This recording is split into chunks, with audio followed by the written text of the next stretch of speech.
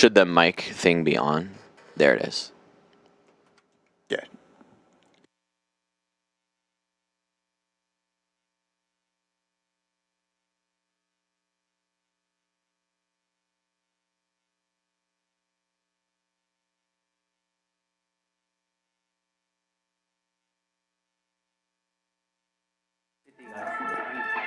Play your hand, play your hand. No fuck, counting the stacks, stacking the bags. No fuck, counting the stacks, stacking the bags. No fuck, counting the stacks, stacking the bags. No fuck, counting the stacks, stacking the bags. No fuck, play your hand, play your hand. Play your hand, play your hand. Play your hand, play your hand. Play your hand, play your hand. 6 or 7 last week, I don't know. Good evening and welcome to Champions Poker Live. We're in for a special treat tonight. It's Monday Madness. It's an amazing lineup as always. This is Kyle Miller in booth, and I am joined, special guest commentator tonight, by none other than Tish Money. How's it going tonight, Tish? It is a fabulous night tonight, Kyle. I'm really excited for this little change. I'm having some major FOMO right now because I am great fans of all of these guys, great friends with them. I wish I could be playing, but at the same time, I needed a little bit of a change of pace. So we're going to try to make some sense of the crazy Texas 1-3 chaos that this stream really is. And I'm really looking forward to seeing what these guys do. Yep. And so introducing you to tonight's lineup. Looks like we're missing those lower thirds, but we'll introduce you, no worries. It's ATM in the 1 seat, one of our cash stream regulars, and it's good to see Wes come back and back again. Action Wes in the 2 seat. 3 seat, none other than Karmikaze. Travels the whole country playing poker. He's one of our favorites here, both on the stream and plays quite a bit out in the floor game. Super Action as well. And HV, one of your favorite friends and poker players. And I'd say kind of a chat favorite, obviously. Sometimes plays the villain. See how he ends up tonight. Midday karaoke. And Chrisu in the 5 seat. It's Mr. GTO himself, and he's done some guest commentating before, but I'm looking forward to seeing him back on the felt. Businessman, always rocking the greatest shades. Well dressed is Patrick, the consultant. Good seeing to him. And Mo, typically my biggest winner prediction hasn't come through for me the last 2 streams that he's played. But 3rd time's a charm, maybe. And the Fisherman. I actually was playing with the Fisherman out on the floor earlier today. Good chopping it up with him, talking with him. And he ran into it a little bit earlier on, but I expect him to get it back and some all here in front of us. And forgive me, I'm blanking. I believe it's Luis in the 9. I'll have to reference that and get the proper introduction there. My apologies. It's Giovanna in the box. Here we go. Not Luis. That is Jhonathan in the 9. Everybody buying in for 1,000. Let me see the blinds posted for Patrick and Chrisu. And the Nick game is already on. I really love to see that, to be honest. Let's get the Nick game rolling, get into the action automatically. Love to see it, guys.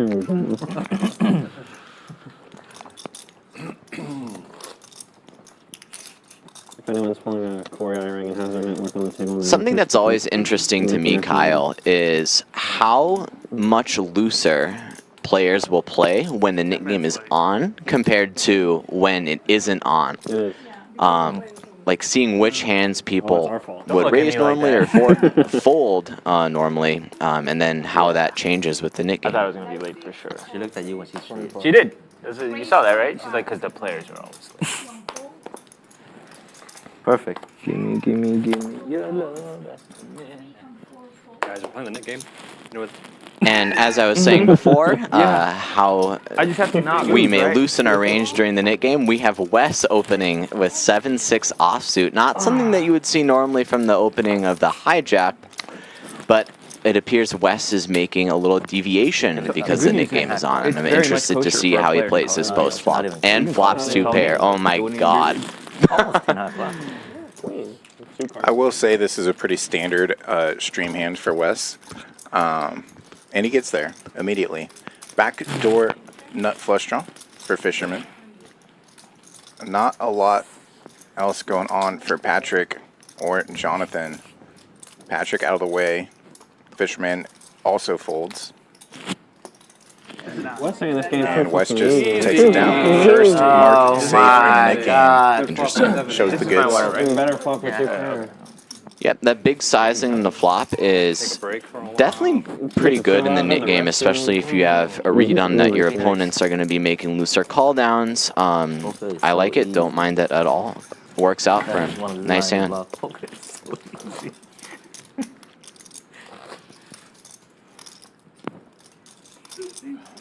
little too easy sometimes.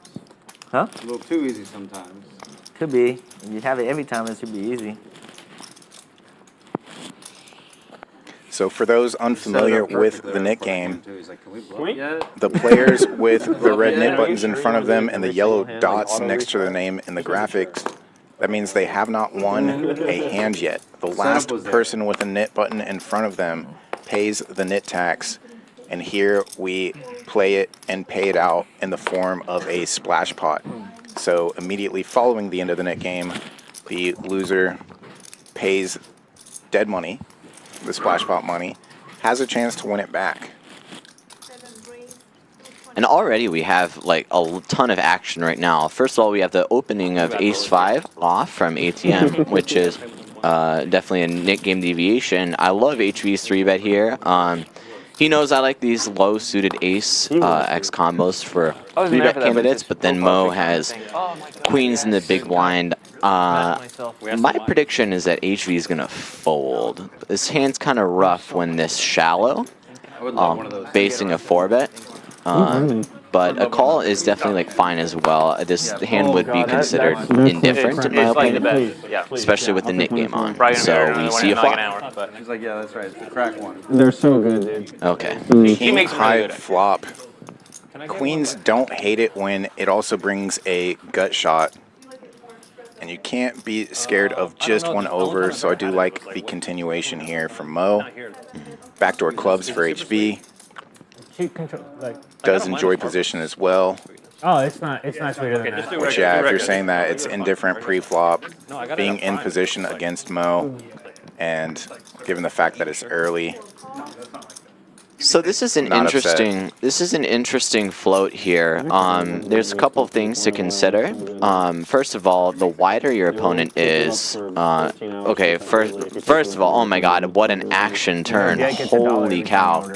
But the wider you think your opponent is in these spots from out of position, the more you're kind of allowed to just c-bet liberally.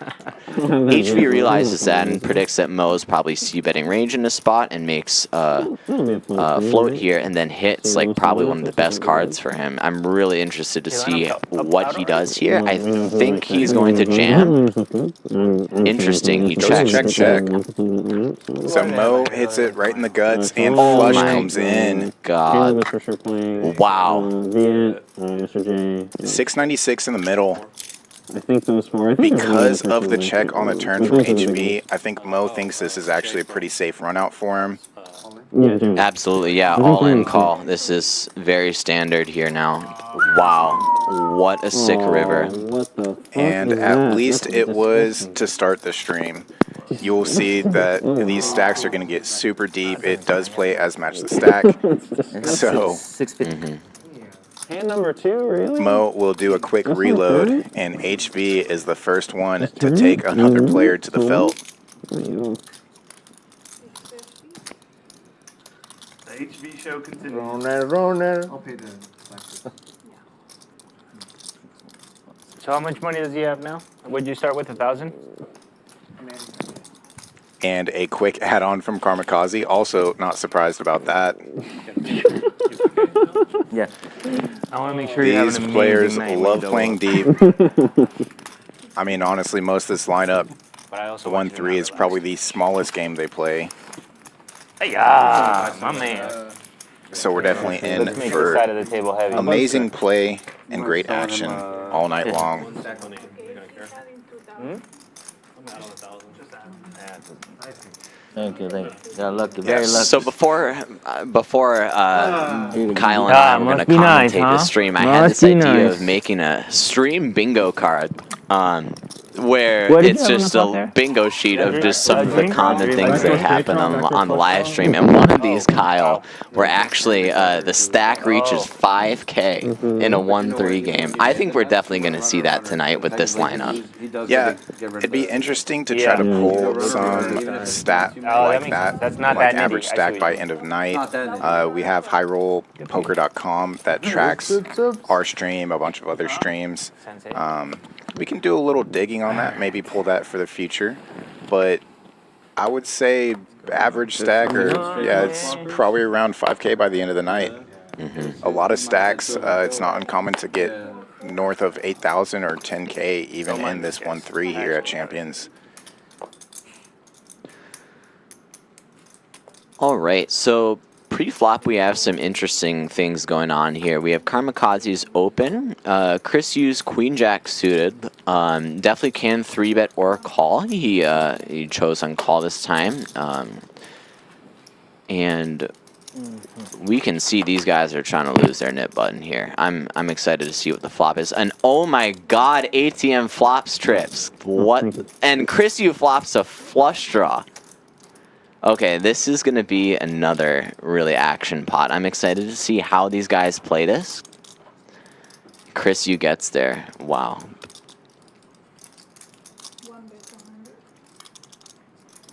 Don't mind this bet from ATM. I think a lot of flush draws stab flop.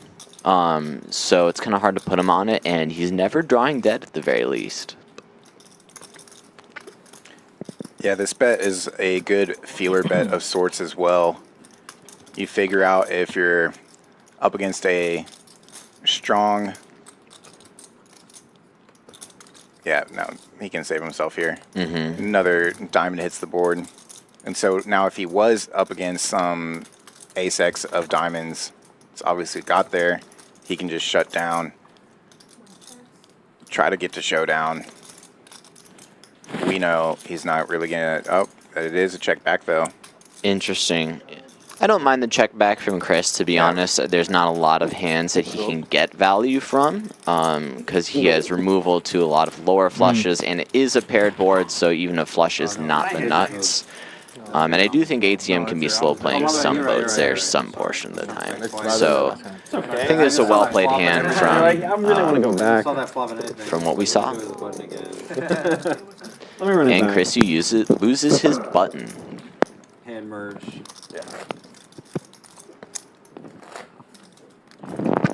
Let's do the. Let's make it more obvious. I don't want to answer this all night long. Got it. So it's a big straddle. I want to say hi to everybody in the chat. Yes, thank you. You are all...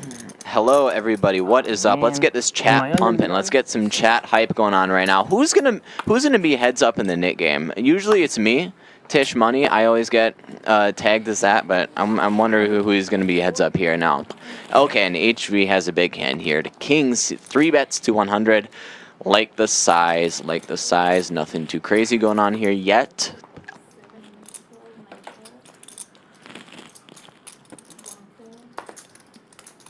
Okay, and he just takes it down as expected there. King 8 will be a bit loose to continue. Aces, guys. Come on, it's obvious. Everybody knows. You're right, HV. Very obvious. I was going to say I thought it could have been kings. I did. Good read. And it appears the table is reading him pretty well as well. Read me like... So read me. Yeah. Right. You don't get to say that to me.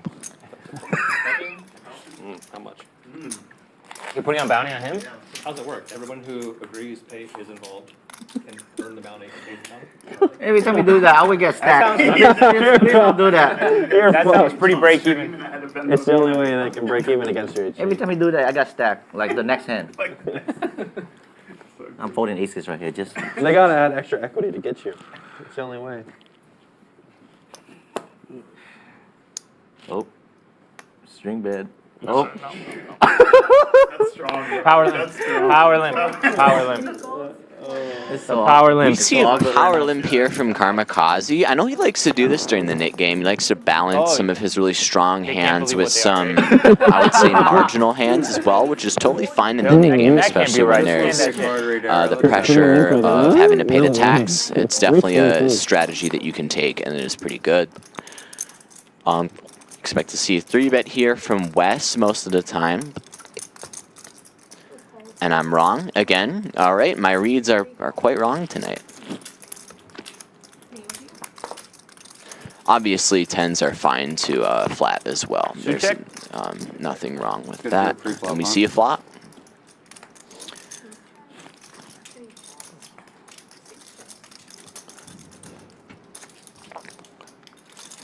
Looks like Patrick hits a jack here. Of course, a very good card for his range and hand, but Wes ends up leading out here for 75. I actually don't mind this at all because this hand can benefit from protection.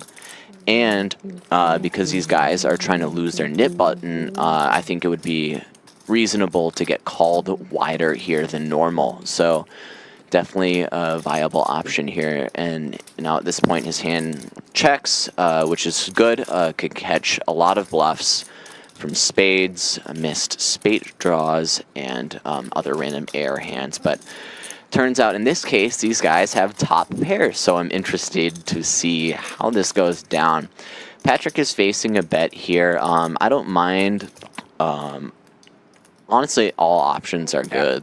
Yeah, he just decides to call. It's kind of hard to get value from a lot worse. He would be targeting exactly what Karmikaze has here, which is a weaker jack, and it might be tough in this spot when you can have a bunch of 8s or just missed draws, which won't even call to begin with. I don't think I'm folding though. Yeah, but I would just feel less shitty. Oh, you limp 3-bet maybe. You could limp 3-bet the shit out of it. It looked real sneaky, right? That was the opportunity. You know, when you limp the 6. I'm gonna write that down. Yeah. It's the only. My next limp is a limp re-raise. Announced. Got it, coach. I don't know. Is that binding? Last time I tried that, it didn't work. So buyer beware. 50% of the time, it works all the time.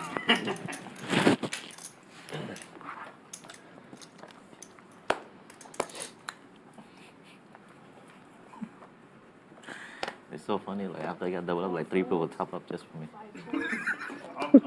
and they start putting bounty on me. I was like, what the fuck? Folds to the queen jack and the high jack, and aces right behind. Okay if I leave now? Bumps it. 100 to go. Ace queen for Jhonathan on the button. You just not lose all going the anywhere. games Puts in that the we're call. Alright, we're gonna send Standard stuff so far, except Wes folding the 7 deuce. My favorite hand, and definitely within his range. I think if we're tag teaming and Sixes just playing off of like Nick game for Karmikaze in the Nick game. But then there would be video evidence. It's an interesting flat for sure, so I think there's a lot of things to go with here. So if your read is that your opponent is 3-betting a ton and the Nick game is on, a hand like 6-6 with this stack depth actually is okay. It's a 4-bet sometimes if your opponent is, of course, 3-betting loose enough. I don't know how these guys play too much, Fisherman and Jhonathan, but a flat is what Karmikaze chooses. It looks like Fisherman still has the best hand here with ace-ace. I predict... Oh, I do love this check for him, by the way. When you're kind of in the middle of 2 players, a pure check strategy is definitely like really strong depending upon how aggressive your opponents are. And it appears that Fisherman is doing that, so I want to give kudos to him for playing his aces like this. I think this is really well played on his end. He does come with check raise. Raises to 500. So this is interesting.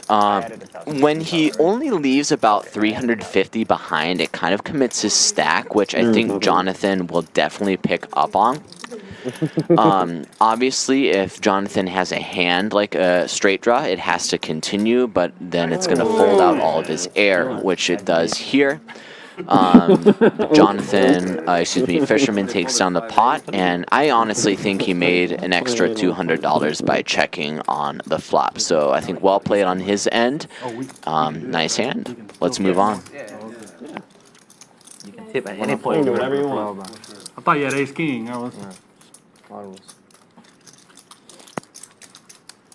checked it to you, hoping You don't even have to win a pot to do it. You can just do it for good luck. 300 in my 4-bet pre-flop. At this pace, I'm not going to be able to tip you otherwise. So. So you end up booking a win on Friday? I did. Can you imagine? Even after you took out my heart, you just crushed me, left me there. I want to give a shout out to Mo's SpongeBob sweatshirt. I just noticed it right now. Really cool. Love it. Mo, let me know where you got that. I want to cop one of those, please. And thank you. Are you serious right now? Yep. Oh, dude, I feel like I hexed him so hard. That was brutal. You know? No, it's just like, I was just being playful. Like, I don't actually believe in hexes, you know? But, But I got close to believing after this. Let's hear it. It was just like, he's been on such a sick downswing, and then he just started on an uptrend, and then somebody asked him, like, oh, how much are you up or something? And he, like, purposely didn't want to, he was kind of being cagey about it, which I interpreted as, like, he didn't want to jinx it, so he didn't want to say how much he was up. So I just started being like, oh, what, you don't want to jinx it? It's fine, bro, you're up. The downswing's over. Nothing could go wrong. Like, you're set. Like, it's lock it in. And, yeah, then, like, instantly he went on a down. Like, instantly he started running like shit and just getting crushed. It was pretty awful. Best hand leads on this flop. The queen jacks blocking each other from making pairs. We lose one queen jack. We don't lose the other. Karmikaze puts in the call. Heads up now, going to the turn. This 5-high connected rainbow flop.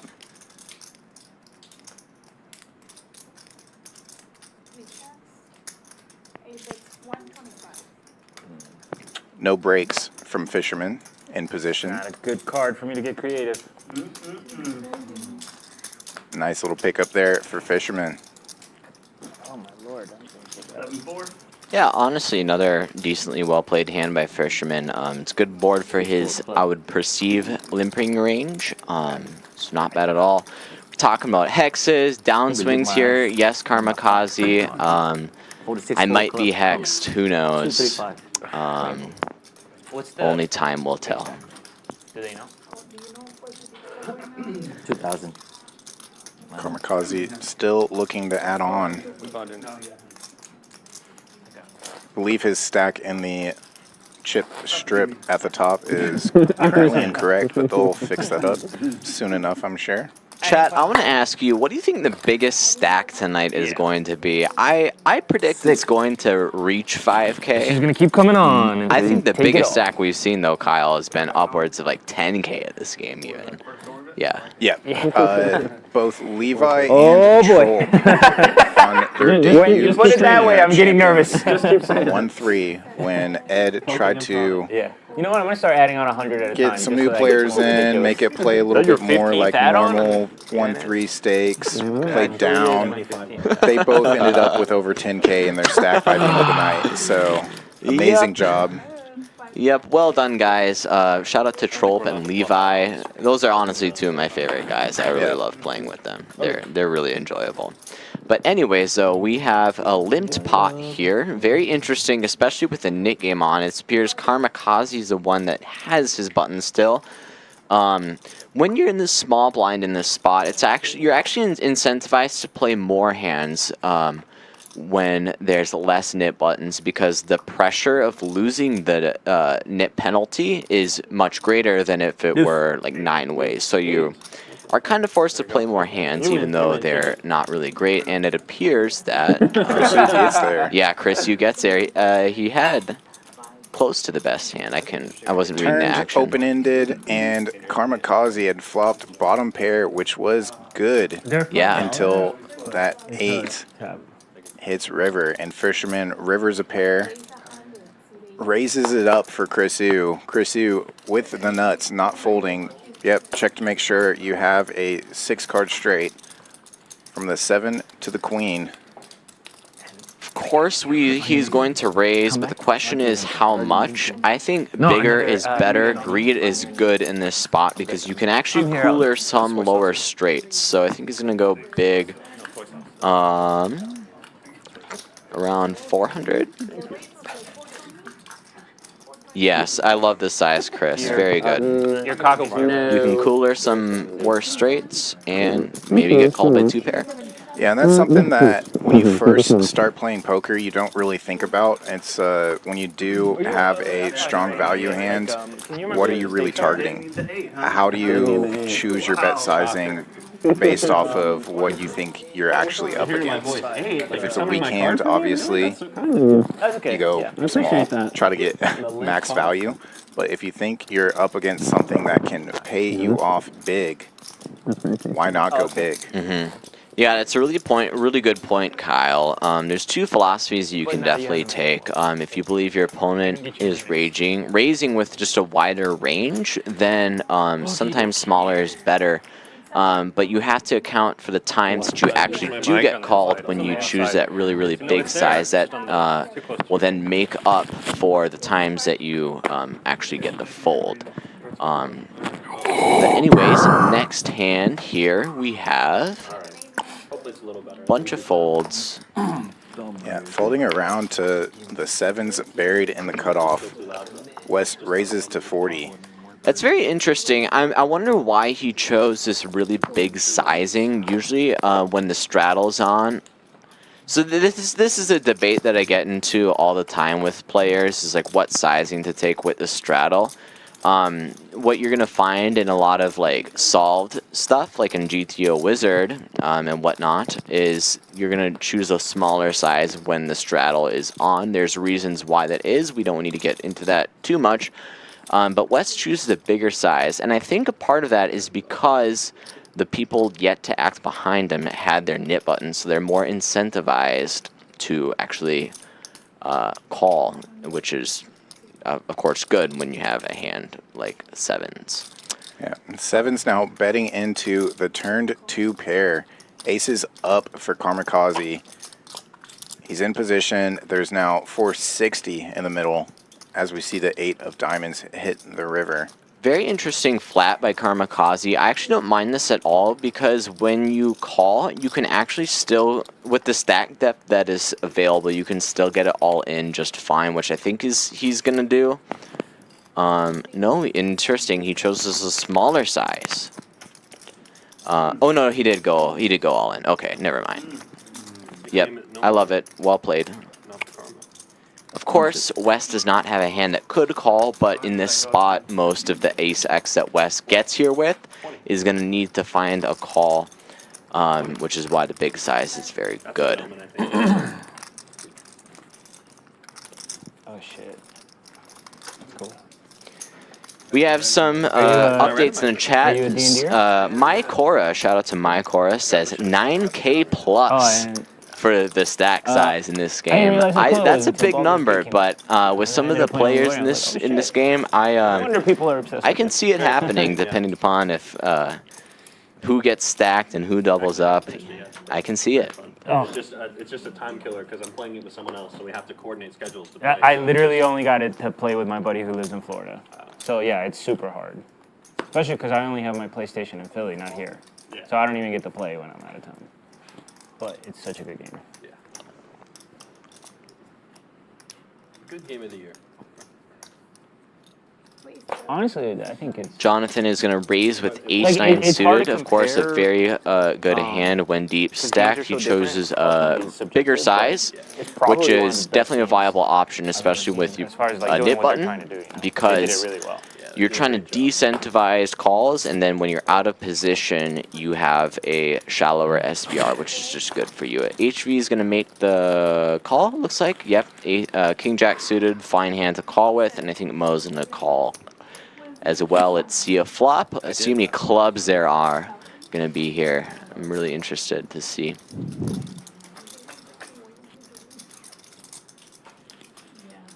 Oh my god, and then Mo flops 2 pair. Ribeye is softer? It's fattier, yeah. Ribeye's fattier. higher quality cut, supposedly. Oh, really? Checks And what is through filet on the mignon flop. on that? In theory. That's tenderloin, so that actually would be the highest quality. Would not cut, hate but to see typically- a probe here from Mo. Versus tenderness. So He's going to choose a big size. Definitely fine with this SBR. You want to be pretty polarized in this And spot. if you want a balance between the two, get the strip. I predict HV is going to call because Mo can definitely still have a bunch of bluffs here. I think it would be No, that's bad weak. to fold here. And then we see a river. I don't think you are familiar with the meaning of the word useless. That was very useful. No problem. I'm about to use it. Pretty Right bricky away. card there on the river. Mo could have been building the pot with a backdoor flush draw, a weaker If you're picky Jack about how your X, meat's done, but get a fillet 'cause it's- as played, HV likely feeling pretty decent about his hand, but let's see what sizing. My mom constantly. It's 525 from Mo. Again, I Goes love over it. pot. I I'm do leaning love ribeye, this so size it's because in 22 this ounces, spot you but need it's to be bone super in. polarized. How much of that Mo's is range bone? here is going to be a lot It's of more than missed 10 ounces flush of draws and then some Holy shit, you weaker guys straight are draws experts. plus a That's all right. pair. When that's your range, you're Yeah? going to want to take a really big size, which Mo does. And HV can have a lot of like weak Queen X. $75 to Champions. His exact hand that he has, King Jack, which is then put in a very tough spot. And then Mo can just get really max value, which Pass it around. I'm just I waiting think until you he's have going the to do in point this to spot. play me, and then just I'll double see you what up. HV does. This hand would probably be like Yeah. the threshold Not in yet. which you could call or You gotta have a fold. big stack, and I gotta have a Now big stack. HV just The needs to only make a person that covers decision you, and then if you Mo is bluffing or not. For tradition's sake. Cut to cook for sure. I actually don't think I've ever gotten here, so that's the play then. The bet 525. Goodbye. Something And then for you the guys try viewer to, like, just to consider when facing legit these big Kobe bets. Always important yes, to consider your opponent's range in this spot. Are they capable of bluffing for this size and whatnot? All very important things when considering a decision in a hand. Mo definitely, I think, would be a player capable of finding some bluffs in this spot. Lord. And that's probably what HV's thinking right now. I'm gonna do Now, just the ribeye. question is do the bluffs take this size? It doesn't taste like butter. It tastes like steak. Side of your Or is Mo bluffing enough for this size? Is probably what's going through his mind right now. You're out of the ribeye? Oh my god. Yeah, double check. If they have it, I Yep, want he's it. going to find the These guys call. made me I wanna expected hit it. that, to be honest. His hand, I think, is Okay, I guess if honestly you a don't have the fine ribeye, I'll call take a near candidate. Also, medium rare. Nice. And I guess for this side, I'll do. And I think what helps Mo get paid there is that check on the flop. And again, Yes. just HV giving credit to Mo of being capable of having bluffs there. Mo and HV have played hours and hours together, so they know each other's game pretty well. There's a lot of respect there for being able to find not just the value over bets, but the bluffs as well there on the end. 20 and And I think Mo had a button too, Kyle. And a quick look at the early leaderboard, who's up and who's down. It's relatively marginal given that HV had stacked Mo early on. Mo getting a lot of that back, basically half of that back. So nobody too up or too stuck currently, but things will change. Just 10 hands in. Sevens now So you both have for nib Jhonathan from +1, raises to 35. Gulp. No. ATM heads up in the net game with Jhonathan, puts in the call with a nice looking 6-3 offsuit. The limping didn't work for me. But Karmikaze, the defense, But I made goes it to work. 110. Suited ace 9.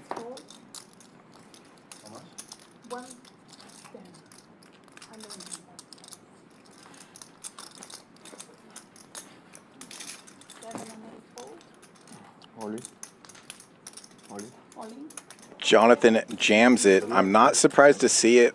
He's already got a made hand. The Nick game is on.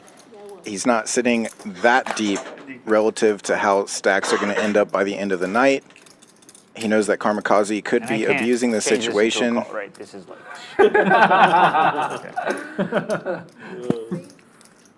So the question is, does Karmikaze want to flip?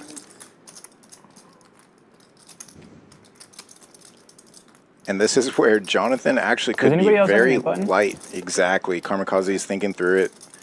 He's realizing, yep, heads up in the Nick game. Jhonathan is incentivized to be doing this with made and unmade hands.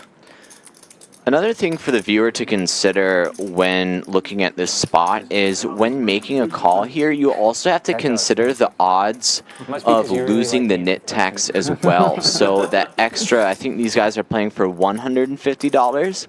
You also want to consider that in your pot odds, because if you fold, you're going to have to pay that money anyway, because it is heads up in the Oh shit, that means you're strongest in the Nick game for Jhonathan's sake. So Jhonathan has way more incentive to jam here, and yeah, Karmikaze just flops trips. Easy game. Oye, tranquila, easy with the stop. Comfy spot for Karmikaze, seeing two aces on the board. Less likely that Jhonathan was doing any jamming with ace X when, you know, there's 3 accounted for. So Jhonathan taken to the felt, it's also the ace of spades, and the Nick game continues.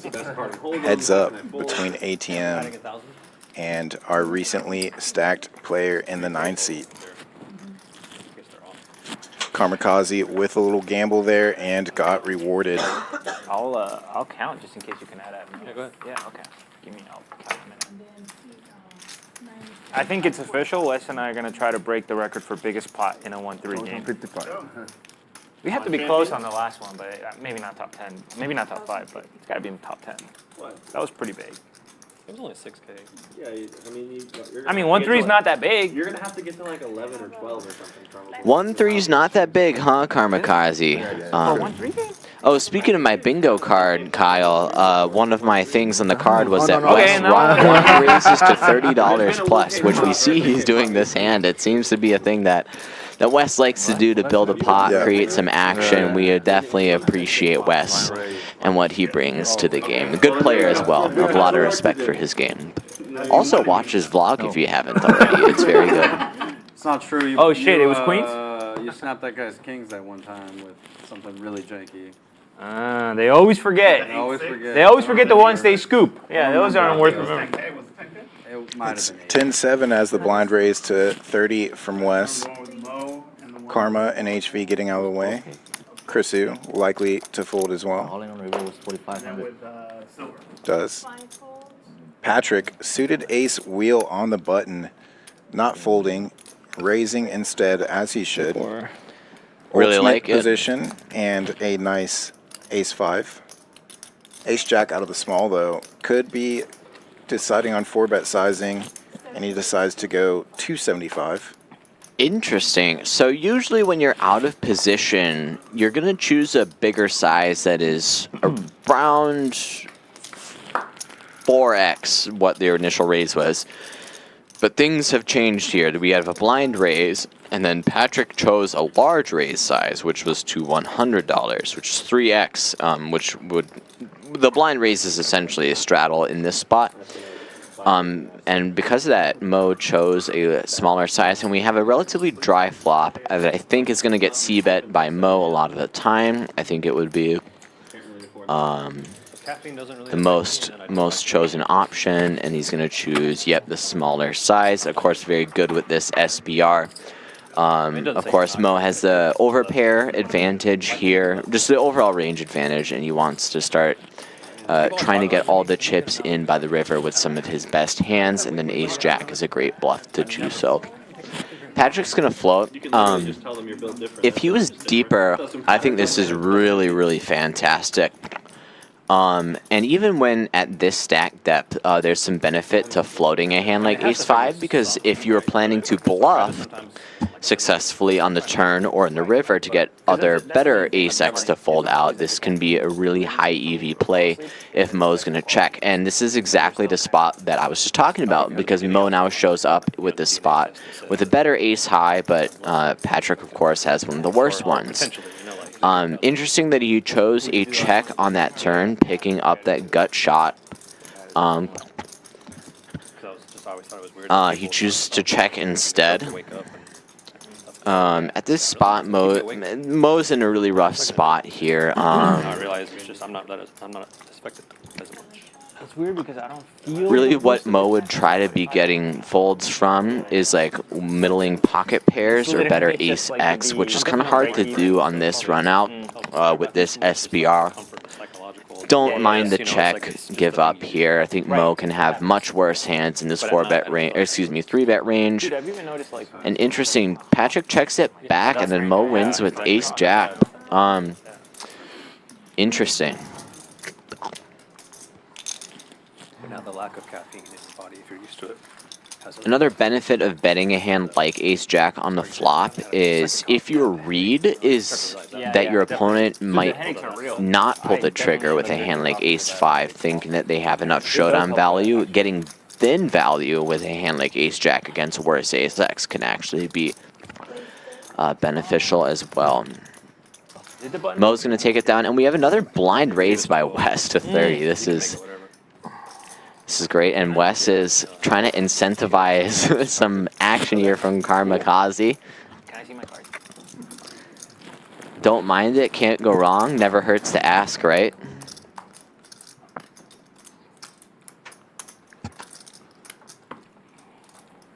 hope I'm going to use my cards in this hand. Well, I'm not built different. I'm built So yeah, with to get these. 5-hour streams 4 days out of the week, we limit the straddles to 2 straddles for the first 4 hours, and then it's uncapped for the last hour.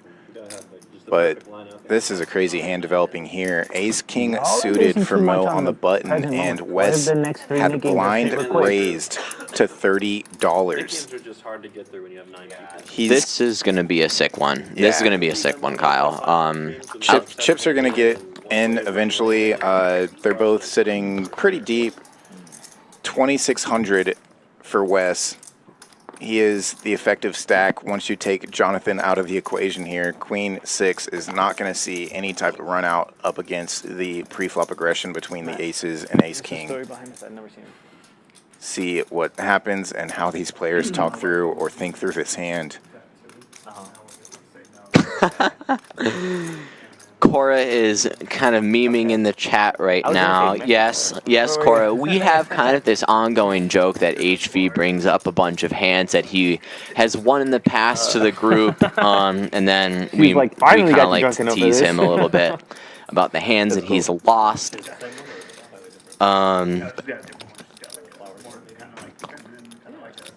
So Wes going to 280, and Mo clicks it back. We're about to potentially see a 6-bet jam here. Honestly, I would like to see a flat here from Wes. I think playing 6 bets is really dicey just in general because you can get all their bluffs to fold out, and then like when you 6-bet, especially at like a 1-3 stake level, you're pretty much only going to have aces, and I think Mo is going to pick up on that and actually fold if he 6-bets. Yeah, so really well played here by Wes. I like this call. And it's a shallow SBR where aces can still get in versus kings if that is what Mo has. We see a flop. Oh my god, look at this. One of the most action flops that we could see, and it came. We are basically flipping here for what is probably going to be a 6K pot. Chips are going to get in here 100%. It would be a mistake not to. Yeah, 1287 in the middle. Mo, nut flush draw, gut shot to Broadway. And as you mentioned, almost a 50-50 flip here. We see the equity there. Wes with 53% currently. The red ace is buried.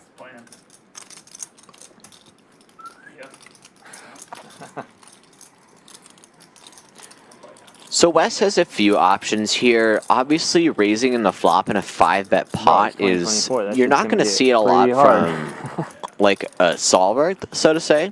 But there's a few things going for his hand. It definitely benefits from protection, and is likely ahead of most of Mo's range, because Mo's not going to be 5-betting hands like, or 3 or 4 betting hands like 10s or jacks. And Wes does choose to raise, which is definitely fine. Definitely fine. And then, of course, if Mo had a hand like Pocket Kings, if a spade were to come in the turn, it could kill a lot of action, which is another good reason or good argument for fast playing aces in this spot. Mo's going to call, which I like. Wes can definitely have all the 10s and jacks here still.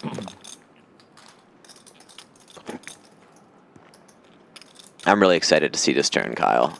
Okay, it's a board pairing jack.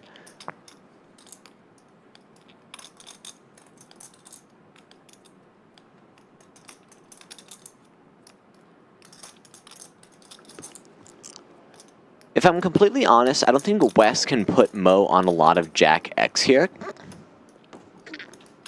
because most of his Jack X are just not going to click that 4-bet button. So Wes does put it in here on the turn.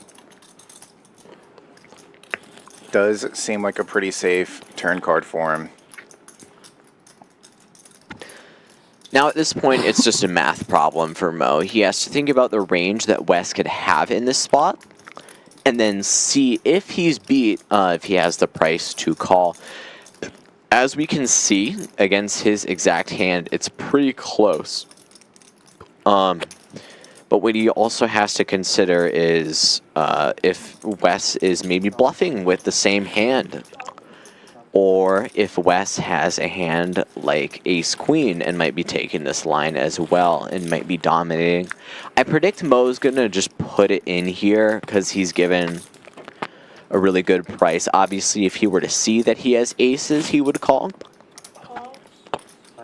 Yep. Again, yep. Chips are just going to get in this spot most of the time.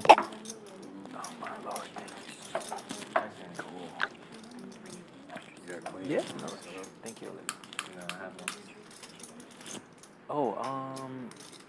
And a 10 comes, and Mo is going to get Wes to double up here. Nice hand, Wes. I think this is pretty well played. And then, as we said, the 5K stack has been reached. Wes has 5.4K in front of him in a 1-3 game. Gets rewarded for that $30 blind raise. Yeah, can we call it karma? Maybe. Can we call it luck? Most likely. But anyways, nice hand, Wes. Well played.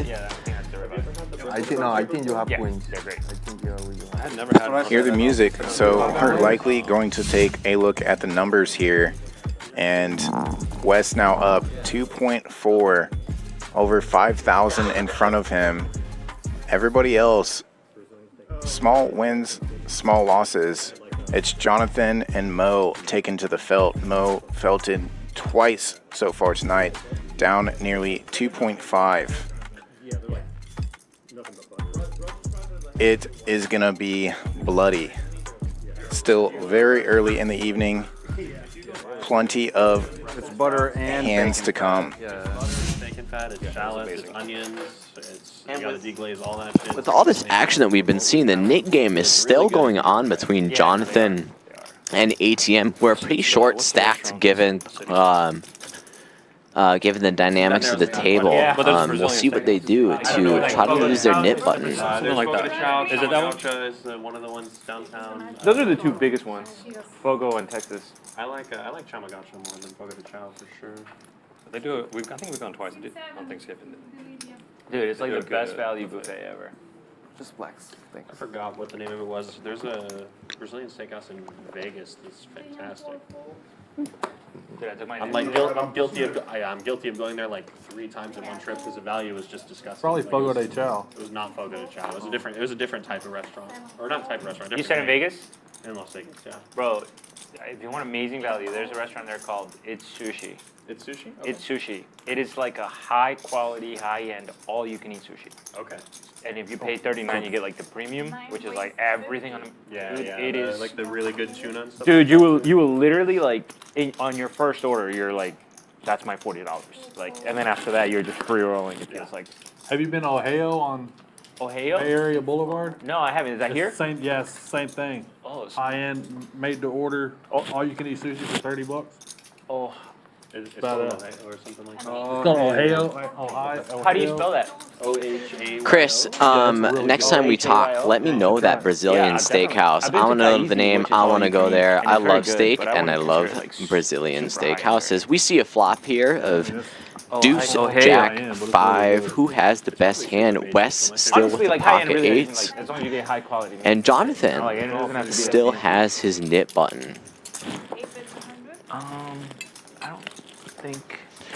Fisherman's going to take a half pot stab here. Interesting. So he has some backdoors. Any 6 or any 8 or 10 can improve his hand to a gut shot straight, which is definitely a viable option when this deep. Jhonathan's going to find the call. Yeah. Big fan. Oh, and then he binks another 5, but then Fisherman. Oh no, Fisherman has a 9 of clubs, so Jhonathan has this board locked up. I've never been to Javier. Now the question is if Fisherman is going to bluff off in this spot. Best place I'd say. Jack comes, obviously a little bit scary for Jhonathan, because Fisherman can definitely still have some Jack X here, but he's going to bet, take it down, and then get rid of his button. I actually had a really good meal. I tried to play that Venetian 1600, and it was like a 6 hour and he wait. played with 10-5 for win. I ended up going to Bro, you see? Italian restaurant. It was between that and like Yeah. they had like a tasting menu for like 65. I got a fillet. And Oh, wow. It was probably one of the best meals I've ever had. It was like $65. Wow, yeah, that's really good. I'm sure I've asked you this before. That's not a fancy place though. Yeah. But it was like a good meal. 10-5 I'm suited. sure I've asked you this before, Wes. Do you plan on playing the WPT series that's in November and December this year? The one that I really wanted to last year, but the timing was. I got 100 on the flop. This That's year, why I do need to it. see. All right, so My this biggest next issue is hand that is going to be already that coming splash pot that we were talking about. wife, The loser has to pay she's up the off, tax for. What I always like seeing in this spot is the strategy that during people the vacation take time, it'd be a little bit easier to- for raise that's always sizing, my or if they're going to choose to limp some hands, raise some hands. There's definitely a lot of options to take. Chris is going to take the limp option with pocket 7s. I actually don't mind this at all. I'll try to do better. Have they announced like what their? I mean, I And know in that- fact, Chris, I limping know they have everything from the under the gun might be a good anything else option for The main in the 10K, splash pot. There's like a pretty decent size, like I forgot the exact buy-in. It's between like 11 and What's really cool There's about 3,500 these is buy-in, basically there's you're between, getting like, the 2K, price of that's whatever the really big good. blind I know is last to year, see I a flop was like, you know what, next with year, already so I need to- $150 in the middle, ripped, like, 5 goals, which so they're, like, technically size of that could size. include Really any good hand. structure. I love But there's a few things to consider. How well your hand plays multi-way, because most of these splash pots do go very multi-way. And then you also have to consider how often your opponent is going to raise after you. And it appears somebody raised. I don't know who it is. The graphics haven't came up yet. 7 hole, 8 hole.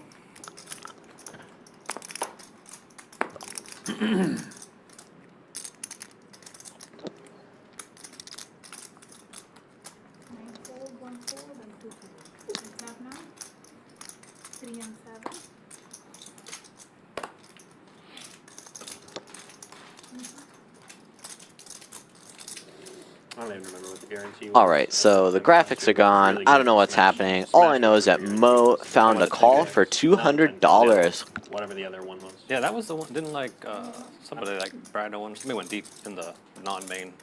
And it was Brad Owen went deep in the main. in the main. Okay. But I remember the prize pool being very good for not being a main. Yeah, he went deep in the high roller. Like 100 was. He went deep in. He went deep in like both events. Okay, so Karmikaze raised to 200 with Queen 9 off, and then Mo found the call with King 5 of diamonds. Definitely an interesting flop here. Karmikaze gets top pair. I like this check. This board's going to be very bad for his perceived range. And when you have top pair with a middling kicker, you're going to want to find some checks in this spot. For this very reason, because Mo is going to stab really wide with just a lot of gut shots, or hands with some reasonable equity but no showdown value. Karmikaze is going to find a call. With the World Series, I never think about it, so it's a good point that like I hadn't even thought about. I forgot that they had. I think it's capped at 1 entry a day though. Yeah, but there's you have multiple starting places. Yeah. Mo's going to find a check in this spot. That's the thing is like just sell action and go play for 20%. Definitely his hand can go either way. You know, like you. Obviously, like his hand has a very low equity against like a made hand, I just wanted to go play. but has very low showdown value. I mean, they bought fast and yeah. Then if you do well, you can next time same people. And Karmikaze is going to take this kind of middling size with his second pair. So 2 things must be going on here. His read has to be that Mo is either going to, 1, call very wide with like hands like 7s, or maybe a worse 9, like 9-7, or an 8. Or it could get better hands to fold. Obviously in this spot, Mo has complete air, so he's going to get the fold, but his bet is going to take it down. I wonder if Mo was going to bet that river if check 2. I've had well, non-poker friends some portion of the time he will with some bluffs, sorry, which no, is you don't very get good it. for a Like, hand I'm sorry, queen. no. I didn't even think about that. Yeah, that's crazy. And the Nick game is back on. Love to see it, guys. Running it back. I wonder if they're going to break the record. The record that the Champions live stream has right now is 10 Nick games for the 5-hour You know what I mean? live Like, stream. if I It's a could pretty do hard that, record to I break. guarantee you would know. I just go to Vegas and double my money every day. I believe most of these players were actually a part of that game, though. So you took it anyway, right? Yeah, but I spent it on drugs and alcohol like a regular. Sorry, I lost it. Standard. No, in that situation, I'm always like, I will. All right, we're gonna find a big raise here from Fisherman. If it wins, I'll bring you 2. But you better. Obviously, just trying to take it down pre with like a reasonable hand. Yeah, but then The at that point, problem you're just here the middleman, is like, what's the, when you get called a they're not relying bunch, on you, right? which is what's going to happen. Now you're going to be with Ace-10 offsuit, out of position, multi-way.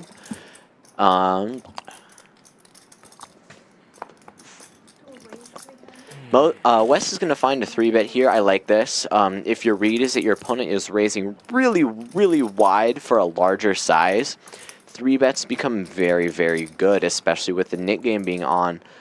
ATM having a very pretty hand. I don't think he's going anywhere with this. Oh, but he does find the fold. Wow.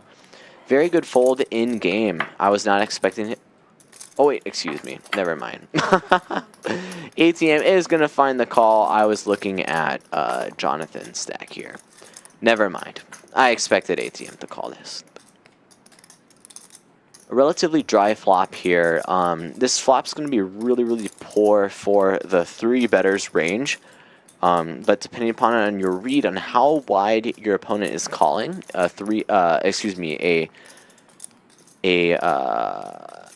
stab is C-bet is definitely fine here. And it looks like the graphics are a little bit off. It looks like Wes is actually in a small blind, and ATM is in the button. They might need to get that fixed. So Wes is out of position this hand, guys. And Wes binks the ace. Wow. Obviously a good card for a lot of his range. Given the stack depth, it's definitely fine to have some checks with some ace-x. Usually you're going to find the best ace-x want to bet, build a pot, and then some of the worst ace-x that you're going to find is going to find a check. I think this check is very good on Wes's end because he can find, his opponent can find a lot of loose stabs here. River 8, this is interesting. Some draws get there. Really, when Wes is going to bet here, his hand is going to be targeting the really, really marginal ace-x, like ace-10 or ace-5. I can see an argument for checking, but Wes is going to go for value, thinking his opponent is probably going to call with a lot of worse hands. I would like to. Or not bluff enough. I also want to be rested for Wednesday. He's going to take around the half pot-ish size and then take down the pot and lose the nip button. Nice hand, Wes. I probably won't be there on Wednesday, though. I'm going to skip the day. Looking for the bluff jam on the turn. Yeah. Please jam, please jam, please jam, please jam. Turn monologue. Speaking of another turn card, Jack wins and bad. King would have been good. King would have been good.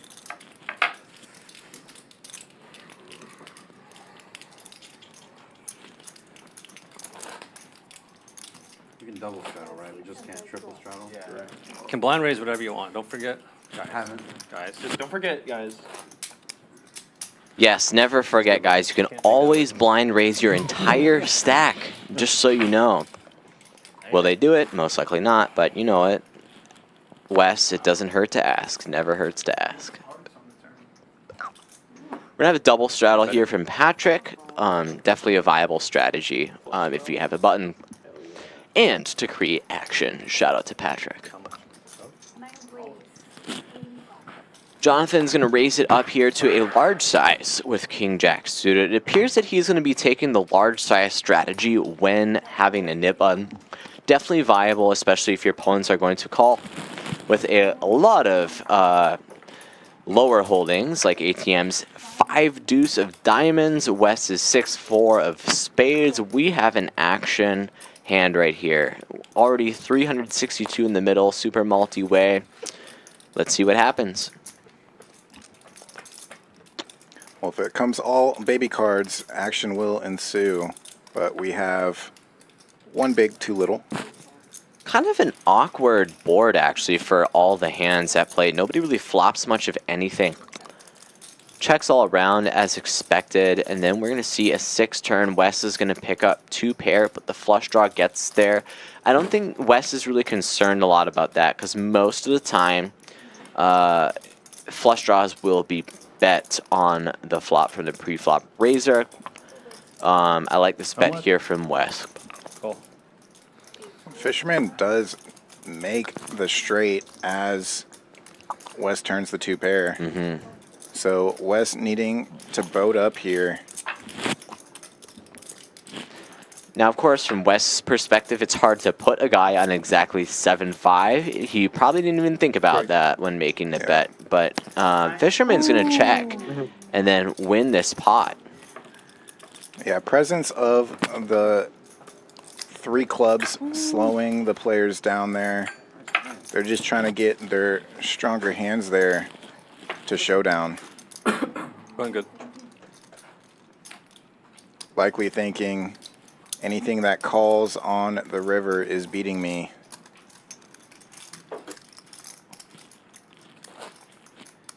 Yeah, at that run out, I think Wes's hand is totally fine as a check. I mean, obviously he loses to some hands, and he would have to have a read that his opponent is calling really, really light in that spot to go for value there. Too empty without Tish. Nobody's talking. It's crazy. You're not talking. No, Tish is talking. You bet I'm talking, man. That's his thing. We're supposed to do the talking for him so that he can laugh at us silently. HV just misses you. Ace Jack now for Fisherman. And honestly, I miss playing. I'm definitely having some FOMO. This is a fun group here. Lots of action happening right now. But I'm also having a lot of fun commentating, seeing what's happening, trying to get some reason behind the chaos. The big issue y'all It's have. interesting seeing complete information, right? It is interesting for sure. But anyways, though, we're going to find a 3-bet here. I don't remember, like, why would we ATM not with be able to Ace King, one of the best hands. Fisherman is going to go nowhere. Oh, you don't want to talk about it in front of that? I'm not going to treat him any differently. So I can tell you there's a that. couple things to consider when calling a hand like this. If your read is that your opponent is 3-betting really wide because they have a button, this hand can actually perform really, really well. However, now he's going to be in a dicey spot because he's flopped just second pair deep stack. Well, actually not too deep because the SBR is pretty low. ATM only has about 400 behind. Oh, and then binks the ace. ATM's gonna definitely jam here. I think he can get I mean, called we all a lot do. worse. I mean, I do. Yeah, but we all do. But it's 100% very too. unlucky that he ran into Ace Jack here. Fisherman's got a very clear call in this spot, given the amount and that the Nick game is on. I'm assuming you got ace queen. Ace king.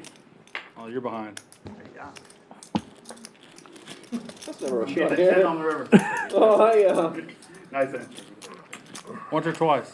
I go one, go one. Okay, cool. One time, Max Payne Nice answer. and Payne has K. Nice hand, Fisherman. Very unlucky for ATM hitting that ace on the turn, but onwards and upwards. ATM quickly reloading. Nice man, nice. Button's good.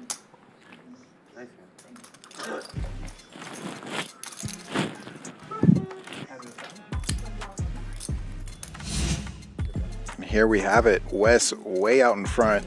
2.7 in the green for him. 1.6 following ATM Felting. He's now stuck 1,900. Mo down at nearly 2,900. Jhonathan down a buy-in. Patrick barely in the red. Plenty of time for those players stuck at the bottom to turn things around and join the winner's circle. Not really. Probably It's early. Yeah. We've completed one of a total of 5 hours here tonight. Yeah, it is very early, Kyle, and especially if we're going to see some $30 blind races from Wes, we can see a lot of turnover, especially in the last delicious. few hours. Dude, I needed some life in me. That's doing it for sure. Unsurprisingly delicious. Unsurprisingly delicious, yeah. Ironically, I'm a little disappointed. I would have never tried to order the ribeye until your little explanation. We hyped that shit up, and then after I finally get excited, they're like, yeah, no, we don't have that. Thank you. HV is going to 3-bet here with pocket jacks over ATM's raise to $30. Chrisu has ace king though. Definitely going to find a 4-bet.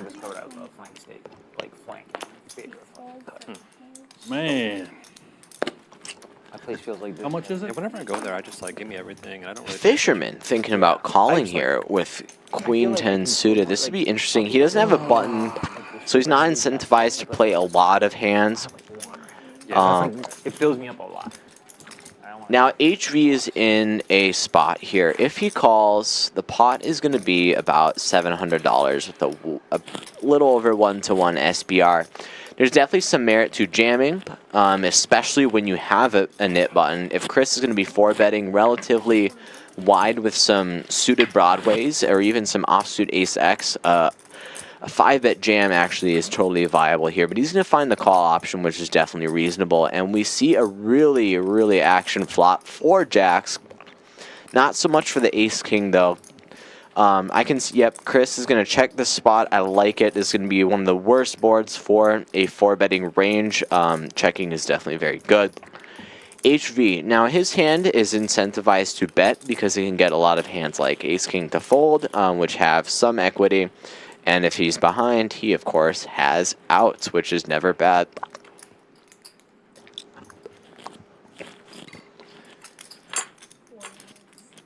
So 695 in the middle. HV coming for 260. And really, it's inviting all of Chrisu's stack here. HV wanting to get as many chips in as possible while he's still got the lead. In a board like this, he's got to feel very good.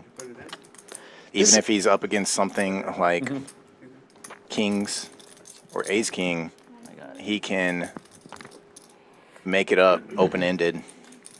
That's definitely a spot where if Chrisu were to jam, I predict HV would just flick it in. Because ultimately he does, of course, have an overpair, but if Chrisu does have a hand like queens, kings, or aces, HV has some reasonable equity versus that hand. Plus, of course, Chrisu's bluffs, which you could definitely have there. Yeah, but disciplined fold there by the ace king, and we're on to the next hand.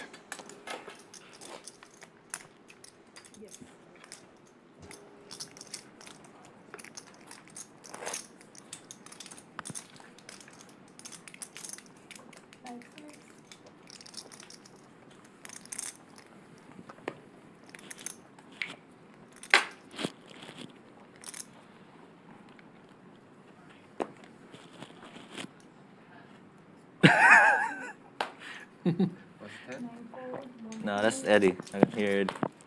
I'm gonna go straddle too.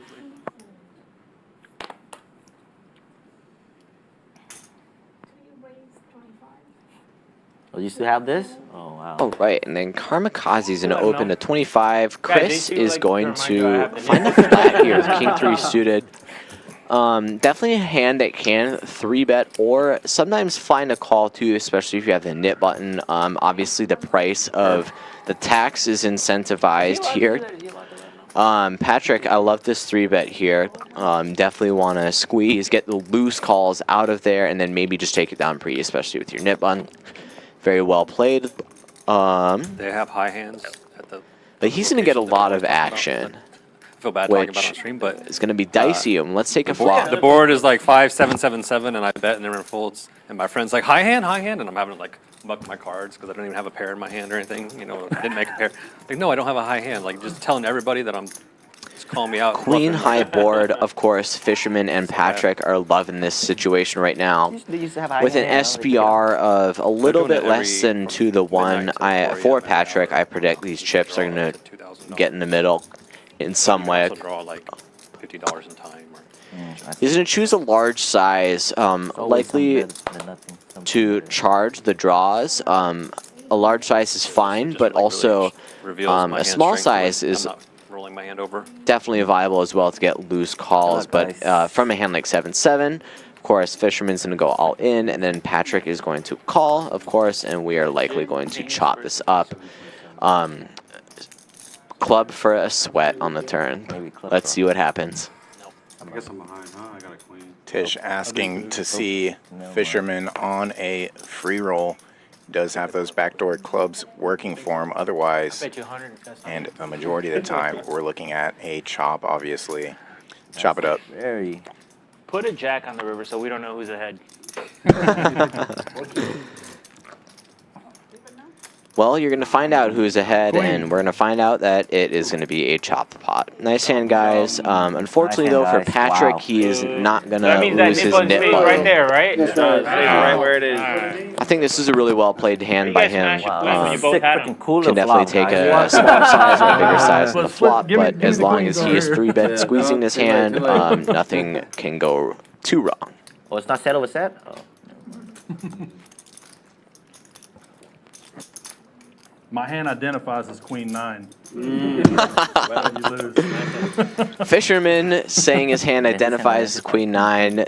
Definitely a stance you can take, but unfortunately, the reality is you had Ace Queen.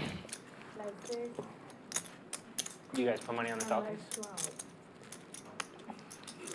Sounds like we've got the straddle, re-straddle on. I have double reason to go for Philly here. And, of course, Wes with the blind raised to 30.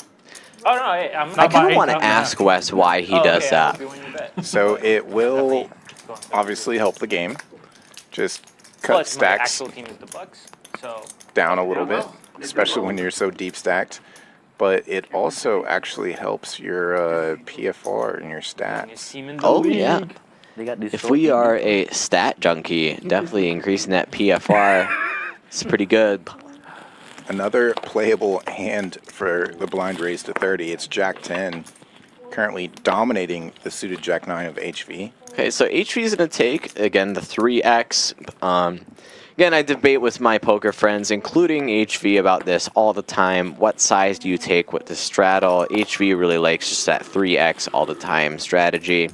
I got laughed at the last time I min-raised under the $30 blind raise from West. I have my reasons for doing that. But anyways, we are going to see a flop here with a lot of hands that interact with each other. So this is going to be really, really interesting. Patrick with the best of it for now, but we have a jack high board. Yeah, Jack 10, the best of it. Backdoor hearts for HV, though. And there's a lot of turns, rivers that could straighten people out, including this 5 of clubs that gives HV gut shot straight draw. That's how I got my champion. Wes is going to go for a bet here. Definitely fine, especially if you think that your opponents are going to call really wide. His hand can also definitely check as well. If his read is that his opponents are going to try to bluff a lot with clubs, he can gain a lot of EV from just a lot of stabs. But obviously a bet, it works just fine as well. And we're going to see a river of the king. It's going to be a really action-killing card. I predict this to go, action-killing card. I predict this to go check a lot of the time. Can't get called by much worse, and then only better will call. HV is going to see the bad news. Jack 10 pipped by 1. You hate to see it. All around though, nice hand. Wes, the $30 blind raise works out once again. Yeah, and Patrick hated seeing that king river and then Jack 10 dragging the pot instead of his king 10. Can't win them all though.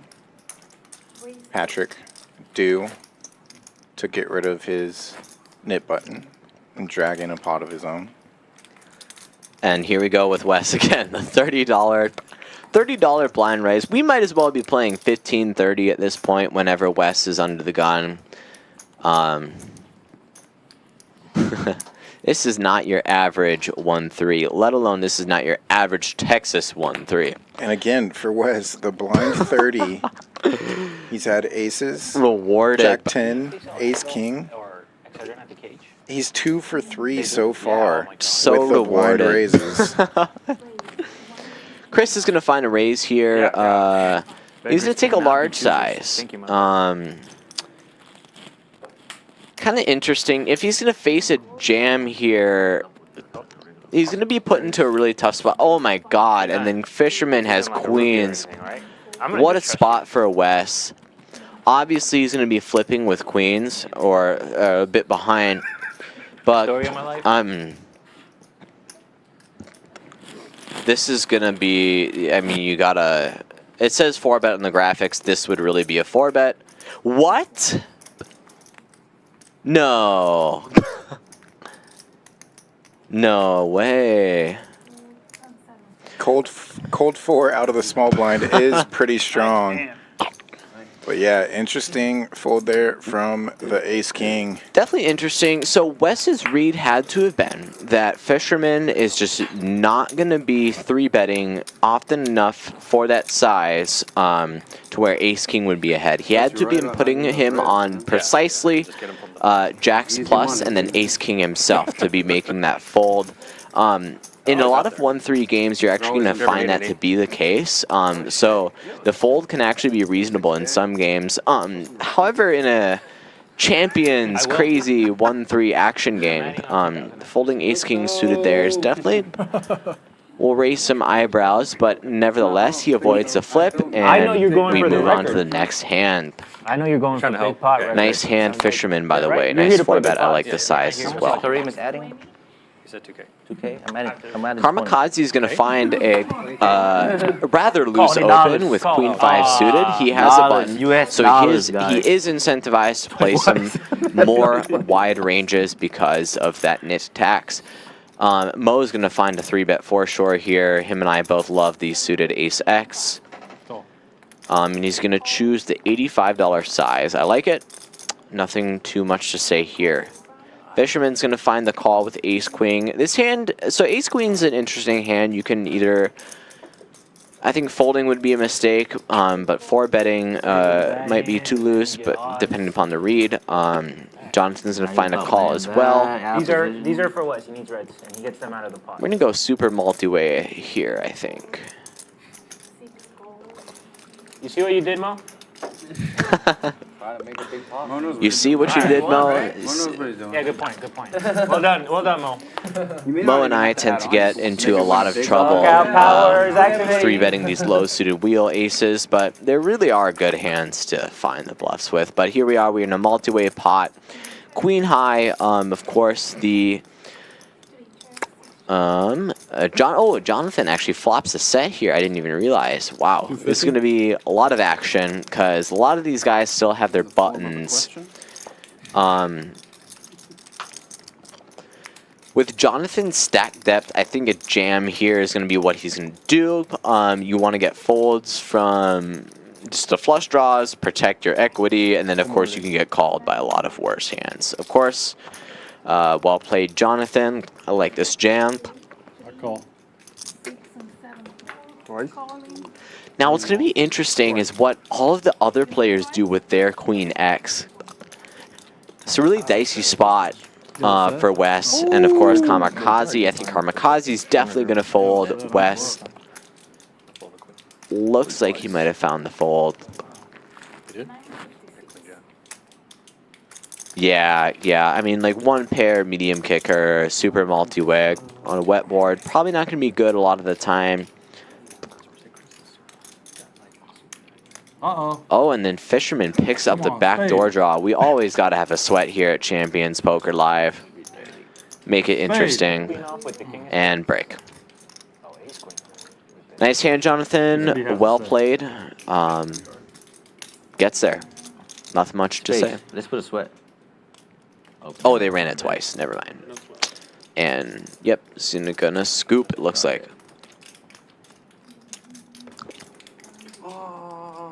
Good hand. Thank you. Diamond. Another cool thing that Jhonathan's hand could actually do pre-flop is actually just jam. Now, it's pretty loose, but with his stack depth being as shallow as it was pre, sometimes just taking it down pre is really good with a hand like 7-7, and if you get called with a hand like Ace-Queen, you're flipping, which is obviously not terrible. But either way, he's going to win the max this hand, and we see the leaderboard. We have Wes winning almost $3,000, getting rewarded with those blind raises, and then Mo, unfortunately. The bottom of the leaderboard here, Mo's been kind of running into it today, though. Really not much he can do with the hands that he was in. I'm looking forward to seeing how this leaderboard changes throughout the night and then how the Nick game incentivizes this action.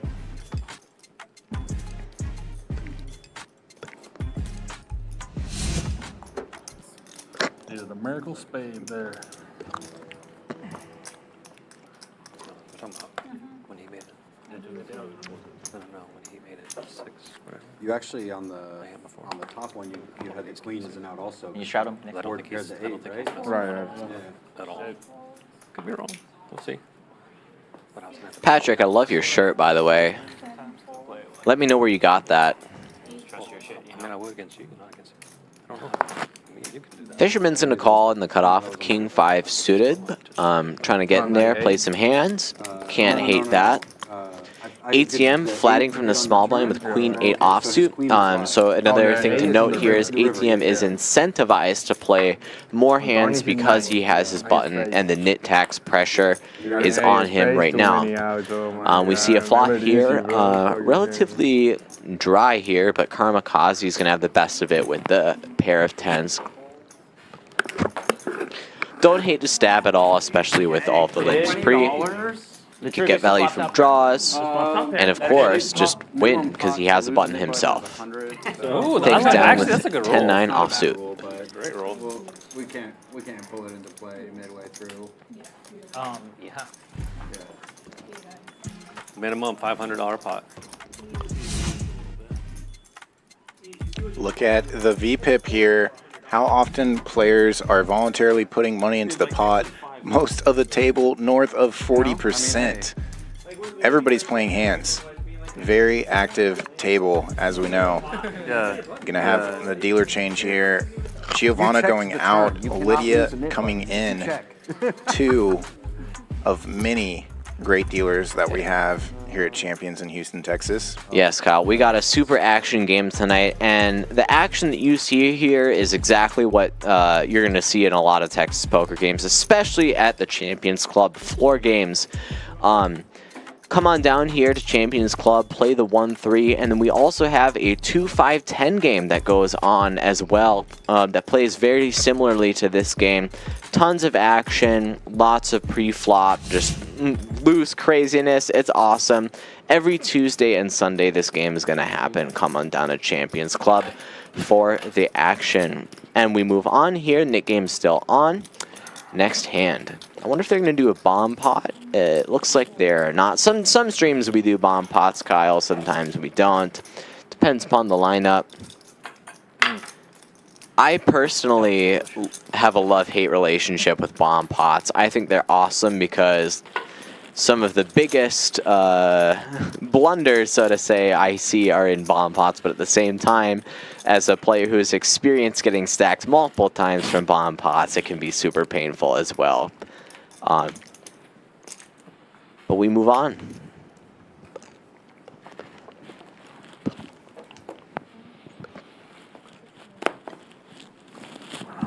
Folds around. And Fisherman just calling the straddle with Jack Deuce. Small blind defends 10-8 offsuit, and finally we see some aggression. It's coming out of the big blind. Karmikaze, the suited connector, bumps it to 70. Suited gapper puts in the quick call from the straddle. I like this a lot from Karmikaze. Raising a hand like this is good as long as you're also, of course, raising your good hands because you have what's called then board coverage. So when a board comes, something like 9-5-6, Karmikaze can hit this board, being the pre-flop raiser from out of position. Fortunately for him, though, we're going to see an ace-high board, which would normally be really, really good for his pre-flop raising range, but for his actual hand is not ideal. And Wes is actually going to have the best hand here right now with the 10-8. Karmikaze, though, however, picking up a really, really strong draw. Betting out. Can get a ton of folds from a lot of marginal hands. And then assuming he's going to make a big bet on the river, can put ace-x even in a really difficult spot. He's going to get there, however. Against Fisherman's bottom pair, this is just going to go bet fold here every time. Nothing too crazy to see here. Nice hand, Karmikaze, really well played. I like it. Retired bluffing for literally after that. I only cried for like 2 hours, but after that I was like, no more bluffing.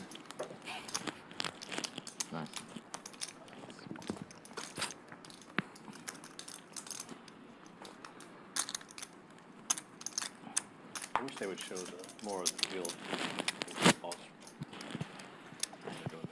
That's what we need, field goals, baby.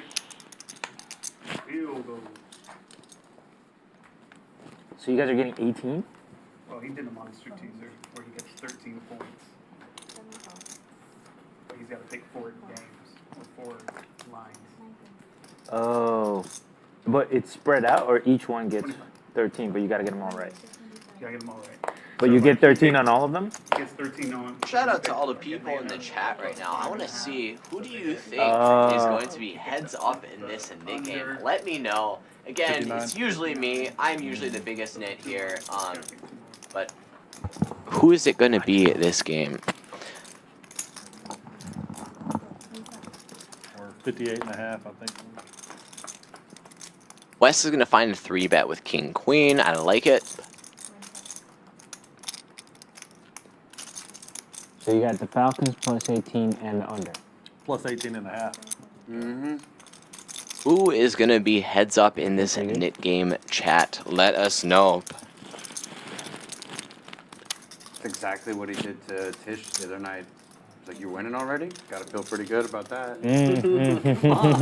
Only way to manifest it. Table again talking about my... I'm sorry, Tish. I didn't realize how... I forgot about my karmic powers. I shouldn't have. That is... My brutal beats. Yes, guys, I have been suffering some brutal beats on the tables recently. It's a part of the game, though. As long as we keep on playing well, doing the thing, yeah, things kind should of. turn But around. I mean, multiple lifetimes of work, though. I was a good person But we believe in back then. reincarnation. What's the belief system here? You know, no hacks, but reincarnation's good. Right. Yeah. Speaking of karma, maybe I should start blind raising like Wes does under the gun every single time. It's just like an idea that I thought of, Kyle. You know, maybe I should do that. Start Start blind raising. I like it. Increase the win rate a bit. Good for the game. Play bigger pots. Increase the karma. So I have a better afterlife. You're a solid player, I'll show you and X's I on think real solid players, players Yeah, that that's a have good edge start, in the bro. game, Lock they in don't the win, mind basically. playing post-flop, and they don't mind playing bloated Can't pots. possibly lose now, bro. Yes, I definitely love me a nice bloated pot. But anyways, though, Wes is going to take it down with king, Very queen. happy for you. Hand relatively standard Well done today. as far as what we've Is seen that legal? post flop. Can he get banned from that? Only if you actually go in a downswing. Talking about downswings, Oh my chat. God. let us Now, know if you want within the to next orbit he tell gets us what queens is and your loses, biggest then downswing. hexes Mine are- right now. then hexes Actually, I'm are not going to say that. 100%. But you know what? We're here tonight having a good time. Don't do These it. guys are playing well. Right? A lot of Right? action going Let's hex on. somebody. All I right. love what I'm I seeing. mean HV, obviously. Right. Not just some- No, anybody. Yeah, You know, anybody. anybody. Just hexes Anyone. going around. Anybody Downswings are part of the even know game. why the Fisherman's going to have 7-7 here. He's going to find a call under the gun. Well, you said we weren't talking enough. We're just trying to entertain you. Some would say it is terrible to raise or limp from under the gun. However, in some games, and especially this one, limping a lot of pairs from under the gun is actually not a bad strategy, especially if you're going to see a flop multi-way, which a hand like 7-7 actually does perform well if you flop a set. And as I said, we're going to go multi-way here. Let's see a flop. No set for the You're not nervous, Fisherman. are you? Instead, it's going to be a king high board. Patrick with the best of it. Good. That is very good. So would you say no Very set, good no bet? No set, no bet. One of my favorite phrases. Oh, and then we have an action turn here. ATM hitting 2-pair. However, Patrick is going to get a bigger 2-pair.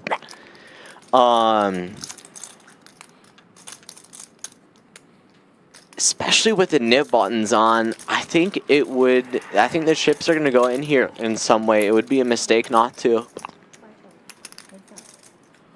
ATM's going to find the call, though, losing the minimum versus his exact hand, and then the action killing jack turn. This is what we hate to see about kind of betting small in this spot.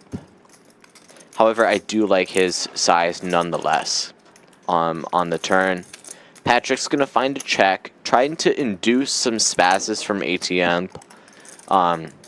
Shout out to ATM, though. However, they are definitely there. He's going to bet for value, I believe. Trying to get called by marginal King X. Patrick's going to find the call. Yeah, it's kind of a cooler here, actually. So if ATM's read here is that Patrick is going to call with all of his hands like Ace-King, marginal King X, or even worse, like 2-pair, I really do like this bet from ATM. With the Nick game dynamic on as well, that's another thing to think about. Unfortunately, it didn't work out for him, though. He ran into a better 2-pair. Matt, does Tim ever play on stream or no? Pretty cold back there. Usually is in any poker room, but especially out there, It's been a the long bright lights. You've played out there. I've played out I there. won't say anything, but Try to keep it as cold as possible under those I won't lights, say anything. and really just kind of the AC setup back there too. It's either either really hot or really cold. Yeah, There's Kyle, really no in between. If we're ever gonna play this stream, you gotta be prepared for all seasons Yeah. of weather here. It can be as hot as like 80 degrees, but it could be as cold as 60 back there, which is when you're inside, that's a pretty good gap. I'm always surprised when people show up to poker rooms without like some potential layers or hoodies and sweatshirts. It's just so common for poker rooms to be extremely cold. So most of the time you see a lot of hoodies. I personally like to kind of dress up a little bit. I'm a dressy kind of guy.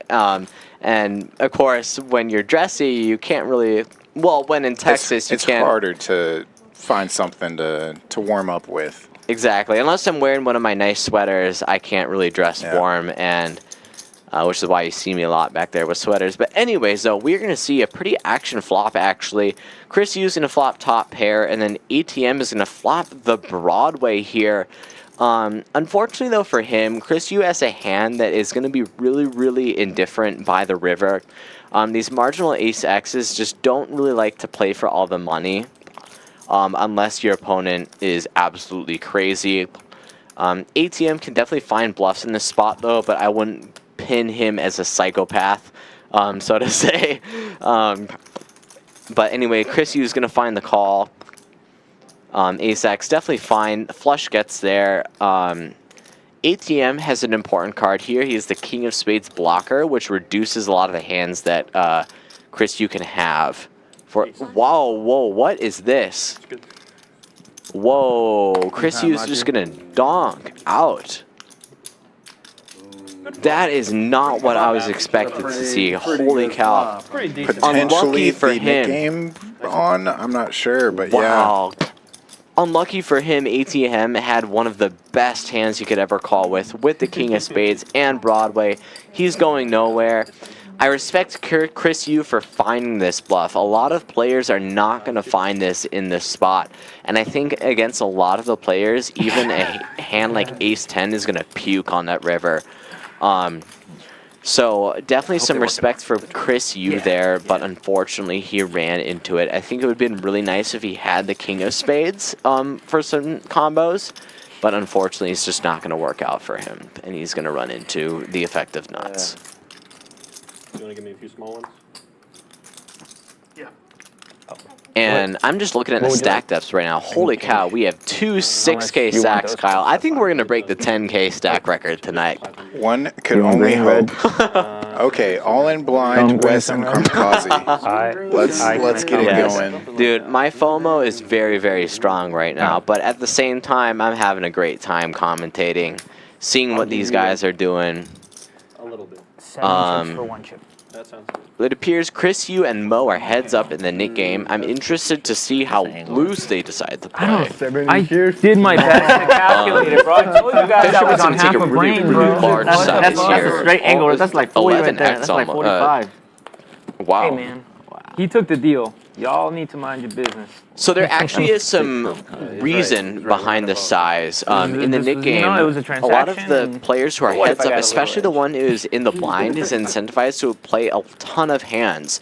So when you take this large size, when Mo is incentivized to play a lot of hands, he's going to have to call a ton. So when you have one of the absolute premiums like Ace-Queen, raising big is definitely I would try to pull this off. definitely viable. Yeah, no, I wouldn't. You just have to consider how much you're going to get 3-bet from people. Y'all got that. And we're going to have a relatively, analyzing what everybody has here, relatively action flop actually. Chrisu is going to have a open-ended straight draw, and then Fisherman, of course, flopping top pair.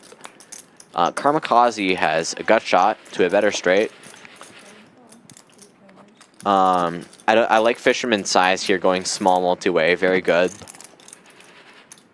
And then we have a 4. Relatively brick. Most people are not going to be calling with 4x here. That'd be pretty loose. And then he Fisherman's gets the folds. continuation takes it down. Yeah. I'm not exactly sure what Fisherman was thinking of this hand, but especially how he played post-flop. I do like his sizing, and then the big sizing pre-flop is also not bad, especially because Mo was in the big blind. Nice hand, Fisherman. We move on. You made it 40.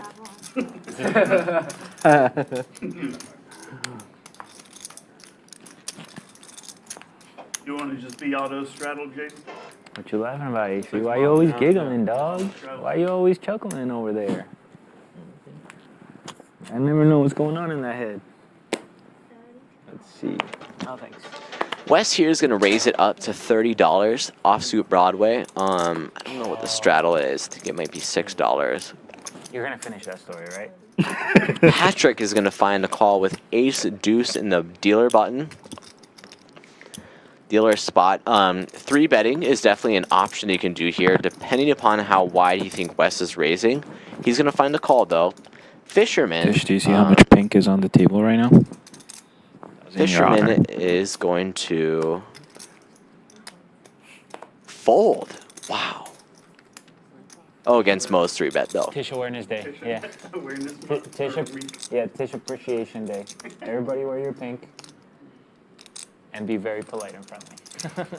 Yes, I do love the pink, guys. I really appreciate it. Shout out to Chrisu's hat. I mean, I'm not a hat guy, but his hat is pretty sick. I wish I could rock a hat like him, to be honest, especially a pink one like that. Of course, my homies Mo and HV wearing their pink. Love to see it. I'm wearing pink back here as well. And we're going to see a flop here, ace high. Pretty action, actually. Mo's going to flop a marginal ace. So Wes is going to be floating pretty wide here from in position. So I do like this bet from Mo. You can get calls from a lot of 10x or even hands like Wes has. What you just need to consider is how you're going to play on turns. And speaking of the turn, we see the 6 of hearts. Mo's hand, I think, is going to check because it's a really marginal ace X. Can't get value from a ton, but also can induce a lot of spazzes from Wes's holdings, like Queen Jack. I'm not 100%. Mo, however, is going to choose the bet option. Definitely fine, especially with the knit button on. Consideration to take, and it appears Mo is going to take down this knit game, and Chrisu is going to lose. Nice hand, Mo. Well played. I thought you were stronger than that. Okay, we're starting next hand anyways, Lydia. I had ace jack. Kind of a nitty fold. But There he is. That ace 2's less of a nitty fold. left. Someone make it 60. 60. 60. 60. Guys, that's... Oh, that was last again? Splash pot? Yes, splash pot. Paired board. Who lost it? We got another splash bot here. Wes blind raising to $30. I always love seeing what sizings people choose in these splash pots here. With the $30 blind raise on, Who lost? I think it's fine to play this hand as you would like any other hand. Don't need to get too inventive with limping or whatnot. You can just raise here. HV is going to find a call with ace 10, which I actually don't mind. You definitely want to mix in some limps with the $150 of dead money in the middle. And Mo's going to find ace jack suited here, an absolute premium. Definitely need to raise this. What size is he going to take? I mean, sometimes you get called down. 175, love it. That's exactly what I was thinking in my head. Take those in stride. Fisherman's going to find the fold with ace queen, and then ATM is going to have pocket jacks here. So this is another dynamic of these splash pots here. So with a $30 straddle on, it effectively makes a big blind $30. With ATM stack depth, he's going to be relatively shallow. So if you were going to like 3-bet here, the size that he would take is going to be super awkward to where like when he finds calls, the SPR is going to be really shallow. But he's going to 4-bet to a non-all-in size, which is definitely fine with a really strong hand like Jack X here. HV is going to call.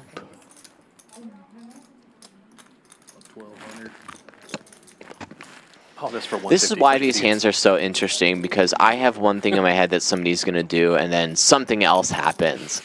And then there's probably a reason that people have for doing so. Mo's actually in a pretty rough spot here, given the size. He's dominated by a ton of hands. However, he's being given a really, really good price to find the call. I think he's going to. Thinking about stack depth, maybe for jamming. 1,000. Yeah, this is 1,000. Yes, 12. No, this is not 1,000. Oh, wait. Did HV jam?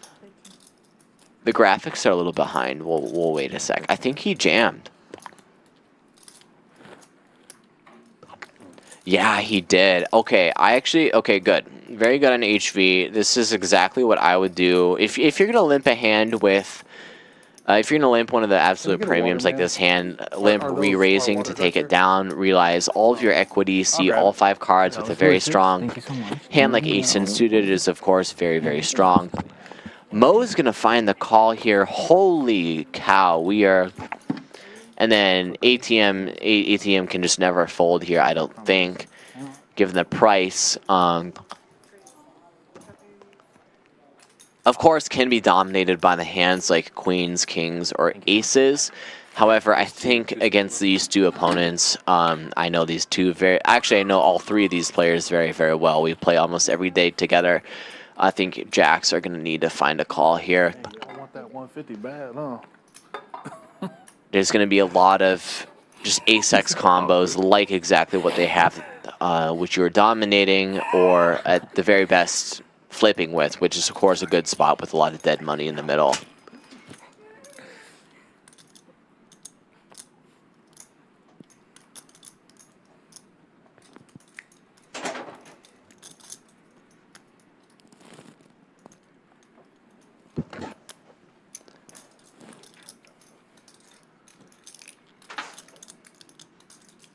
ATM in a tank, though, he actually might be considering a fold.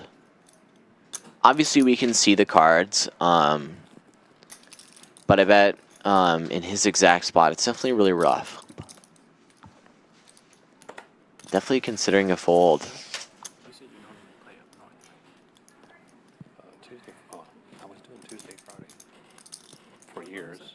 Definitely uncomfortable. It's really tough putting in this much with just pocket jacks, like all in pre with this action. Just some things to consider. The slash pot dynamics, the SPR given the blind is also very shallow, given Wes's blind raise. You can be like, oh, should make that all the money. Wow, he is going to find the fold. He is going to puke after seeing these hands. Let's see if hexes are real. Wow, No. he is going to puke. Smile. Ace is good? Ace is good? Of course. Oh.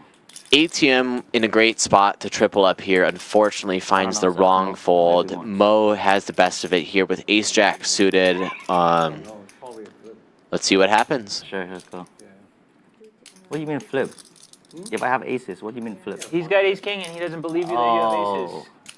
Do you have queens? I had king, queen. I don't get to see until the showdown, huh? Just please don't. I feel very lucky with this hand. I don't know for some reason. Oh boy. Wow, that's the best flop I can ask for. Wow. 7-4 Players with a flush suited. draw, back Blocked it door on the for Mo, flop. front Oh door my for God. HV. Hold. Over 3,000 in the middle. 7? Wait. Triple sevens don't believe now you. on board. Story to tell, huh? Not gonna, Story to tell about that. not gonna win the second one. Who gets disappointed about turning quads, bro?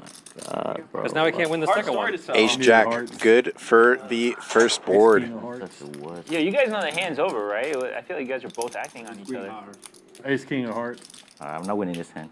6-4 deuce, rainbow, no heart. 7-4 gets there. Case jack found on the turn. HV about to be taken to the felt unless we find a 10 river. He said ace from space. Can't win. We do not. Prove it. Prove it. Come on. Let's go. Let's You see win. some hands. That's probably good. The nittiest fold ever. Let's now listen in for ATM's reaction. You the one. ATM would have had awkward. boat Pocket jacks? to He scoop. tanked for a long time. Post hex? Post hex.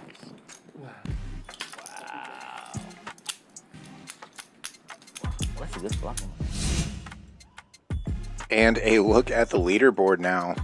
Wes still out in front, 2.8 a winner so far. ATM down the most, 2.3, and 3 other players down over 1,000. It's HV felted, Mo climbing towards even, and Chrisu still stuck 1.1 as well. All other players in the green. It's early. Coming up on closing out our second hour of this stream. 15-50. If you haven't already done so, let us know if you like what you're seeing. Hit we're that gonna like pass those button, out hit and that give an subscribe extra one button. to Matt Keep over us here. in your YouTube algorithm. Yeah. Tomorrow, Bro, you know that's a pair, right? our You know how regular hard it is to make a stream pair? Wait, should we wait for with Patrick the to Poker lose? Stallions. It's we said we were- PLO, He high pre-agreed. stakes I don't PLO. have any change on And my then race. a special stream coming to you Wednesday from Champions. Wow. Jhonathan Tamayo, local main event winner, King, queen, donkey. 8-3, That's what I had. King, won I folded $10 king, queen suited. million Sure. this summer. And he's coming here to play some high stakes cash. Make sure to come back Wednesday night for that. All of our streams starting at 7 p.m. Central. 75. Likely and hopefully going to be another collision Bring here. it nothing Atlanta. HV felting and looking down immediately at ace queen. I'm not going to comment anything because my hexing power Queen is 7 in the muck. ATM a nail definitely in biter. the muck. Turn off the commentary immediately. I got 21 and a half right now. I'm happy. 6s in the big blind for Wes. Calls. 10 high connected board. 2 spades. Gut shot for Wes. Still has the best of it. It becomes a math problem at that point. Yeah. But you're going 3 ways, so it's a little harder to judge that.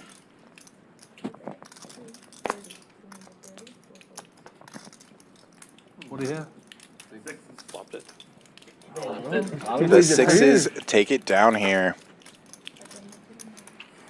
HV, the 2 overs, doesn't want to float for river. Straddle, Lydia.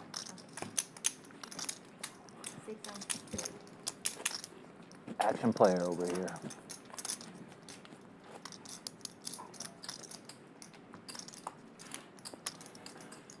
%100% effectivity on the nick game. Mm-hmm. You always the fish on the nick game. Yeah. He's first one always. Sometimes he's second. Never last. Have you ever lost in a game? Here? Not here.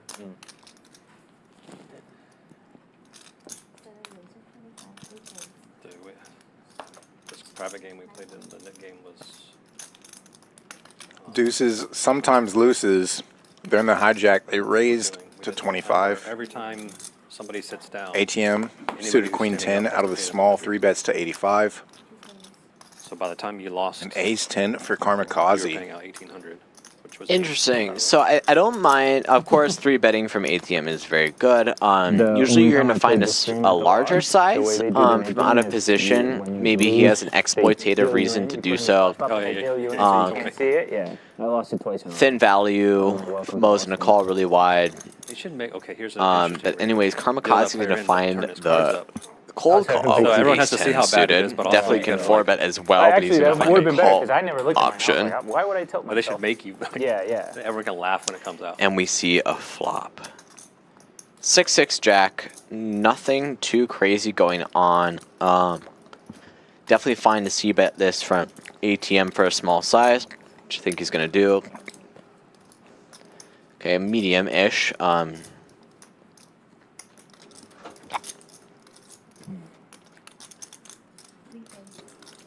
Mo in an awkward spot with deuces. It's a hand that's ahead of a lot of his range of the spot because he's, along with like the premiums, ATM's also going to have a lot of hands like this. I think a call is definitely fine.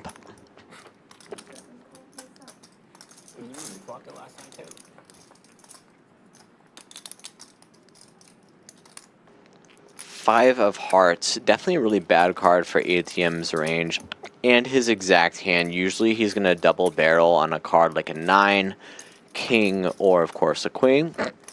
But looks like he's sculpting out chips to barrel again. Wow, and it works out. Whoa. You won the splash pot? Aggression wins sometimes, and ATM realizes that and takes down this pot and loses his knit button, which is a huge thing for this game. Damn it. I misplayed my hand. Yeah, when you're running as bad as ATM is running so far tonight, any small win, including getting rid of your knit Oh, button, it is. I'm done hexing. is a really big win. You can't say that. I remove it. You just can't say lucky chips. That's messed up, you know? There's something like fundamentally mean about that. Only if you're a believer. Well, I'm a believer now, Karma. I can tell you that. After what I just saw, I believe. 100%. Shout out to Office of Peace Information. Chat Pro in the chat doing Chat Pro things, So if I told you saying you can't people are possibly lose, colluding. you would not appreciate it. I would not. I think Okay, a then I lot won't of these say it. plays are just standard Houston plays, and that does not really involve collusion in any way. I can guarantee every single player on the stream is trying to make money, and there's no teams involved in any way. Oh, But- yes. I know these players very, very well. I play with them almost every single day, and we are always trying to kill each other. Let's put it that way. Especially when it comes between Mo, HV, and I. We are always trying to stack each other, but also just play our hands the best we can. And honestly, in a lot of these spots, Right in your face. these hands are standard, or what you would see normally in these games. Shout out to Houston Poker, by the way. Come on down to Champions Club, because if you like this action, these crazy pre-flop shenanigans, get involved in the mix. Coming down, Champions, play 1-3.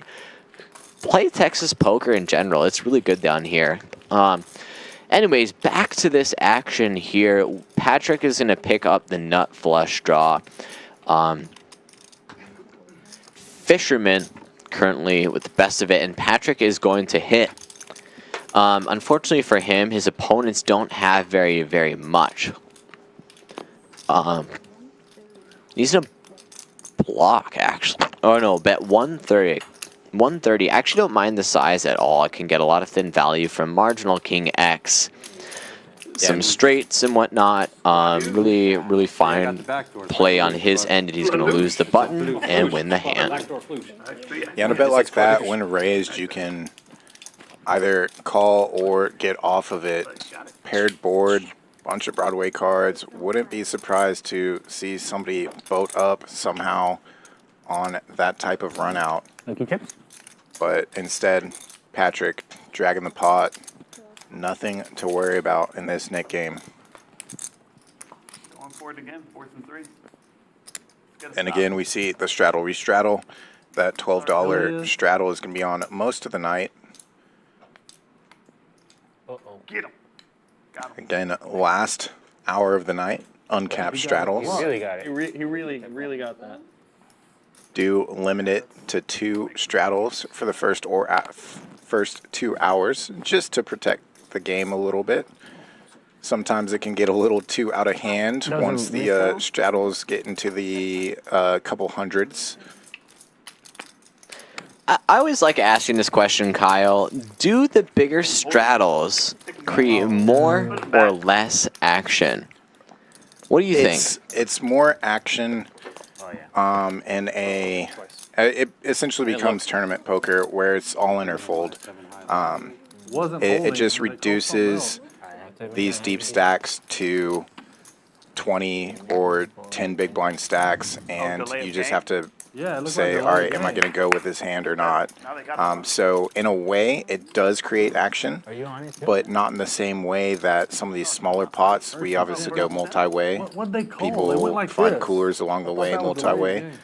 So yes, it does create action, but in a much different way. Yeah, I think that was actually really, really well said. Creates action in a different way.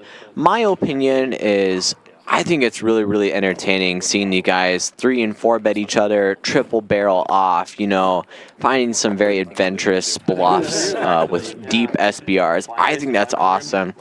Unfortunately, though, when the straddle is like really, really big, we don't really see that. Instead, it's like a really rather tight all-in or fold situation.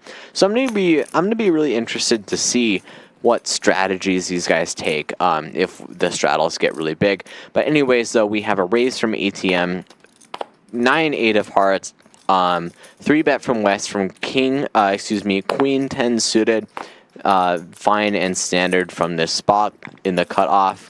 Chrisu is going to find, oh no, HV is going to 4-bet. Jack 9 suited. And then Chrisu is going to fold the best hand out of all of these, Ace Queen suited. So HV's read right now has got to be that Wes is 3-betting so wide that you can profitably 4-bet Jack 9 suited, or get enough folds, or realize your equity post flop.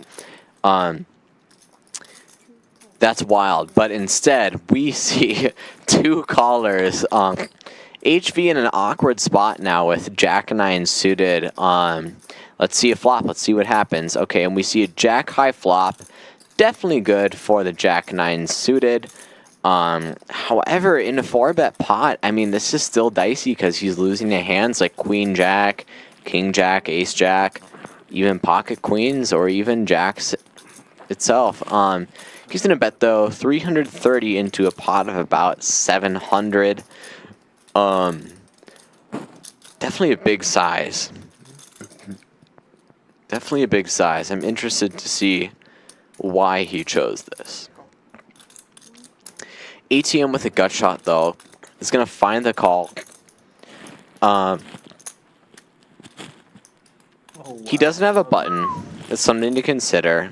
If HV is c-betting too wide with hands like ace-queen, ace-king in this board where he really shouldn't be doing that multi-way, floating this hand becomes really, really nice because if you pick up equity or just beat the nuts like he did right here, you can win a big pot. Or just bluff your opponent off of it. Wow. Yeah, ATM turning the nut straight here. No diamonds for HV. He's drawing to a chop. Does not get it. Cold call 4-bet or cold So 5-bet. ATM taking one of his good friends and regular opponents to the felt yet again. Nice hand ATM. Definitely was running kind of poorly throughout the session, making that fold with Jack-Jack. Won some of it back, though, and then capitalized on HV's aggression pre-flop. HV is going to get felted, reloading for what looks like about 3K.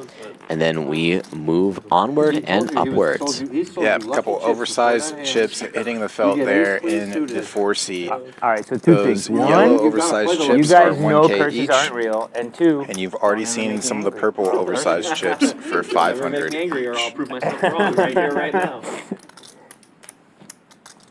They just had 2nd and 20 and Hurts ran it all the way for like 30 yards. Okay, turn it around.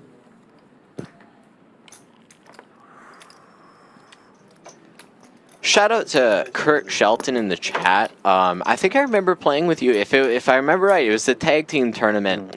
You're a pleasure to play with, man. That was awesome. I had a fun time in that tournament. Of course, tag teaming with Kirk, and then made an appearance on Abby Poker's vlog. She just felt the need to needle me the entire time in this tournament, but anyways, shout out to her as well.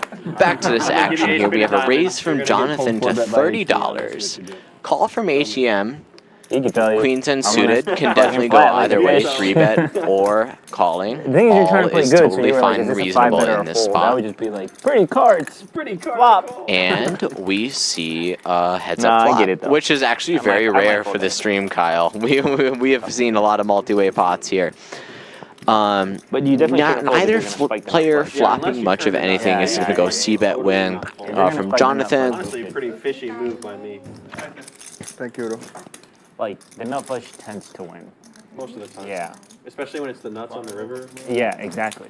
Yeah, I'll have to run down Abby's vlog from when she was here at Champions during our most recent series. As you mentioned, she played that tag team tournament, put out a bunch of videos throughout her stay here as well. And it's just great to support all things Abby Poker. She even jumped in booth, I believe twice while she was here doing some commentary work. No, they got it. So definitely check out that link. We're going to drop in there. 18 and a half. And speaking of tournaments, Kyle, don't we have a tournament series coming up in a couple of weeks as well? October 16th through the 28th. I'll talk about it multiple times throughout tonight's stream. But yes, the Fall Poker Open is back. $1 million main event, $1,500 buy-in. If you don't want to put up the $1,500, there's plenty of satellites, turbo super satellites to the main. Great tournaments here. Everybody loves our structures. People come in from all over the country to play these tournaments. And then following that, in November, Poker Go Tour is coming back to Champions for the PLO Roundup. All high buy-in PLO events. If 4 cards is more your thing. So yeah, very excited to see everybody come out during those series. The hotel that we have here on site always fills up, and the cash games and tournaments are just amazing. Pretty amazing flop for Patrick here as well. When you've got a kicker like Ace-7, but you see a paired flop, Broadway on the turn, you're not feeling so bad about that 7. HV fires out 60. And I believe Patrick's just going to go check call. Yeah, I predict this is going to be a call down for Patrick. From his point of view, HV is going to be barreling with a lot of his picked up backdoor heart draws here, along with the Broadway hands that he could show up with. HV is going to find a check on the river. Good check. Check there. Patrick has ace high, or excuse me, a pair of aces, and then is going to win the pot. I predict that HV was going to barrel there with a lot of his missed backdoor draws, and then maybe some of the lowest showdown straight draws. Unfortunately, though, he just had 9-6 of diamonds. Not going to find the bet there. I think it's totally fine and reasonable to check back there.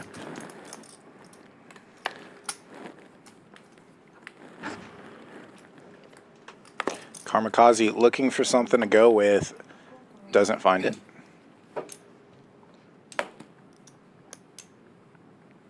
Folds to Chrisu.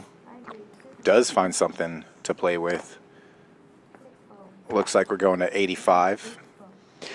So the $12 straddle is on, and Chrisu chooses this big size. This is something we've been seeing a lot tonight, which it's got to be a table dynamic thing. Oh no, excuse me. Wes blind raises to 30. Okay, that makes more sense.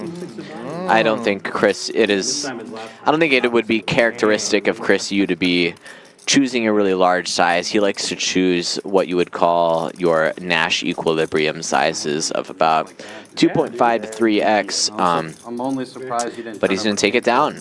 Nice hand, Chris. The only thing that surprised me. Yeah, King 7 that makes the there. second most sense. Nice hand, nice hand. I do.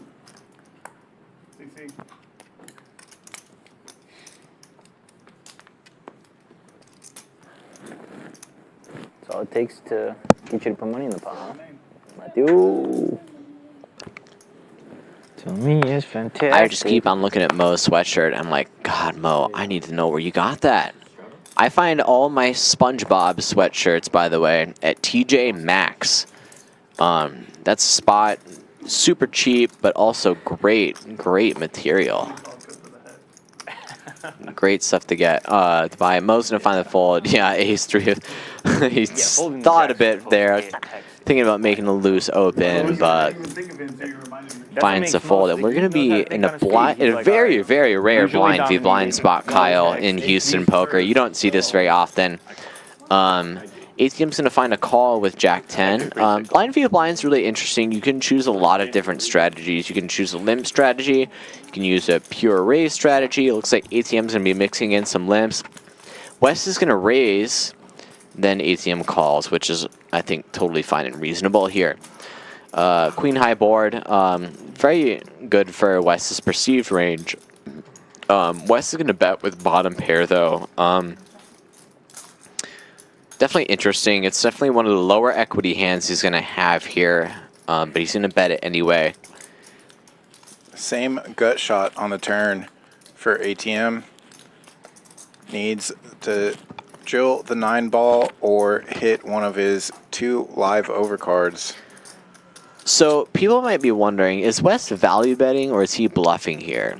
I believe he's very clearly bluffing. What 6-4 has going for it is it has removal to a lot of ATM's strong hands like pocket 4s or even 8-4, just like a random, just a lot of 2-pair that you could have, and then also has a blocker to the straight, which is I think why Wes chose to barrel that turn there. I'm trying to get a lot of 8x hands to fold. Maybe even some weak Queen X on the turn, or if not, the turn by the river. Nice hand, Wes. I'm going to take it down.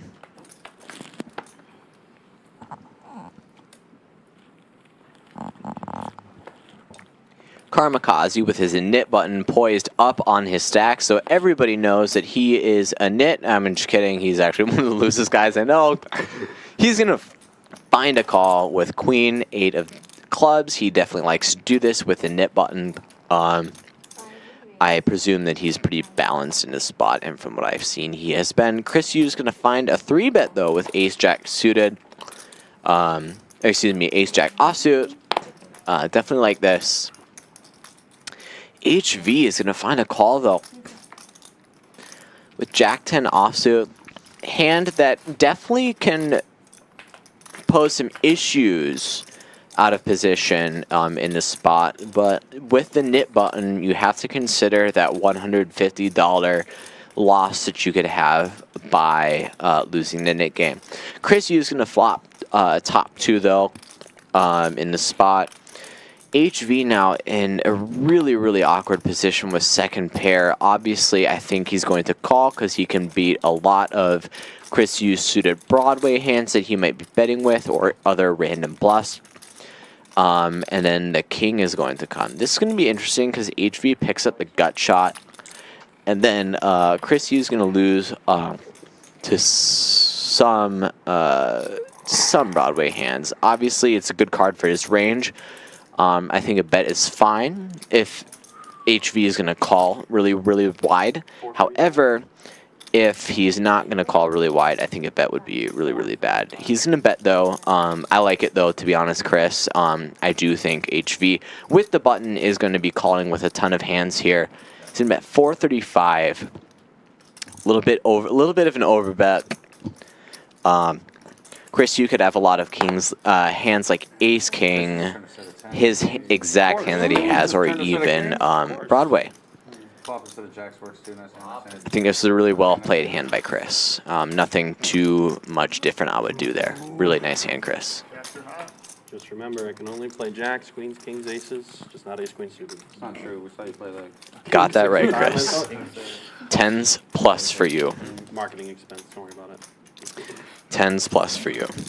Except for when you 3-bet ace-jack offsuit. Take it from me, those get really expensive. Oh, don't worry. Yeah. Oh, don't worry, I know. Yeah. Don't worry, I know. Don't worry. Troy Zimmerman in the chat. Shout out to Troy, one of my good friends. Dang, that's not allowed, bro. Who's hiding their big chips? Listen, I just wanted everybody to see my nip button, bro. This is definitely one of the craziest So if you Texas didn't have to 1-3 remind everybody streams. When I raised that I have a nip It's button. time to whip out the hex after that one. All It's right. a little personal. All right. Good to Russell see you get Stevens unstuck, in the man. chat. I apologize. I'll lighten up a little You're on bit. your These way guys back, are though. playing well. I You're love what I'm really- seeing. We're you're having doing some great, fun brother. here. Good job, bro.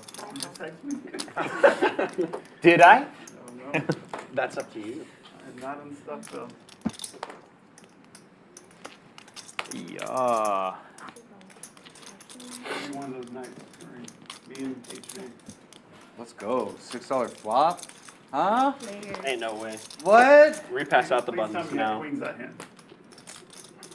You just got 4. $6 flop? 4 out of.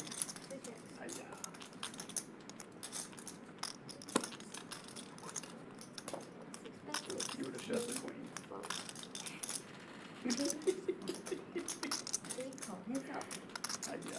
$6 turn. Yeah. Yes. Oh, sorry. I'm just a fan. Patrick with the Queen of Hearts here. Kind of cool. Straight flush draw. 10 of Hearts one time. Let's see. Oh, okay. Never mind. Instead, it's going to probably go check, then fold, and then we move on.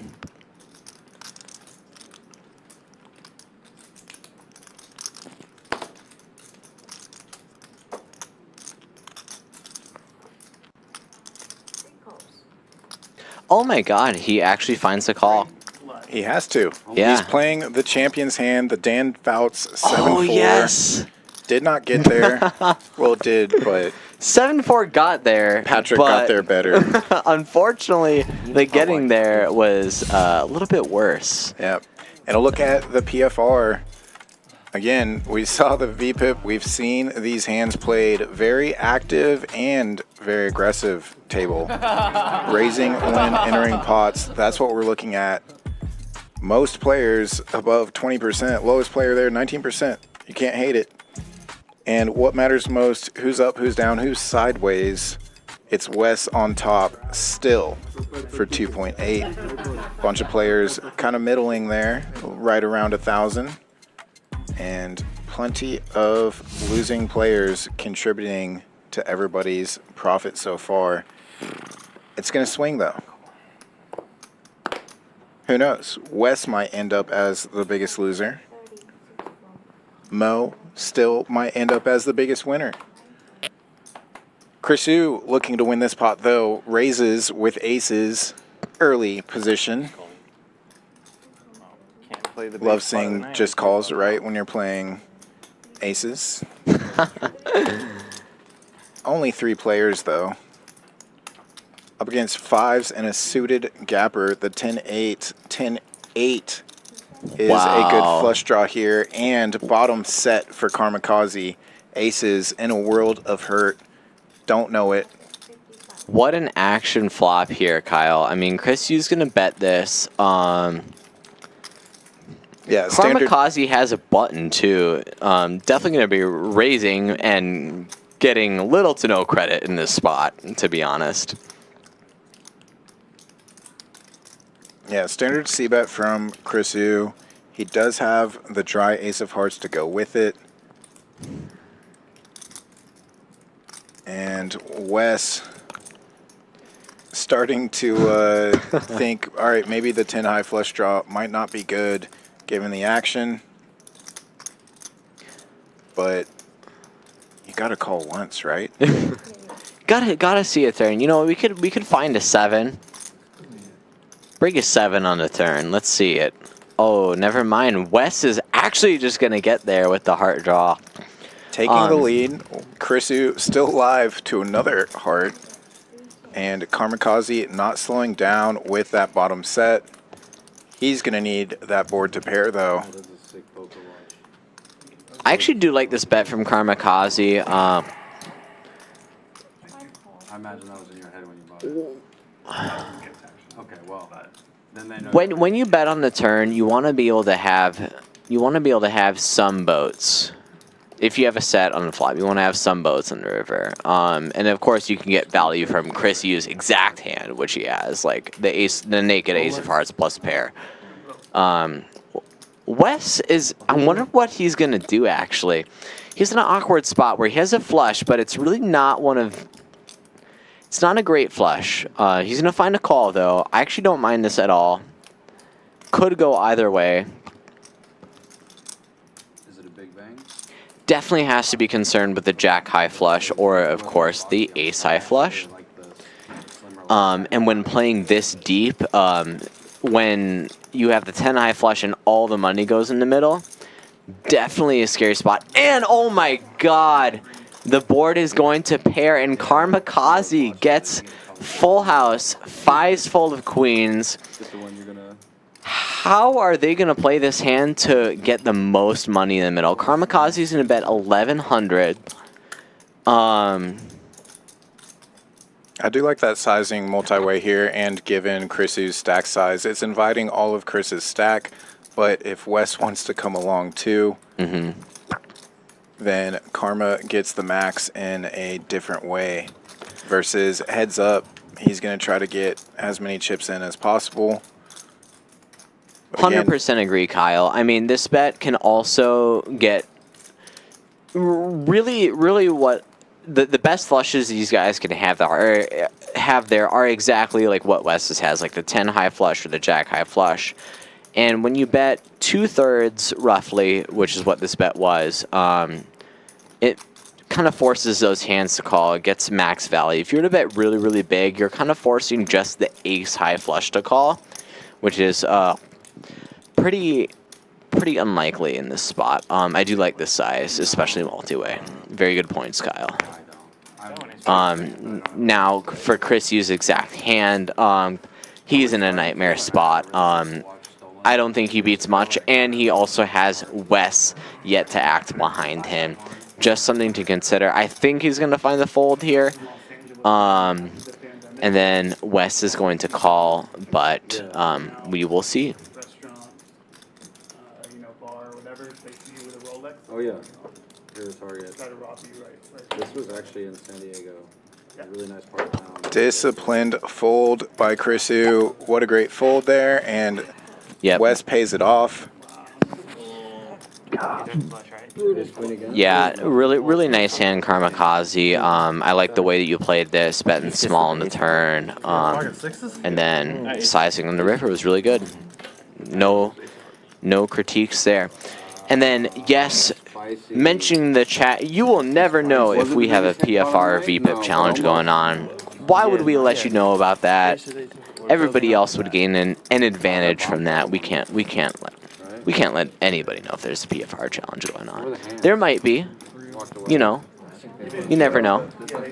But Thank you, brother. Nice run up for me. Tish did have a great idea, as we mentioned in the beginning of the stream, though, that in the future could bring in a bingo aspect. Bingo cards would be pretty fun for both commentators and viewers at home to play along and just kind of mark things off as players say or do things as we expect them to.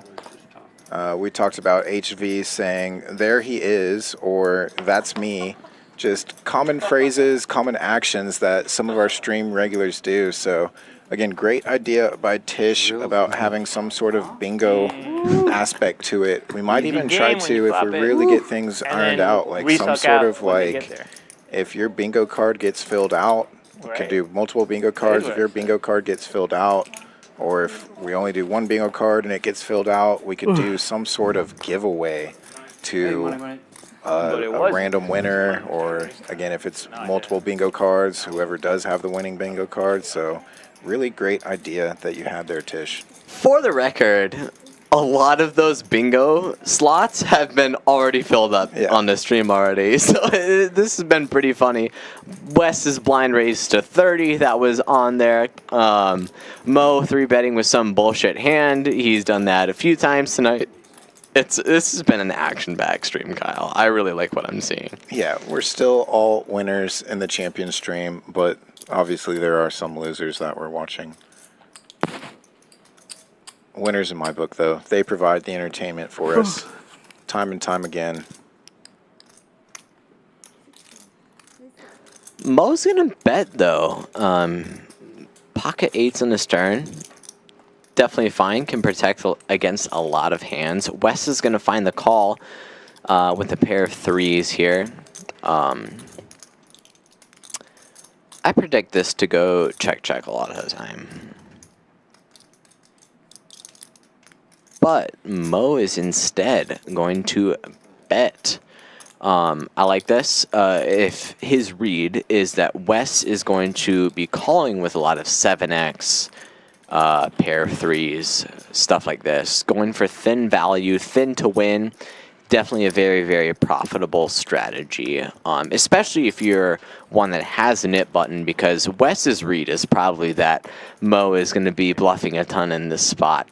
And when you're going to be calling a bunch, pocket 8s becomes really, really good in the spot.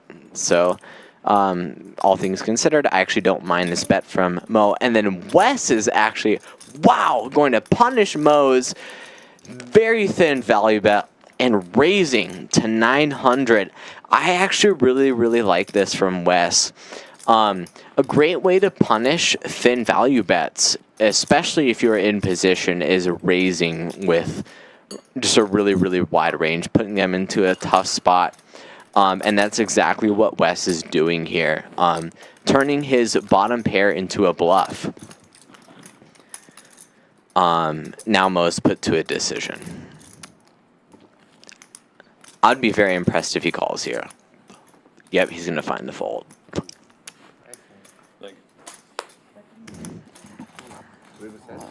Yeah. Wow, that was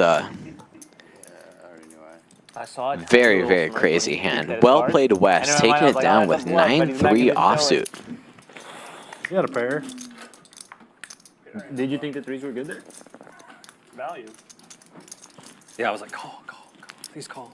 Call service. Yeah. The thinnest value raise of all time, just trying to get hero called.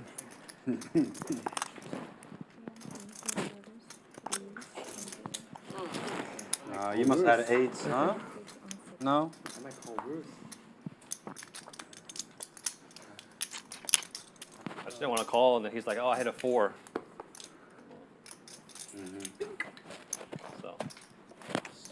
So he didn't have a 4 because he thought he hit the river set. So. Squirrely.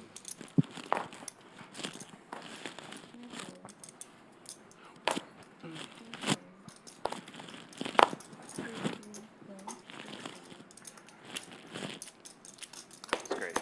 Well, you can close me out when I come back. Yes. But.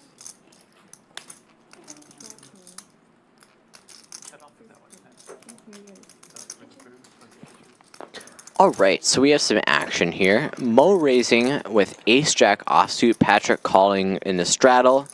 Sure. And then Chrisu calling the big blind, HV calling in the small blind. So definitely some loose calls going on here. People trying to get rid of their nip button, definitely incentivized by the looser. Incentivized to call looser.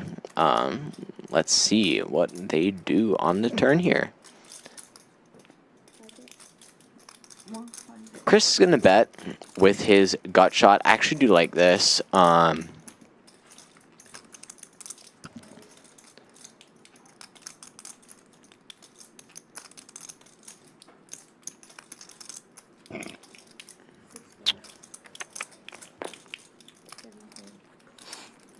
Wow, and Chris is going to take it down with 9 high. Really nice spot to pick up for Chris. Really well played. I do like it.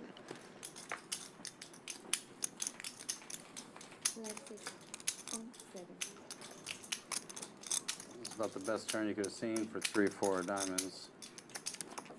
Something like that. Something like that is right. 9-10 of diamonds. Straight draw, no diamonds. That's hand. Patrick actually really spot on most of the time with That's how you realize his hand reads. Just bet and we all run away. Fisherman first in with ace-7 off, 55 to go. Wow, definitely a big size. It appears he's trying to take down his nip button, or lose his nip button, so to say. Ace-X blocker, definitely like something to consider. It's a loose open for sure, all things considered. But Wes is going to find a call with 6-6 and the hijack, definitely fine. And we see a flop, and Wes flops 6. Unfortunately for Wes, though, Fisherman does not flop much, but he's going to c-bet on this board, as I think he should, most of his range. Wes is going to find the call. I love this. I think raising here would be disastrous. You're going to fold out a ton of bluffs, and then you can still stack off versus hands like aces, kings, or his bluffs. And here we are. Wow, and then Fisherman's going to bet 200. Double barreling on the queen. Really trying to get rid of his button, and Wes is just slow playing, letting him bet off jack on the river. I honestly am lost for words in this hand. I don't know what to say at this point. Let's let the action play out. 350. Wes has the effective nuts. Let's see what he does.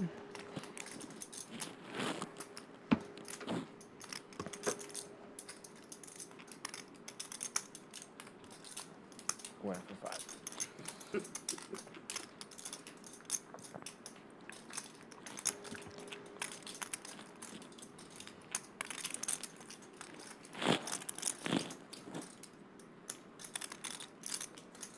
Fold.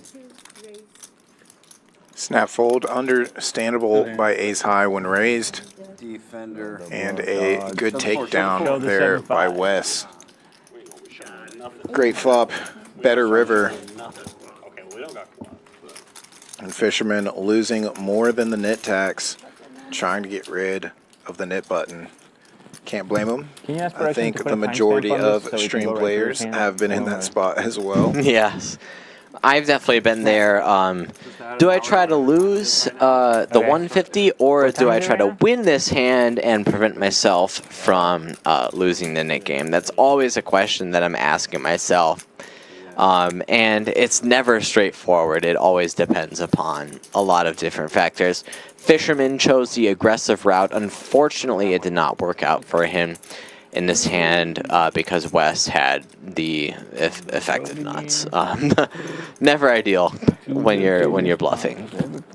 But anyways, next hand, let's see what these guys do. Appears H.V, Mo, and Fisherman are the guys left with their nit button. Honestly, bro, probably the one against you, because like the 1-3s are, I don't play that much 1-3, and yeah. For the people in the chat, if you want to play on the stream, we are always welcoming new players. We always want to see new players. There's a Google form listed on any of our YouTube videos that you can fill out. It's like a survey asking you what stakes you want to play, what player type you are, and what you're looking for. And all that you need to do is just fill that out, and then Eddie, our player relations manager, is going to look at that, and then if we like what you see, you'll get the invite to the stream. And we always are looking for new players on the stream, so please fill that out, and for anybody watching in general. Yeah, so as Tish mentioned, that Google form is in all of the YouTube description boxes for each live stream, but I went ahead and dropped it there in chat as well. Chat asks, is HV a type of fish? Well, it depends upon the fish that you are saying. I mean, a shark is still technically a fish, right, Kyle, right? Yeah, and fish are friends. Not so much when they are sharks, but yeah. HV definitely running into it tonight. Yes. You can't really say that about him every night, though. He is a winning poker player and one of our stream regulars. You can look him up on highrollpoker.com if you want to track some of his stream performances and all of his stats.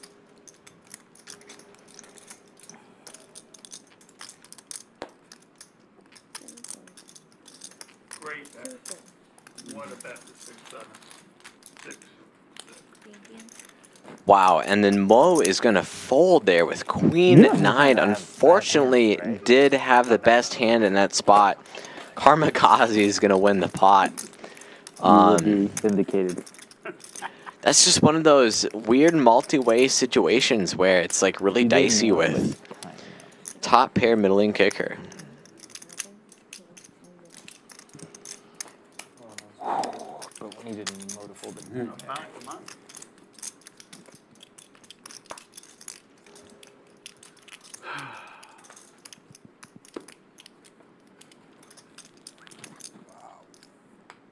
Switch? X-Ray, I don't know. not sure if I played with you. I actually made it up to Dallas not too long ago. Pre-look offer. I loved my first cash session there. I played it in the 1-2. I know that it's basically only 1-2 at Dallas. The 2-5 and everything spreads over at Las Colinas.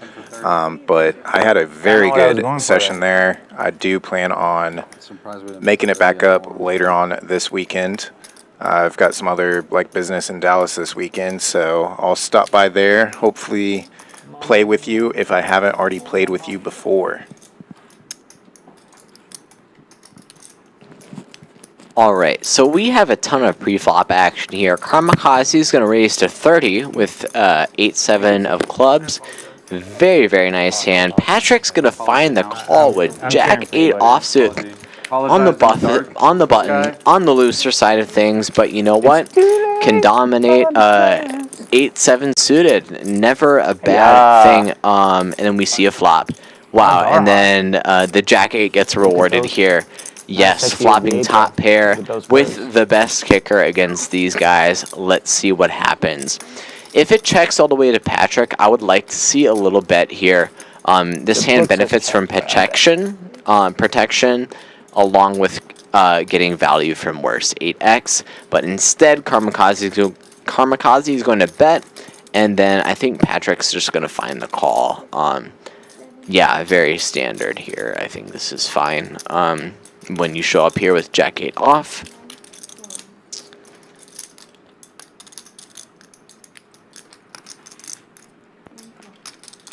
ATM, interesting, is going to find a call with his gut shot to the 6. So ATM in the spot definitely could raise. He also has a diamond, which is relevant. King on the turn, however.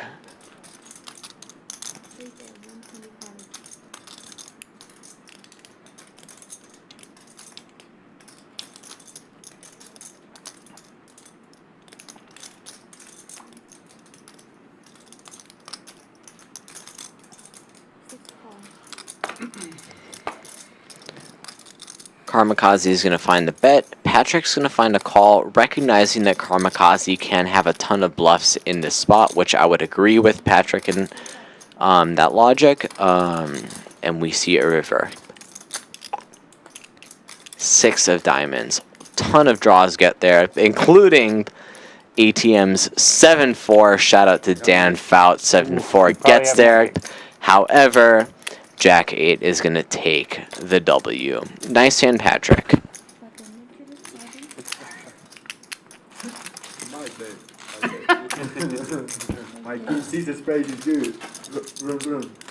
So I will go ahead and throw a shameless and selfless plug in chat for the both of us. Earlier I saw a question about if you are a pro poker player. Usually that question meaning, does all of your money and all of your occupation, time-wise, come from poker, or do you do other things? That's typically the definition of pro poker player. But you are a self-proclaimed part-time, well, it's really part-time music and full-time poker. But I don't know if you want to expand on that music background. Yeah, I mean, to tell you the truth, Kyle, I do all kinds of things. I'm a classical musician at heart. Of course, love to get into the mix with the poker scene as well. I hate the self-proclaimed poker pro label, so we'll define myself as the semi-pro for now. Let's put it that way. I was just reading your bio. And I know that you probably play, what, 4 or 5 times a week? Yeah, it's about that. I play about 5 times a week. Yep. I'm in the mix for the chat that is asking the questions. I'm definitely in the mix in the poker world. So, yeah. I guess if you want to consider myself a poker pro, sure, let's go with that. I don't mind that label. I think people that play with you would definitely call you a pro. You're not easy to play against.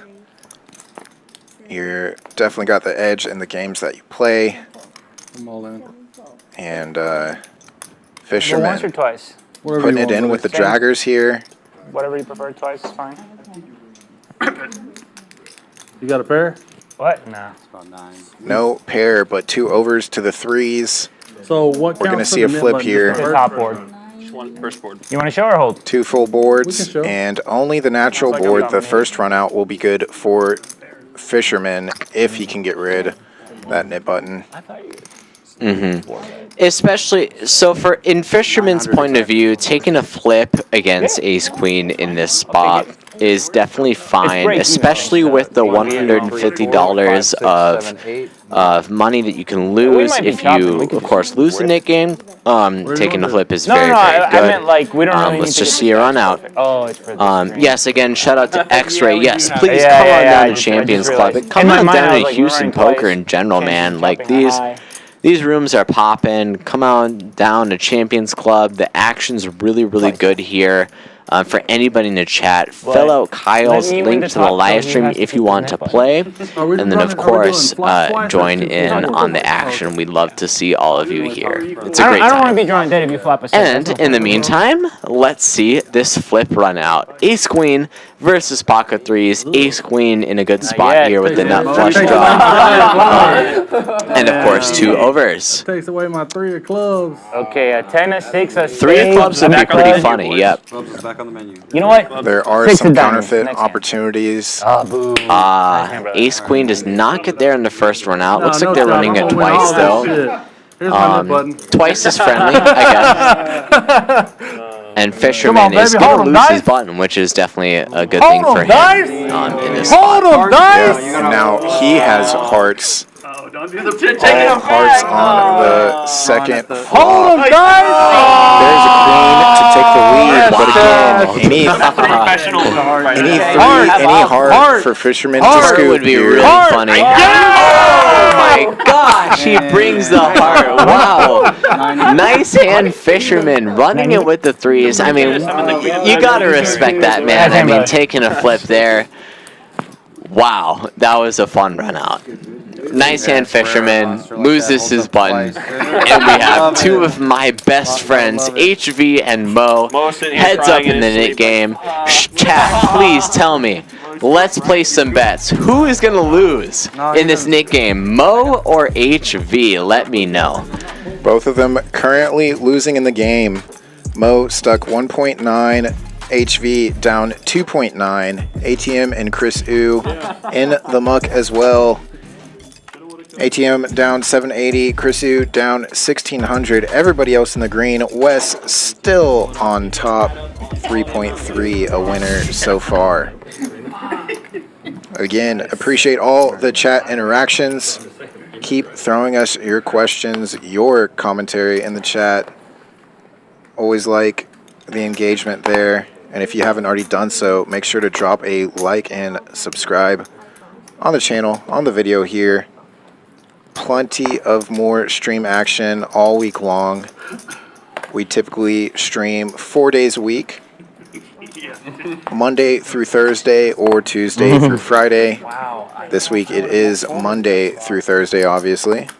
On Wednesday, we do have WSOP main event winner Jhonathan Tamayo coming to play some high-stakes cash. So it'll be interesting to have him and the action lineup built around that main event win. Tomorrow, it's PLO with the Stallions, and then another big Thursday lineup. You know I'm on tilt, right? Maybe. No, I am. Karmikaze announcing he's on tilt as he turns open-ended here. Does have the dry ace of diamonds to go with it, but that 10 gives HV the bottom end of the straight. We do have a paired board. HV betting.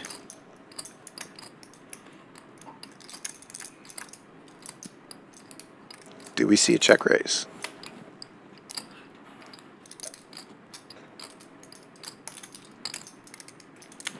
For the people in the chat asking about the menu, the best item on the Champions menu, I think, has got to be the salmon with the avocado cucumber salad. That is my go-to every single time that I need a dinner before I play in the stream. That's what I get. It's healthy. Salmon's awesome, and of course the salad is very good too. So get the salmon and avocado cucumber salad for sure. But anyways, though, I like the little dance Karmikaze just gave, seeing that he made the correct fold, and that is the end of the knit game. Mo will pay the knit tax. HV drags a pot, and we're going to have a splash pot now, courtesy of Mo. He does have a shot to win his own money back, but everybody else has an equal opportunity to win that dead money. Unlucky to the people who thought HV was going to lose that knit game. Mo, our boy, SpongeBob Sweater, took it down. You like to know whose money that is? Yeah. Just so I can see what they do. They're technically on up tilt. No, I'm not regular tilt. I'm on regular tilt. Yeah. I just thought maybe I could win one board against threes. Supposed to. The math says.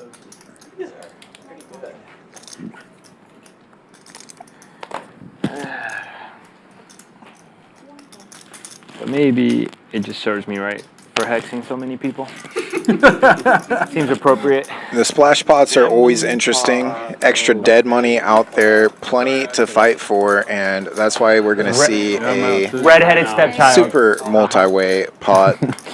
It's Texas heads up. Yeah.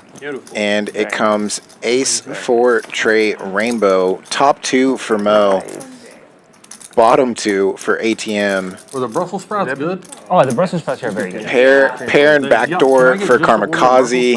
I mean, everybody's really got a little bit of something. Jhonathan, nothing. Gut shot for Wes. Backdoor diamonds has folded. Yeah, almost everybody hitting a piece. Definitely going to be a big cooler. Yes, ma'am. Please. This is definitely going to be a big cooler between ATM and Mo for sure. 2 pair over 2 pair is definitely If it's convenient for now, you could close me out. spot where a lot of money is going to go in. However, I think it depends upon how the other people play as well. Wes has a gut shot. Wes has a gut shot. HV gut shot to the nuts, which is a really, really important thing to have multi-way. Let's see how they play.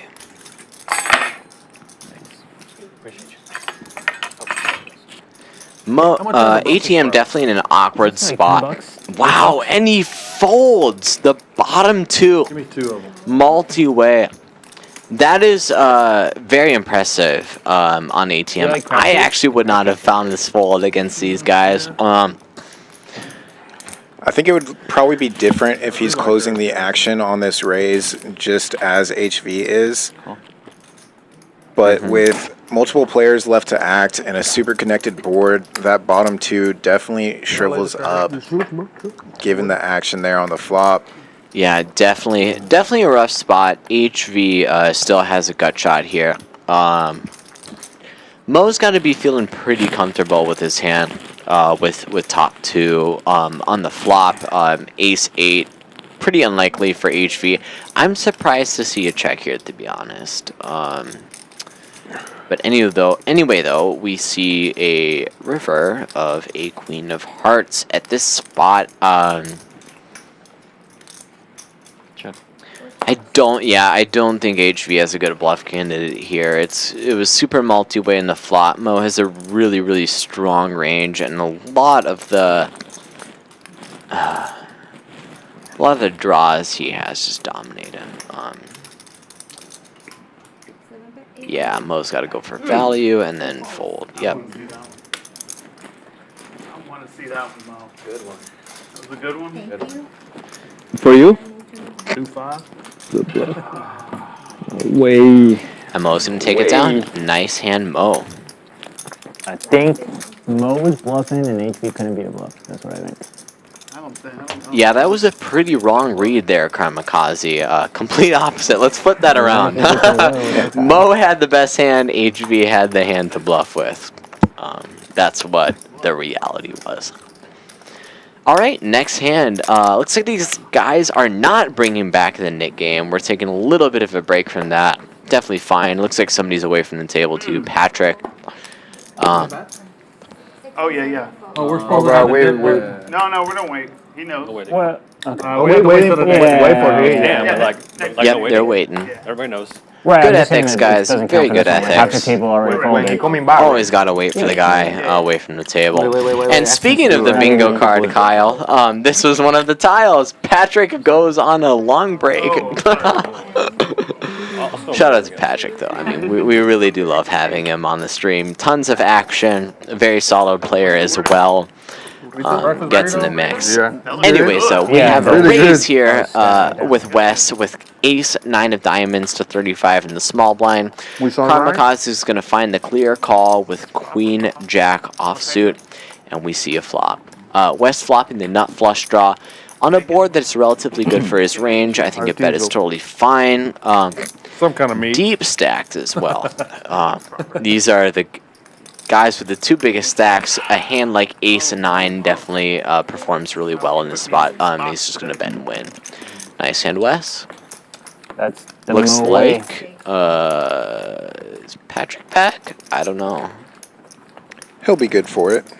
Yeah. I mean, Patrick, out of all the people that lose the net game, he's definitely one of the people who loses it the least, I think. Yeah.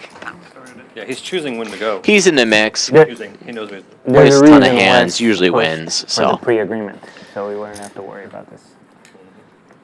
We'll see if he's the first one off the button. Oh, that's a good idea. It's like 4 times in a row. Yeah. Every time he's been the first one. Ain't gonna happen this time. All right, D-Tron, please. You won't. No pressure. No, you He's won't. not doing it. Folding around Nope. No way. to Jhonathan. Jhonathan finds the fold as well. A suited queen 9. Not this time. Small raise to a quarter. Immediately faces a 3-bet. And God bless Texas. We see a 4-bet to 300.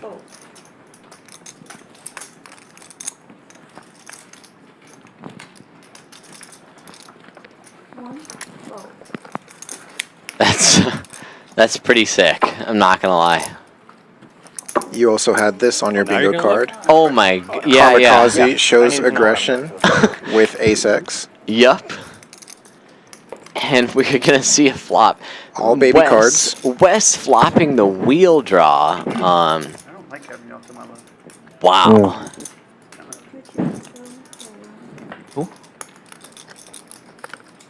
And gets there on the turn. Wow. Karmikaze still has a draw to the nuts. Definitely pretty good. You're right. Wes is gonna find a bet here for sure. Just gotta get those big hands. You wake up with it sometimes.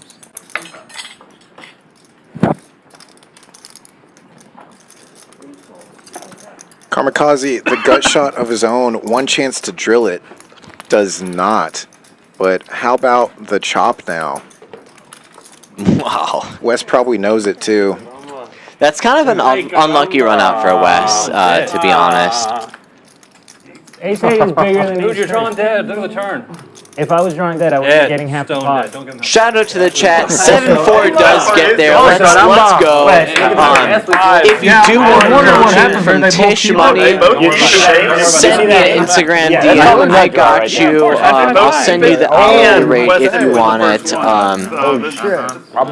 I know. Good call. Anyway, so Appreciate we it. move on to the next hand. Unfortunately, Wes finds a chop with the effective nuts. Sorry, you were 7-4 dominated does get there, but you not in a dominated good on the way. turn, and then I dominated. Yeah, whatever, Here we bro. are. We talk turns dominating. I'm not offended. You shouldn't be offended. Oh, he's chopped. They both had a straight. Oh, chop. Yeah. I got you. Neither player took turns getting rid making of back calls. the nit button, obviously.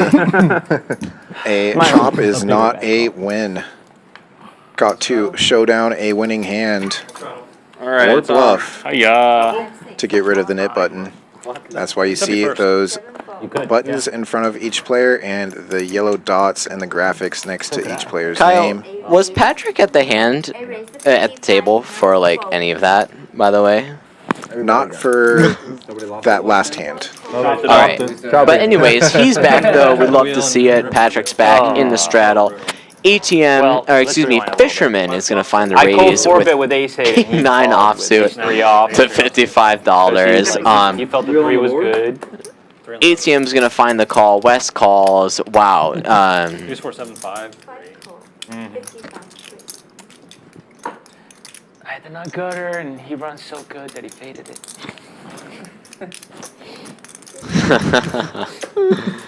Super multi-way, super loose, as Houston Poker is. We love to see it. Let's take a flop.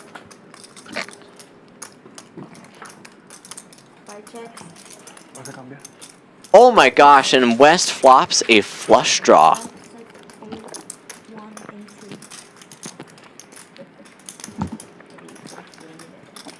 Okay, 5, 6, 8, 1, check, and the 2 back, 2 can.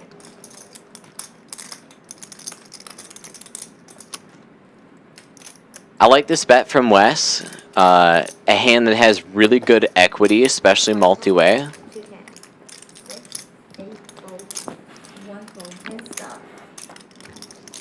Chrisu is, of course, going to find the call with ace queen. Not much else to do here. 7 on the turn. I think this is a very good card for Wes to continue betting. He could have a lot of straights here. He could have a lot of 2-pair. And also has removal to turn to 2-pair, which is also very good. I'd like to see a bet. Yeah.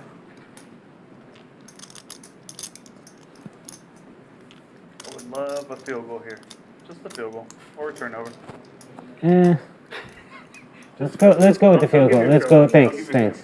350 into about 700 half pot. We'll find win-win situation. Field goal's nice. Which is actually pretty good for setting up a river jam. If that is his strategy, about half pot on the river. That's actually haven't followed closely. I didn't know they were that aggro. I like it. They're very aggro. That's what's up. Especially short yardage. Now they got that little. Dude, it's hard to stop, man. Like a 4th and 4 is fucking. Yep, and then Chrisu's going to go all in. I actually like this a lot. His hand is beating a ton of Wes's bluffs, and also the important thing is nickname is on, and also this hand benefits from protection as well. Really nice play from Chris. I like it. Now it's just up to Wes to see who makes the call. Yeah, here comes the tush push. Tush push. Not yet. Not yet. Is it 3rd down? 3rd and 3. Oh, 3rd and 3. I thought they barely. I thought it was like 3rd and inches. No. Oh, look at the chips. Oh, you put it. Oh, I got you.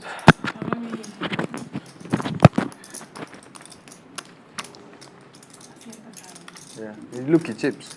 Look at chips. Didn't see Wes folding there. Okay. And we do see the call. Twice is announced, agreed upon. Good defense. Spades Oh get my there. gosh, wow. Or sorry, it is only one time. Wes only rips it. Wow. Yeah, Wes is a one-time type of guy. Gets there on the river and loses his nit button. Had the good price to call, of course, on the river. Wow. Nice hand, Wes. Nice hand.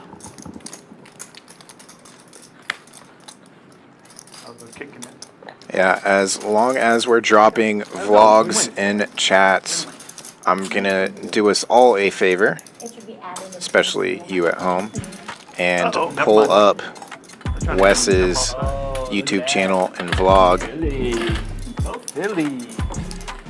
Don't believe he has a lot of newer ones, but we will take a short break and look at some of these promos we've got going on because it's Fall Poker Open. October 16th through the 28th. As we mentioned earlier, $1 million main event. $1,500 is the buy-in, but you can get in there for less. Satellite your way in and win a ton of money up top. Usually it's just a cool 200K plus to first place on that $1 million main. And if 4-card poker, PLO is more your thing, PokerGo Tour is coming back to Champions. We hosted the Texas Poker Open. The first time PokerGo Tour left Vegas, they came right here to Champions, and they're back again this November. There's also ways to win your way into those higher buy-in events. Mix it up with the poker pros, the legends, the Hall of Famers from Vegas. That is also November 16th through the 25th. This Thursday and every Thursday leading up to that series, the Texas PLO Roundup, we have our PLO tournaments Thursday night.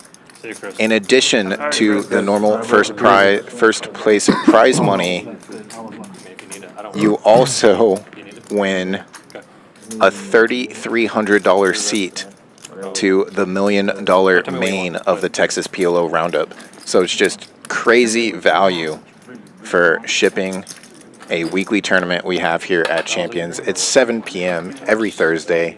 Win your way in to the PLO Roundup main event, valued at $3,300. $6. Maybe with another 7 though. So does the net play? The net doesn't play for this hand. Captain Crunch in chat. I saw him briefly. I stepped out for a quick break and saw him out on the tables here at Champions. So cool to see you in chat. You are one of my favorite live stream players, making your stream debut last week and crushed it, and then unfortunately got crushed in the end. But the way you just played, every single hand dealt to you, and got there or held with bottom pair, and got all your value hands paid off too. It was amazing watching you play. So good seeing you in chat as well.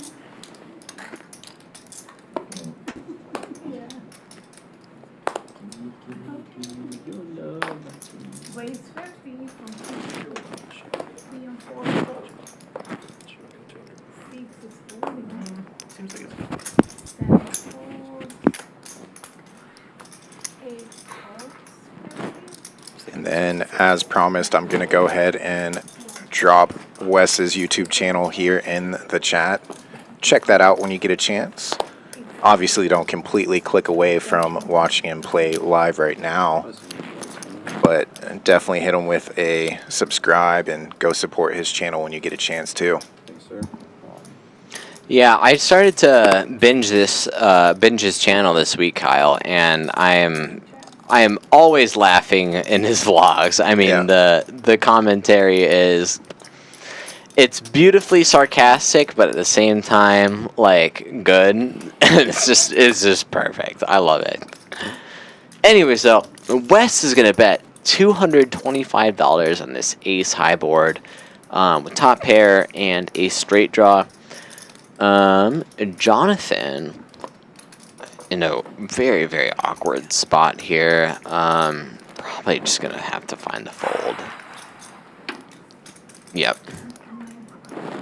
And Wes takes it down. Alright, Nick came back on, dead button. Staying at 150? Yeah, let's do 150. Easy math.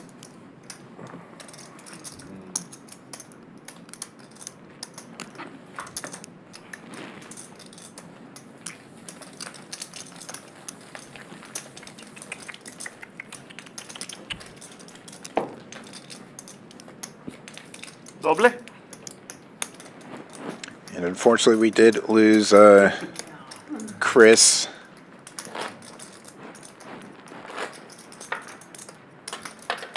But that seat will be filled in the near future.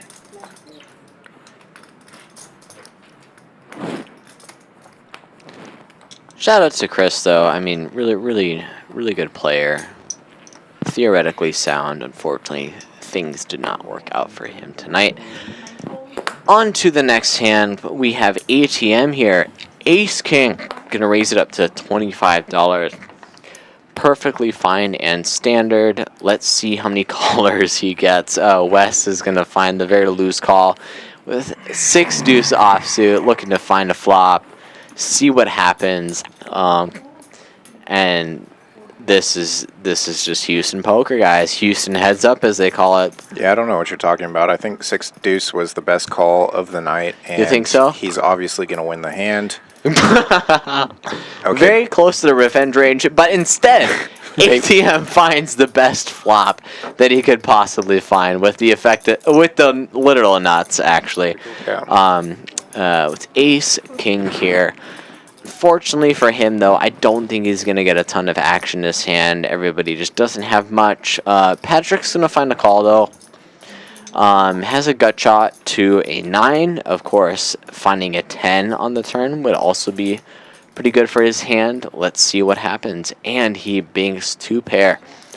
Could get himself into trouble, but let's see how the rest of the hand plays out. Fisherman is going to find a lead here for 150. Definitely a dicey spot multi-way. ATM's going to find a call. I don't know how I feel about that.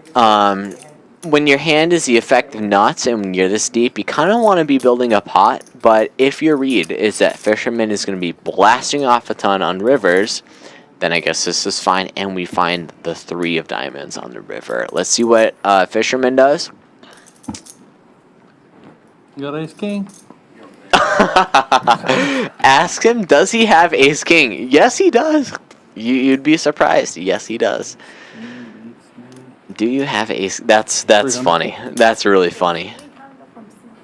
What a good read by Fisher. I mean, like, despite what you think of his play in this hand, his read was spot on. Do you have ace king? Yes, in fact, ATM does. You got to give some credit to that. He's going to bet anyways, though. Having the ace blocker, definitely, there's some merit behind it, especially with the knit button on. And then ATM's going to jam. Yep. And then, of course, he just has to fold. ATM's going to show. Ooh, you have Matthew. That's it? That was a funny hand. I like it. I like it. I'm still confused how 6 deuce didn't win that hand, but I'm gonna have to look at that one later on. 6 deuce has got a. I don't know why 6 deuce doesn't win as often it does. It's pretty live versus ace king, you know. Yeah, so you always know where you're at because it's hard to be on top with such a premium. Shout out to Wes's poker vlog again, by the way. You'll see that type of stuff all the time. And by the way, Wes wins tons of money in those vlogs. He's this is not a shame towards Wes. He plays well. Local crusher. Doesn't have to keep it local. He is a ring winner as well. So not only in cash, but tournament crusher as well. Karmikaze finds a 3-bet to 100 up against the blind raised to 30 from 10-9 suited, offsuit, sorry. So we can almost find this as like a normal raise. Basically the same thing against a blind hand. No. 9-10 suited, very pretty. Ace TM is definitely going to call, and then Wes, of course, cannot fold with 10-9 offsuit. I don't think he had looked at his hand yet. I think he called, and then he was like, okay, now let's see what we're working with. Let's just flop a gut shot. Which is actually a pretty good spot with this hand, all things considered. All right. That's it. Karmikaze betting range. Thank you. Also get a water, please.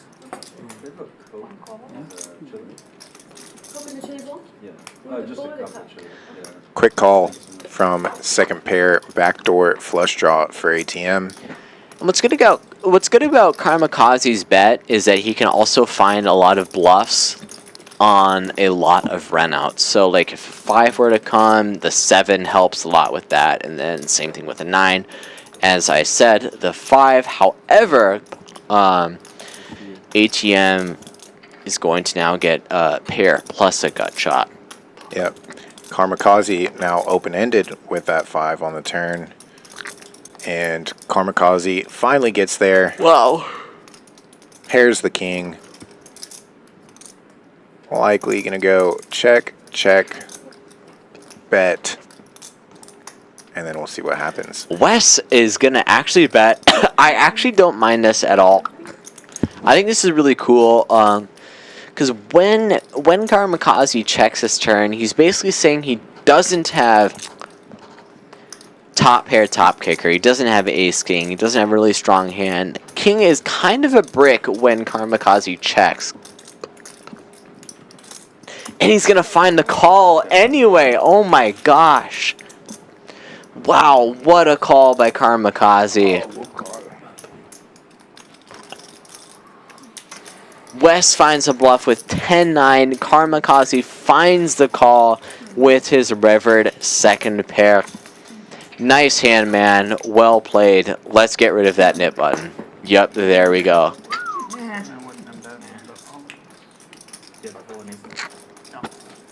Never. I got you, bro. I'm good. Had an 8. 7 would have been bad.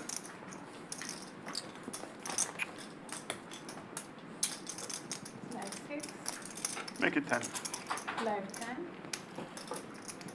Nice.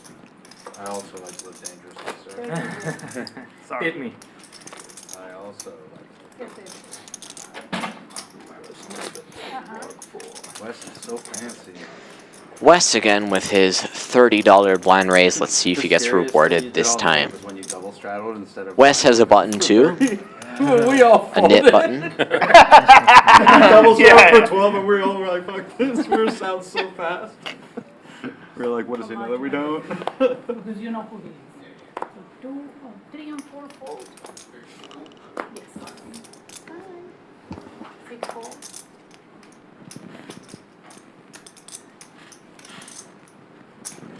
Mo with a button is going to raise to $80.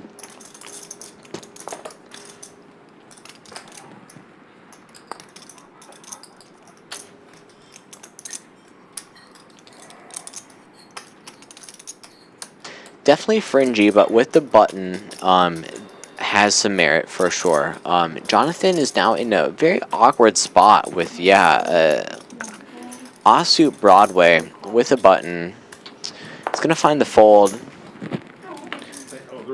Wes, of course, is going to defend his blind raise. I don't think he has any folds in this spot, if I'm completely honest. Oh, just a Rosen? And we see a flop.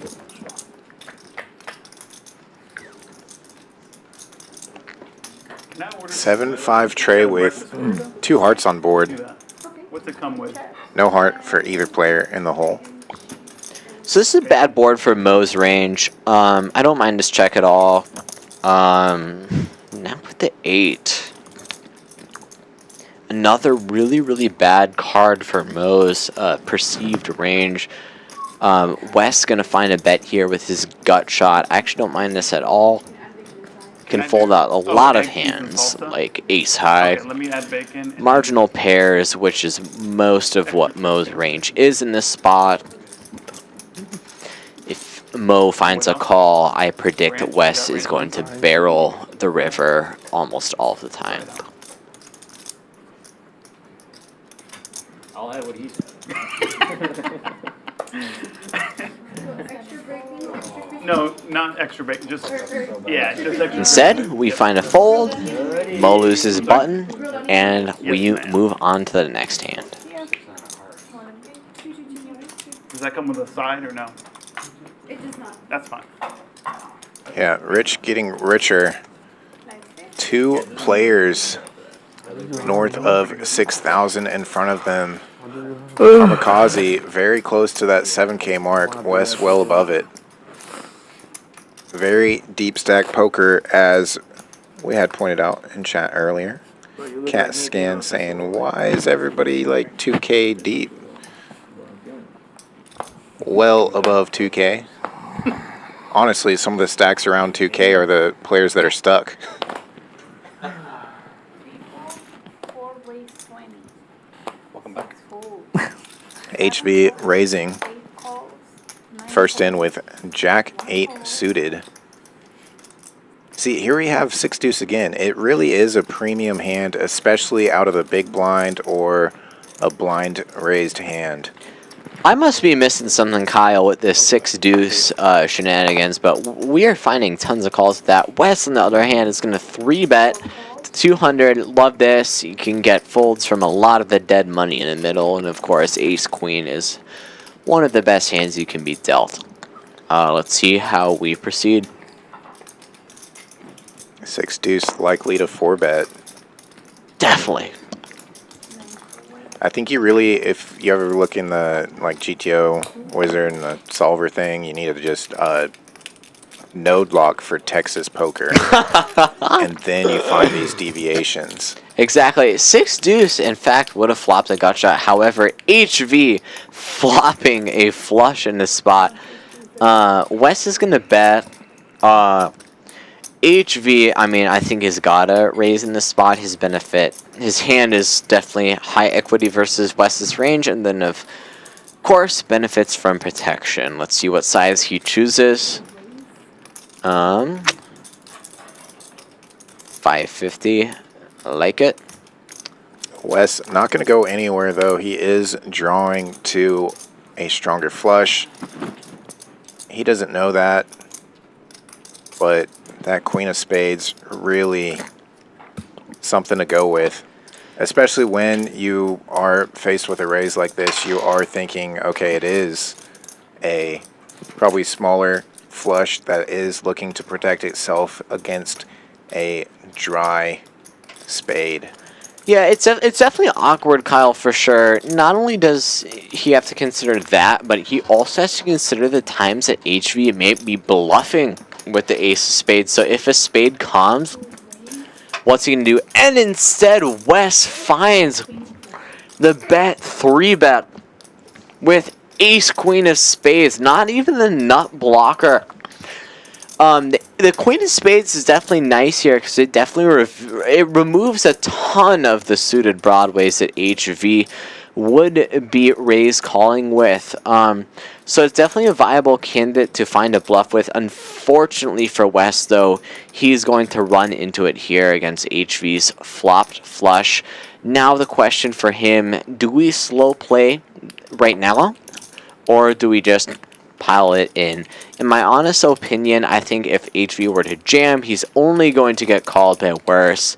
I would like to keep in all of the ace X of spades, all of the bluffs, and see a turn in this spot. Yep, well played HV. We're going to find a call. Let's see a turn.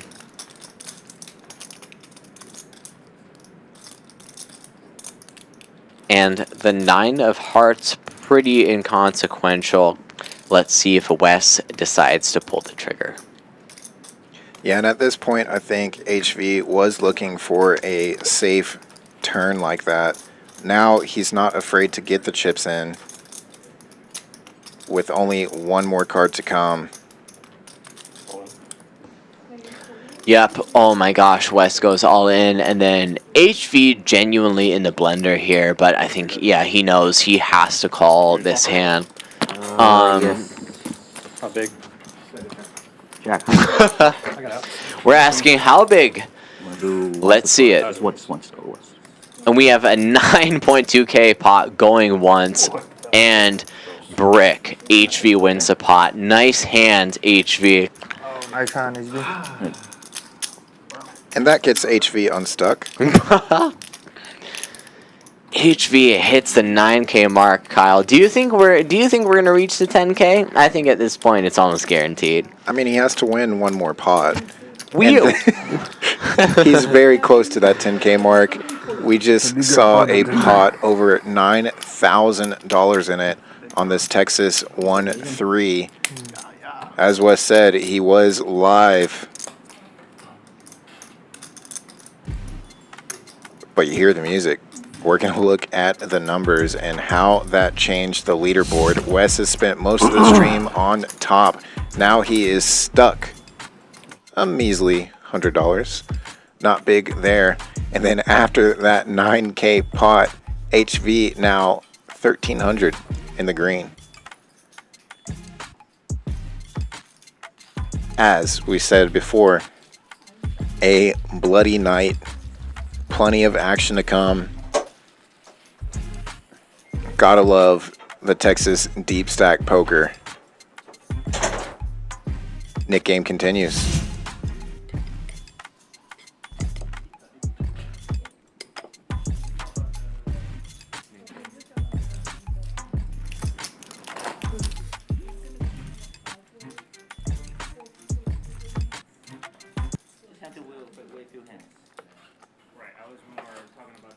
Looks like we did have a sizable add-on as well from Wes. So that chip strip, his stack, there's still 4 left. It's going to need a little bit of updating there. Looks like about 4 or 5 yellows there. About 4 purples as well. Again, those oversized chips. The 500s you can pretty clearly see. Purples are 500 and the yellows are 1Ks. We also have Josh, the gym rat, coming into the 5 seat, joining the game. Known around Houston to be more of a PLO player, but isn't afraid to reduce his holdings to just 2 cards. It's PokerGymJosh. Well, you know, sometimes when you need cash, you go to the ATM, baby. Oh, everybody got. Oh, okay. Just this side of the table. Yeah. Oh my gosh. Wes is going to 3-bet here with ace 8-7 offsuit. Definitely on the looser side of things.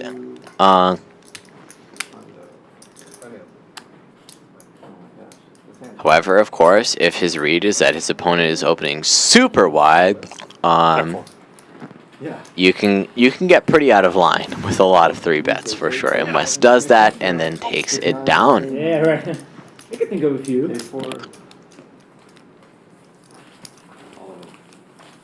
there any hand that's not? You gotta go like 8-4 off or something to, you know, to not get some kind of notoriety. Straddle. Yeah, I got him. I'll put his money in the pot for him. H.V. If you're out there watching and you haven't already done so, don't forget to drop a like on the video. Listen, say. Support all of this crazy action that we're witnessing. Be a bigger guy.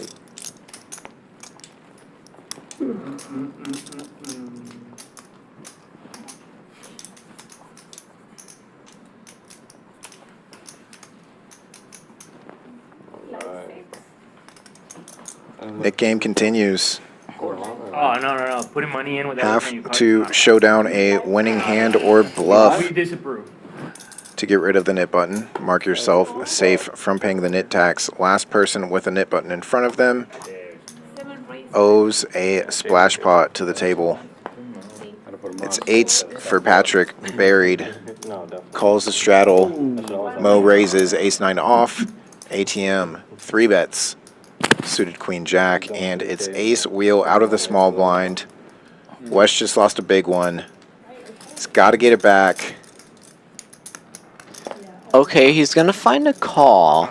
I would have predicted him to squeeze 4-bet, cold 4-bet this hand. Usually your suited wheel ace X, especially ace 5, likes to play as a 4-bet in this spot. However, there is some merit to calling as well. We see a flop. Heads up, 43 in the middle. And most of the wheel now, plus backdoor hearts for Wes. He checks it on over to the pre-flop aggressor. Backdoor clubs and 2 overs for ATM. That's the one that continues. Yeah. I personally would love to see a raise here from Wes. Never mind. Okay, so he's going to call. And then I got 1K back from somewhere else. Why a raise might be beneficial is because you could fold out a lot of worse ace X. And then you can also pick up equity on a ton of turns. However, at this turn, he's going to get the 5, which is definitely good for his exact hand. Let's see if ATM finds a second barrel, which he's going to, it looks like.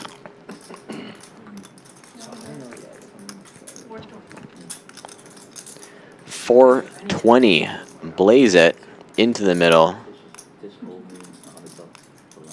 Oh, he does. He doesn't owe me anything, so I'm gonna have to pay for my own. You're mentioning check raise flop. I wouldn't be surprised if we saw a check raise turn here when he does hit his hand. Thanks for lunch tomorrow, buddy. ATM trying to, wow. Oh my gosh, Takes it down. ATM wins. Does not have to show with the button as well. Finds that aggressive double barrel and actually gets the best hands to fold. Well played, ATM. Nice hand. Yeah, I think ATM was definitely going to try to find that 3rd barrel and just tell the story of an overpair on that 8-high board. I don't know. Probably would have rivered a 4 and his aces would have made a wheel, you know? Pretty big for a 1-3 game. not have a. What's also Yeah, kind of so nice the about thing is barreling Queen Jack And there y'all are is that you can get some better Ace X's to fold. And This is if 100% Wes is Houston floating there. super wide, 1-3, we're not in everybody has position, 1,000 on the table. then Fuck. I bet there. I know. It's It's really good. 100% Houston game. Bro, I we was move telling on. him the first time I came here to a stream, Eddie was like, "Yeah, it's gonna be a 5-5," and I'm like, "Sweet, I'll play 5-5." nice. Like halfway through the night, like It's the easy straddle 5-10 was game. 200. I'm like, "What the fuck is going on?" Fisherman here with a suited king. Based off, yep, he's gonna find a call with a button. Yeah, the 5-5 plays like a 1-2, really. Nah, not on the screen. He meant 100, 200. ATM raising with ace 5. One of my favorite hands. I do like this. Super small game.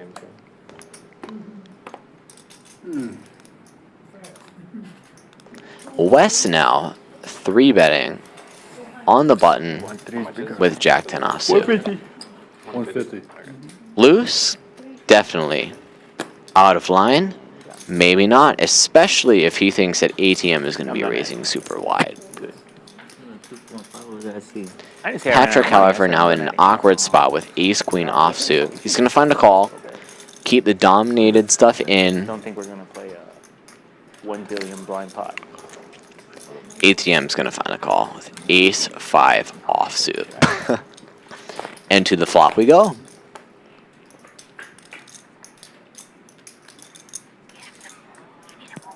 Relatively action 1. We got Wes flopping just middle pair. Patrick, however, flopping a gut shot. It's going to be a good board for Wes's range. However, he has a middling hand, so he's probably going to check. Definitely a lot to win this bet now. The under gonna come in, and there is no way they win by 18.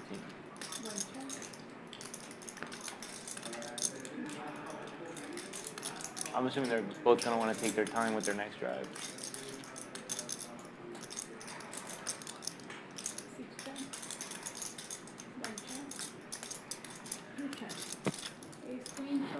Yeah, that hand kind of played itself.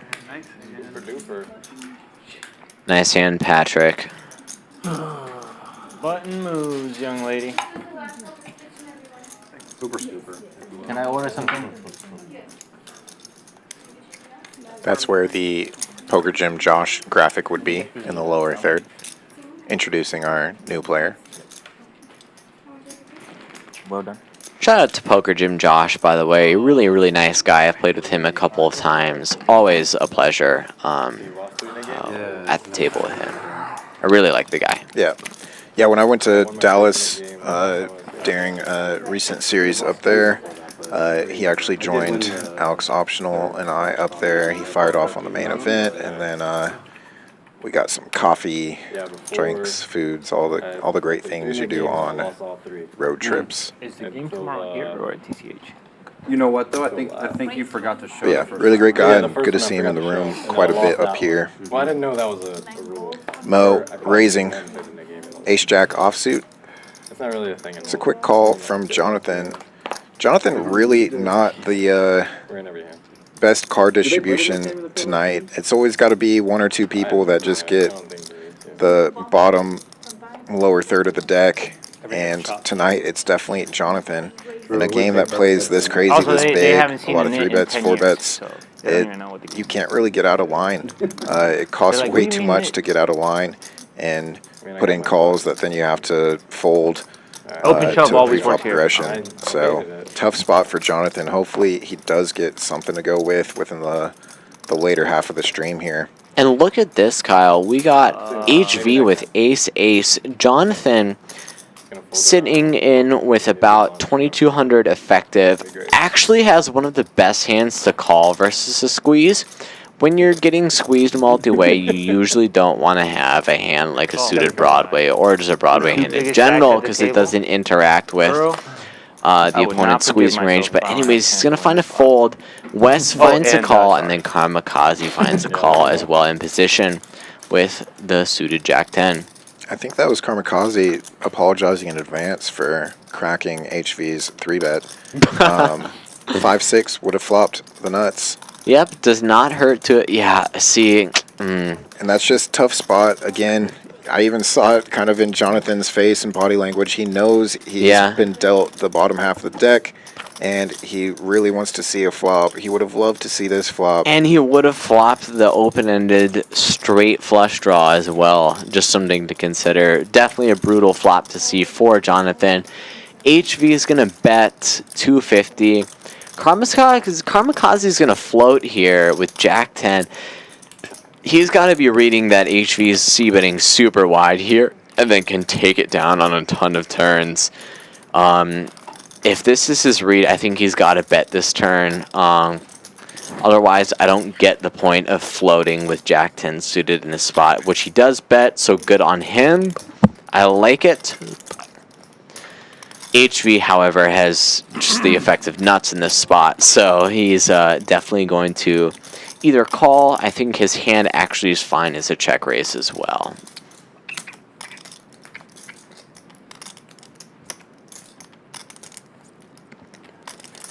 Call option is chosen, and we see a river.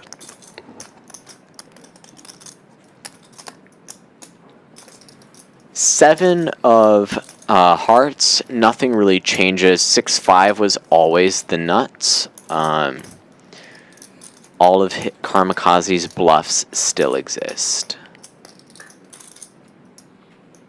And he is going to choose to fire, and HV is just going to have a clear call in this spot. Yep. Oh my gosh. How do you get those? There it is. And the rich get richer, Kyle. Look at that. HV up to $11,200 at a 1-3 game. Obviously, this isn't the 1-3 that you would normally expect, but it's still pretty remarkable. Yeah. A remarkable run. I'm waiting for him to text me to see if I want to go eat after the stream. That's usually the routine, unless he just has a terrible session, then he just wants to go sleep. But yeah, and it was funny because when he walked in earlier and I saw him, I had a big lunch earlier, so I was like, look, man, I'm probably not going to want to eat after the stream. HV is a very generous guy, by the way. Always willing to treat his friends. He's done that to me many times. Not only a really good poker player, crusher in the games, but also a gentleman at that. Anyways, let's move on to the next hand. We got Fisherman raising up to $50 with ace-10 suited. Jhonathan also with ace-10 suited. He's going to find the call.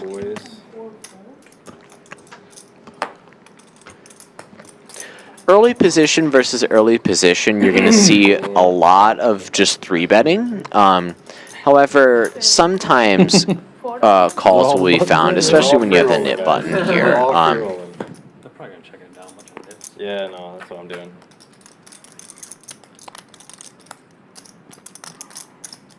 Check, 100. Eight bids 100. I don't mind if y'all all fold. It was a sick cooler. I had to bluff Jack high.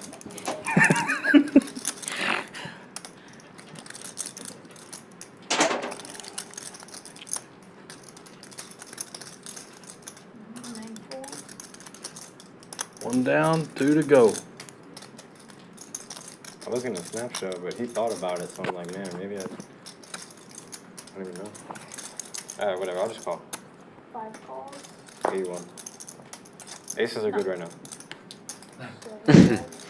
Aces are indeed good right now. However, that's not what they got.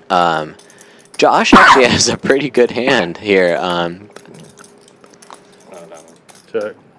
5 and 8 check. Check. Oh, man.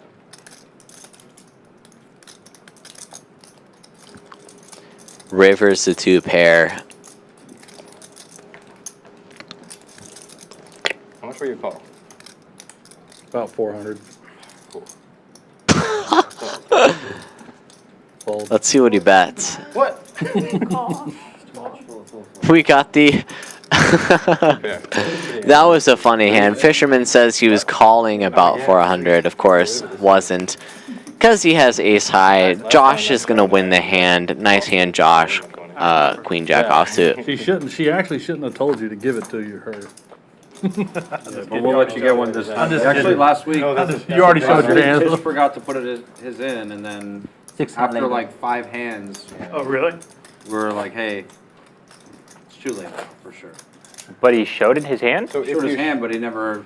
So if you show it and you don't put it in, That sounds how do like I know? shitty. I would have given it to him. Yeah. No, no, he winning the hand and then. The button's just a marker. What matters is showing the hand. Right. Well, they waited till he won again and then told him, hey, by the way. Yeah. Like, Yeah, they would have told him. They were just letting him, like, Oh, think that but he did. but he was in fact out of it at that point. Correct. Okay, that's fine.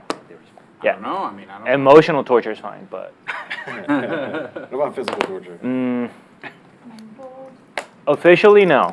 Guantanamo Bay. eh. No, at the poker table, buddy. Come Oh,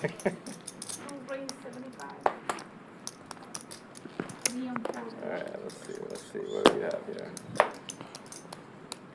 Right now, we got 95 people watching. Let's get this to 100, guys. Come on, if you're watching, share this video on your social media. Share it to a friend. Get this number up to 100, please. I'd appreciate that. Wes, on the other hand, is going to be 3-betting with ace-10 offsuit.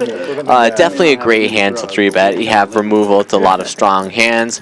ATM's going to find the call with king-8 suited, but flopping the flush draw with a gut shot and an overcard. This is going to be an action flop. Wes also has the ace of hearts, which is definitely a good card for him. You're going to want to be betting this hand super deep stacked because you can find bluffs on hearts, runouts later in the hand. what more do you want?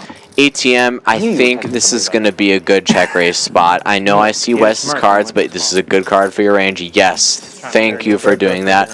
Well played. You're going to fold out a ton of hands like ace high, loose stabs, and also when playing deep stack, the hand like kings or queens or aces is going to be feeling very uncomfortable on this board. Really nice play by ATM. 11 minus 7 is still 4K profit in a 1-3 game. That sounds pretty solid. I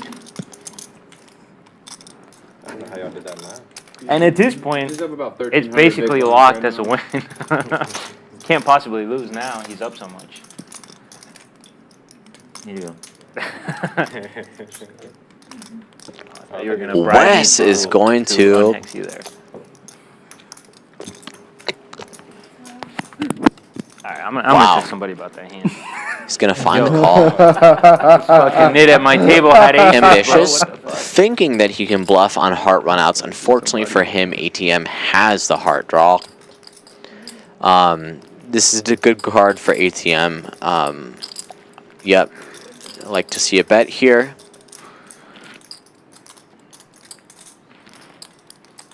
He's going to choose 440.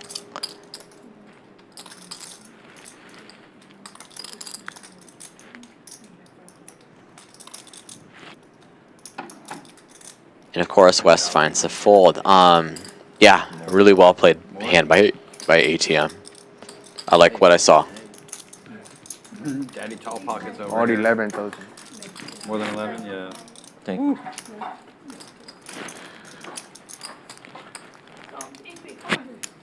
Huh? Every time you raise Wes, I got Jack 4. They want to count it for Yeah. Count that stack down. We all want to know how rich you are.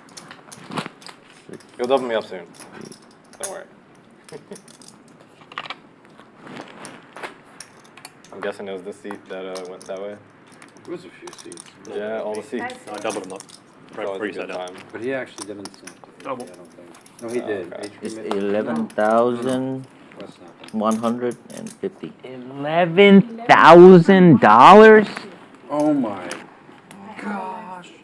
Jesus Christ. Yes, guys, $11,000 in a 1-3 game. You're not even going to see this in Vegas 510, Kyle. Like, it's pretty remarkable how this game plays compared to your average game. And it's so amazing because he's only up like 1,000. No, I'm kidding. Friendly needles to HV.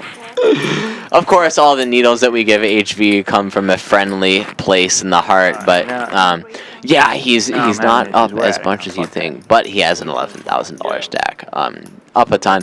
Mo's going to find a 3-bet here with ace-9 offsuit. Let's talk about the bingo card, Kyle. Mo finding a 3-bet with some bullshit hand. This is definitely some bullshit hand that you're not going to find 3-betting from the small blind very often, but Mo does it anyway. Lydia, can I get players? And he actually does have the best of it currently. He is playing 3-handed in the net game and 3-handed in this hand. How about 2 per? Wow. Just 2 pair for Jhonathan. Super connected board, 2 diamonds. He does hold the dry king of diamonds. But and the sick thing for Mo is he actually has one of the best hands to be bluffing with on this board. Having removal to straights along with the nuts. You guys go 3-way.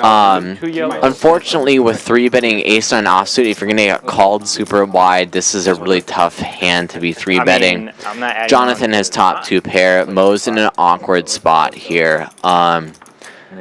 With this SPR. No, you can. It's gonna find a Just fold. lose a few pots, and then it won't be so bad. Totally fine and reasonable. It's just like a really, really rough spot. Jonathan's gonna win with top 2. Well, Mo as the 3-better for Jhonathan to then pick up the betting lead on the flop, that is pretty strong, especially given multi-way and that type of board. So Jhonathan does take down the pot on the flop and gets rid of the knit button. Now Mo and Fisherman heads up in the knit game. So I have 2,400 coming. Okay. For all of you that is relevant to. Something weird that I noticed, Kyle, is a lot of the times the guys who have the best PFR because the whole point is to get you to not oftentimes are heads up in the knit game. Like Mo in this case, like definitely very aggressive, 3-betting that ace-9 offsuit, but still just can't get it through. It goes to show that a lot of this game is just your post-flop play, seeing what you can do with wide range. You think you're better than us? HV, huh? And in this spot, Mo's gonna have to be super wide because he's heads up in the knit game, and he's gonna be in position in this hand. So Mo has a lot of incentive to play super wide. He's going to find a fold, though, with one of the worst hands. Unfortunately, there's nothing you can do. Fisherman's going to be in there with 7-5 suited. Blocking that the last 2 hours. Because you're directly my left, you know, so it's like I have to even out the positional disadvantage. That's what's going on here. It's like a little jujitsu. Not intimidate as much as like, you know, keep it in check. I don't want you to bully me either. I'm just gonna take a dinner break for an hour. Can we go twice on here or no? Lock it down. Hey, your second biggest pot of the night was against me, and I was drawing dead on every street. So this isn't. I had no outs. I had no outs. What you doing that pot? I don't know, man. You fucking checked to me, and I couldn't win, and K-deuce. I had 0 outs. I mean, on the flop, I could have gone runner, but on the turn, I was drawing dead. Straight. So bad. Got a gutter and a backdoor. So bad. I wanted to scare your river. So I can't get unstuck. You know, if I'm not playing some hands, so I gotta get in there. Depends if a club's coming, how big you betting. I was gonna go fucking huge. I don't know. It's very close spot. No, I know you'll calm me down with fucking 3rd pair, but sometimes I'm gonna have it. Here we are talking strategy at the table. Definitely one of the things that I feel like I can make the call with the ace. Probably. Religion, politics, strategy. We want to avoid that for sure. Is that what you said? Mm-hmm. You put on a tap and you they're like besties, and Tish gets to see him crush my soul. HV. Yes, Karmikaze. I'm seeing a lot of soul crushing right now. It's very fun. It's very fun, to be honest. And you're going to find a raise here with King. Oh, never mind. We are going to. Wait, what? Is that a blind raise or? You could have given me an 18. I am unsure, but either way, we are in there with King 9 offsuit. Leave your big bet out. Kyle, we have 8 deuce offsuit, not the 6 deuce offsuit that we were talking about earlier, but 8 deuce, a little bit better. That's depending on your perspective. The 8 can really get you into trouble. 6 deuce at least can flop a straight, and we have a 4-bet. What is going on right now? I don't even. So the feeling about this hand was that shenanigans were This is on the horizon. this is beyond any type of. I can't even commentate this hand anymore. I don't know what's going on. We're just clicking buttons. I got it from here. So we had a small 3-bet, a min 3-bet to 24. Then we had another small 4-bet to 60. Now we have actually a raise to 245 from a respectable ace-queen offsuit on the button. It's going to fold all the way back around to the ace-queen. Oh, you got that purple. If you didn't know that purple, I might rip it. Alright. Look at one. Yes, chat. The only strategy talk that we should be saying is in the commentary booth. That's our job here, and Kyle's doing a nice job breaking this down here. We got a 5-bet with ace-queen offsuit. Obviously, against the hands that we see, this is pretty good. Ace-queen in a very dominating position. So the sick part to this, though, is Mo folds and now pays the nit tax. Yeah, that's if it was against another player, like Mo's he actually knows. very disciplined with just fold, set the nit penalty, 200 to try and but save. a lot of players in that like table configuration, and with the nit game on, are going to be super aggressive there. They're not going to believe Fisherman actually has a true 5-betting hand. They think he's just trying to get Mo to fold and the nit game, and that's what happens. I 100% agree with that, Kyle. Sometimes you just got to take the L in the nit game. I know it's unfortunate. It doesn't look great, you know, being labeled as a nit. Definitely sucks, but sometimes you just got to pay up the money so that more money does not get spewed off in the future, and Mo chooses that route.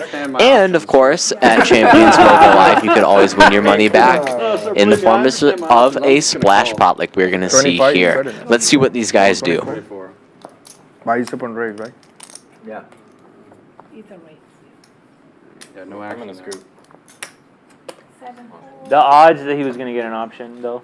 No, it's gonna be 48 for sure. Good. There's the. Oh shit! I didn't realize the greens were under. Looks like Patrick actually blind raised to $24. Sorry, I didn't mean to raise that much. Which you can do. We cap the straddles, but blind raise definitely legal. I didn't mean to raise that much.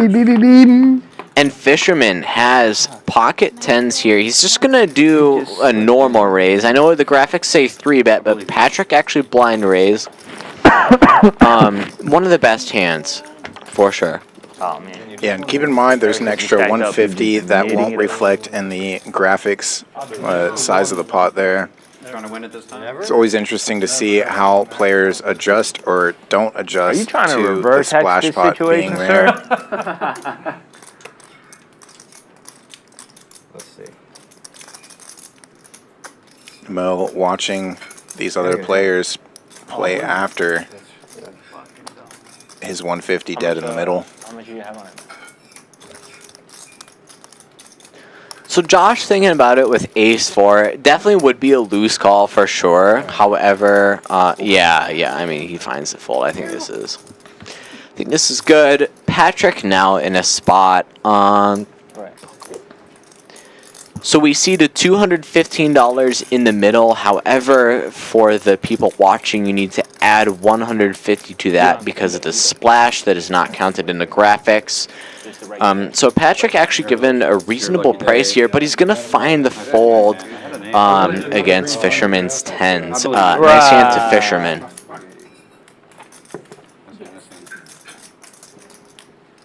I'm just glad you don't shove. I have to 89 people watching right now. Yeah, Again, he said he guys, was down. please Yeah, share when this with your friends. Let them You know know he was down about when he was the willing to take a crazy button when shenanigans there's that only is 4 left or happening in whatever. Houston Poker right now. Let's get it up to 100 viewers. Come on, get some hype in the chat here. I love this table. Gotta speak it into existence, you know? Mm-hmm. HV knows all about that. So I'm gonna double up. Not this hand though. That hand. This is actually kind of sick. I feel like literally every person can double up.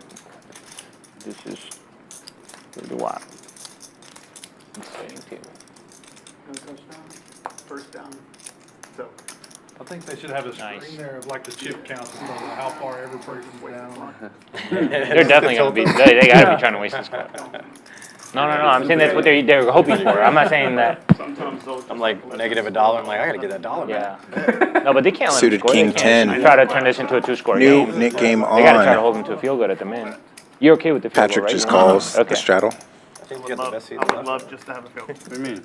at the table. Well, what's the actual spread? Hey, what do you mean? 5.5. 5.5. Oh, okay. Again, super interesting, Kyle. Seeing some of these limps I got him at in the Nick game. No. Obviously, when there's so many nip buttons out there, you are incentivized to play hands to lose your nip button as early as possible.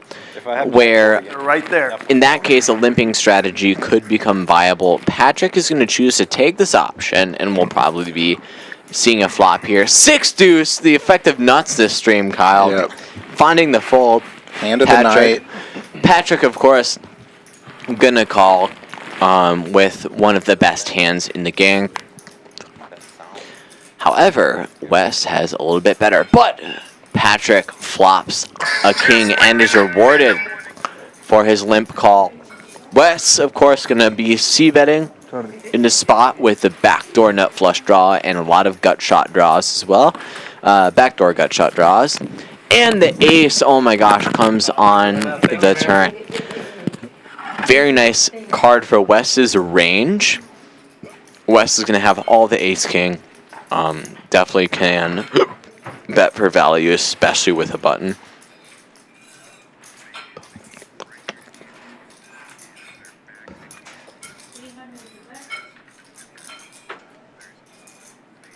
He's going to choose 300 into about 420.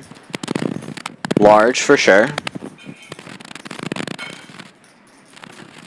See if Patrick can find the call.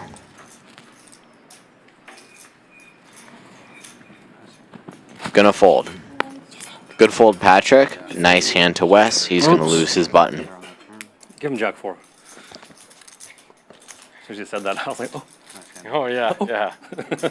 No, Jack 4, we're in there, baby. I'm at least peeling 100.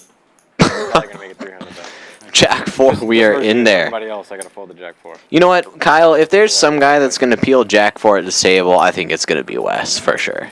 Definitely. Wes or PokerGymJosh. Yeah, PokerGymJosh. He He's likes also to get good in for there. it. Yeah. Let's see. I just want to waste some time. Couple of knees would be good. Couple of knees. First down, and it's I like to see a Jack 4 on Wes's blind 30. I think that'd be fun. Score, does it mess you up? Yeah. Oh, okay. So where are they at on the still? They're on the But they're not 15. trying to score. Right. They're just trying to run the clock. Correct. And also field goal he's good with. Yeah. So they have a big incentive to do this. My fault. Looks like they tried to- Graphics a little bit lagged right now. We are seeing them on the previous hand.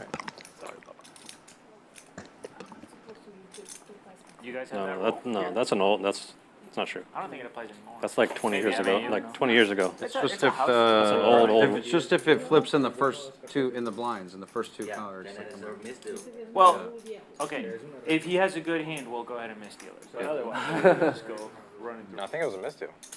No. No.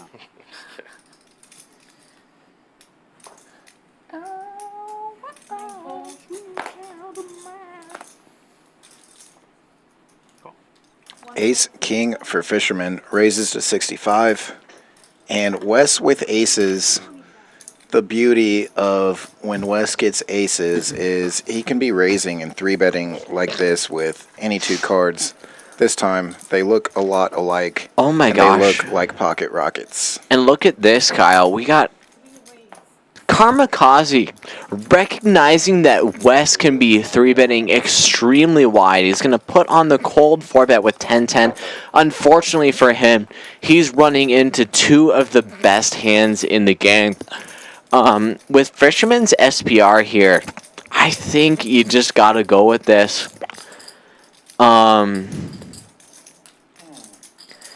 You also have to consider like the wideness of the Nick game, of course, and then you're always flipping with queen. definitely a tough spot with Ace King offsuit for sure. Hard to say in game what he'll do. Let's see what he does.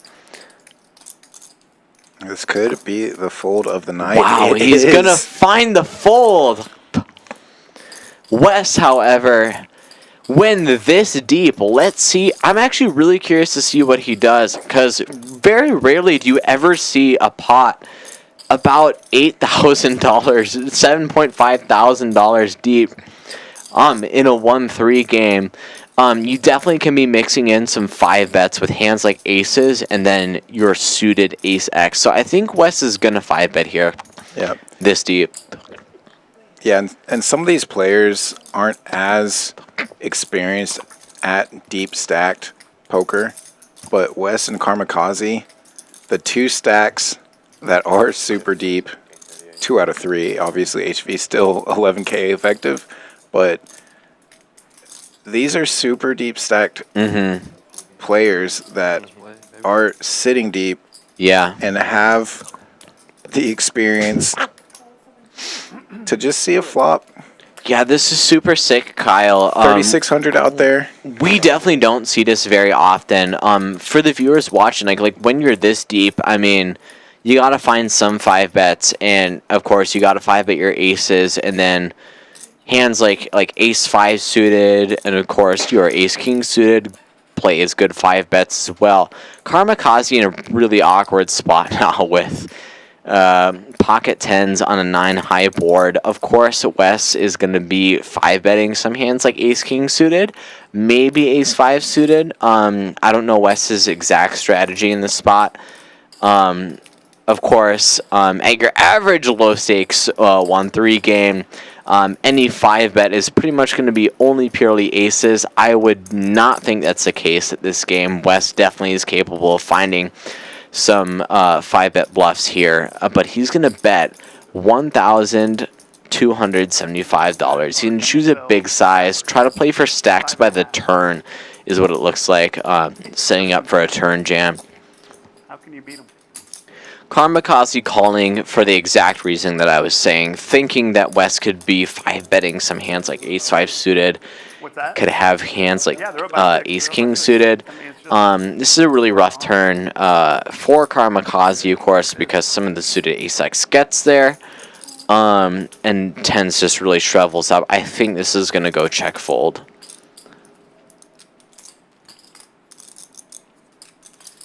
Yeah, even if Wes didn't have queens, kings, aces, even jacks, the suited ace king gets there.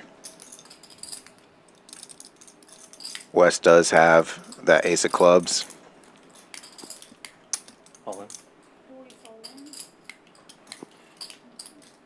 And now it's just a leveling war mentally. Am I good here or not? Was I behind the whole way, or am I safe on this 9 high run out? So for Karmikaze to be calling this river jam, he has to be reading or assuming that Wes is capable of bluffing with a hand like ace 5 suited at a pure frequency, a hand like ace king of spades maybe, trying to put him to the test. If there's any other maybe worse suited ace X, like we're having to get really inventive here with bluffs for Karmikaze to find a call here.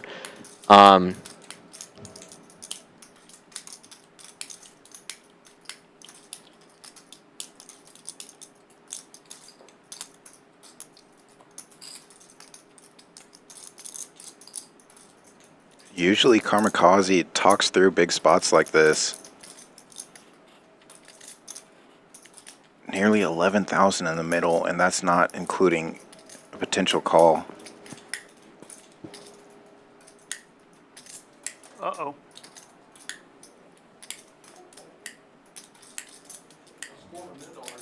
No. If Karmikaze finds a call, this would, I think, actually, Kyle, this would be the biggest pot in all of the 1-3 live streams, but he finds the fold. Yep. Good on him. I think this is a good fold. You're not really beating much here, Karmikaze. Well played. No nib button. you were either way ahead or way behind the whole time. And sometimes some marginal spots you almost just want to overfold. Protect the stack that you still have. He's still sitting 7K deep even after that fold. And now Wes north of 10K, close to 11K. We're going to have another dealer change and remind you about Texas PLO Roundup. PokerGo Tour comes back to Champions. So not only are we going to have some high stakes tournaments, all 4-card variants, but we're also going to have PokerGo Cash Festival. Phil Helmuth and friends are going to be back here at Champions. We're going to have likely Brent and Jeff back in the booth doing commentary work throughout that series. It's November 16th through the 25th right here at Champions in Houston, Texas. And before that series, we have Fall Poker Open. October 16th through the 28th, I'll be playing during that series. I'll also probably be doing plenty of commentary work. We do stream our final tables during these series. Always great to see the high-level play and just the testament to the fields and great turnouts that we have each and every tournament series. So save those dates. October 16th through the 28th, Fall Poker Open, and November 16th through the 25th for the Texas PLO Roundup. That is a PokerGo Tour series, eligible for PGT points. Plenty of Hall of Famers will come back out again. We just recently had Texas Poker Open, which was another PokerGo Tour series. It was amazing seeing who was walking around the room here at Champions playing the high buy-in events, and you can win your way into those series, both the Fall Poker Open and the PLO Roundup. Plenty of satellite opportunities, and if cash is more your thing, you know that cash games are great. But you're winning, right? I mean, you're good. You can't lose now. Absolutely, Kyle. I mean, I love seeing all those high-profile names that come here in the series, and as a cash game player myself, the games are really, really good here during all the tournament series. So please come on down, Champions Club. It's really great here. But anyway, so we have some action here. So Wes is going to raise and then call with ace 5, 8-5 suited from the cutoff. Spades dominated Karmikaze flopping top pair. I don't think. Hey, look, over and under was what, 45? Look how close they are to that. Let's see, Karmikaze. I mean, Wes is probably going to find a call here. They're at 43. Yep. So if they go down and kick a field goal, it goes over. Yeah, but they only start at the. They're going to squib it to burn the clock. They're not going to kick it to the end zone for them to start at the 30. Well, if you squib it, they can 9 of clubs. get it further. Those backdoor clubs coming in for they're not neither gonna kick it to the player. end zone. They're going to make them run it, you think? I bet they're going to kick it to the 30. Spade turn would have been more fun. It goes check, check. Burn a lot of clock. And 6 of hearts on the river changes nothing. So Ace Jack, the best of Wes is it. in an interesting spot here. He has a hand that definitely can bluff to try to fold out hands like pocket 10s, jacks, queens, depending upon the size that he chooses. Stuff is weird. You have to announce like if you're doing like Yeah. However, he chooses to just check and then fold. Definitely fine and reasonable. If his read is that his opponent is going to be calling with all of the hands he's trying to fold out, of course, then a check is definitely fine. Move on to the next hand.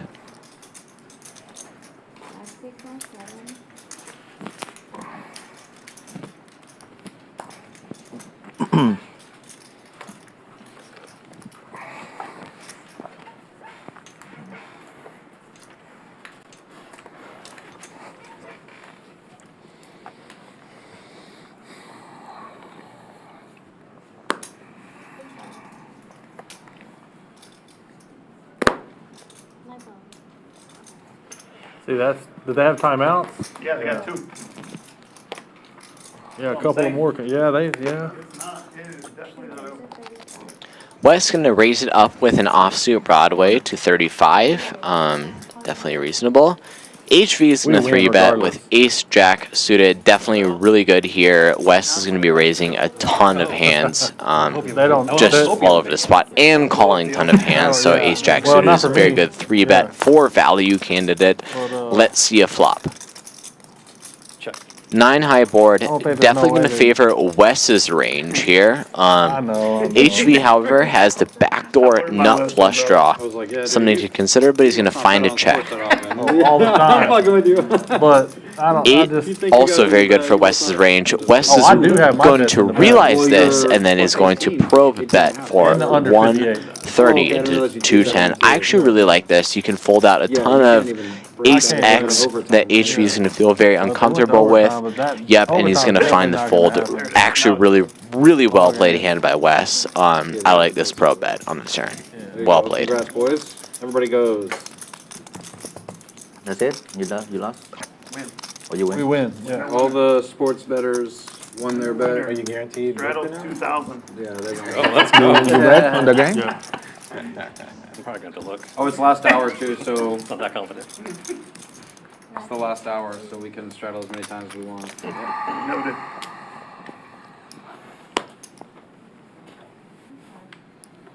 Oh man. Y'all see that? No, no. Could you beat Ace King that hand? They got When good guys, I they said did I'd good. play down Ace King? I figured both of y'all Must have probably been a 4. could. That's probably why they said no.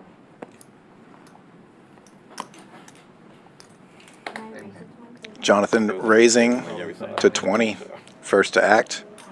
Again, this is probably one of the best looking hands he's seen tonight. And it's sick because it's towards the end of the stream here.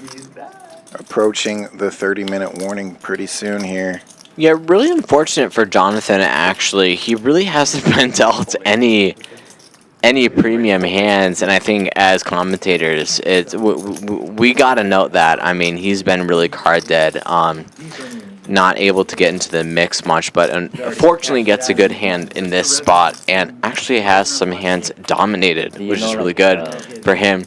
We're going to see a flop and a swing and a miss for him, unfortunately. Yeah. Josh actually takes the lead, hits his kicker on the 7-high flop. Everybody's playing big cards, so all baby cards on the flop. It is a baby pot as well. This bet from Jhonathan's a little bit dicey. Could be because he's card dead, or that his read is that his opponents are so wide that c-betting this flop becomes really good. Unfortunately for him, though, he's going to run into top pair. Josh is going to go nowhere, and if Jhonathan were to check, I think Josh is a clear value bet here. He's actually going to raise, which I think is actually not too bad if his read that Jhonathan is c-betting really wide. His hand benefits from protection and can get value versus flush draws, and then also ace high, which that one you told me, and I'm trying to remember would continue, but of course that Jhonathan is king high, so he's Appalachian probably going to fold. The Jets, yeah. I like it.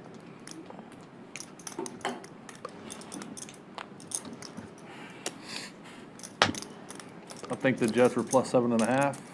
Oh, that's good then. If it was plus 7.5. You said plus 7. No, it was plus 7. That's right, plus 7. Green 7. But I still think they're going to win. Yeah, but 7.5 would have been. Jonathan folds, Yeah, and for sure. Josh gets rid of his knit button. Nice hand, Josh. I'm just excited to get my nib button. No problem. Thanks for giving me those awesome cards. Says Papa. Can we change, please?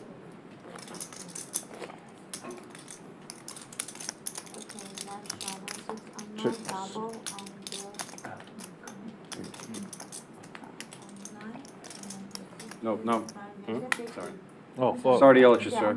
Oh, no. Hey.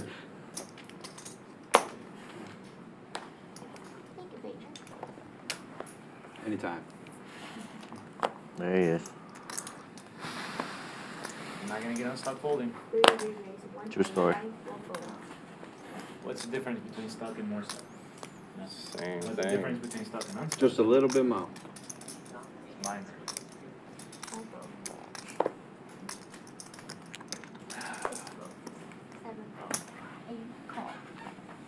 Your thing drop. What's up? Yeah, yeah. Appreciate it.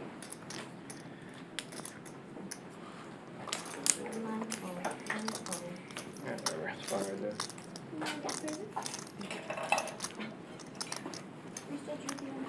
Wes going nowhere. Karmikaze, though, is going to find a 3-bet with Queen Jack offsuit. He doesn't have a button, but his read must be that Wes is raising super wide and then wants to isolate versus that wide range. So that's why he's 3-betting with Queen Jack offsuit. Unfortunately for him, though, he doesn't flop a good for that hand. However, turns second pair. Good showdown value. Gonna go check check. And oh my God! Look at that! We find the set on the end for Fisherman. How is Fisherman going to get the max value in this hand? I mean, Karmikaze probably has to call in this spot. Yeah, he asked for 160. And as played, you don't think you're up against some Ace X. It's potentially the straight that got there. Some weird 2-pair. 7-9 suited. Maybe you are sharing that jack, and it went jack 9. Karmikaze just has to consider how many Ace X he's going to have here that he can actually call with. He's going to find the call, which I think is kind of reasonable. Yeah. In this spot. I'm paying there. 100% of the time I'm paying there. It's a very small size too. If the guy would have gone bigger, I think you can actually find a fold with the second pair there. However, he took a smaller size. Well played on Fisherman. Got the max value in my personal opinion versus his exact hand. Let's move on.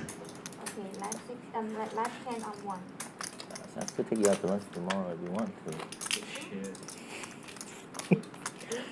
I mean, I'm gonna eat it at this pace,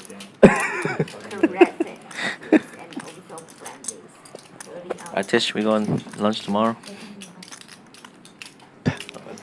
Yes, HV, please, let's go on a lunch date tomorrow. I'd really appreciate that. However, we still have about an hour left, so I hope you don't get stacked.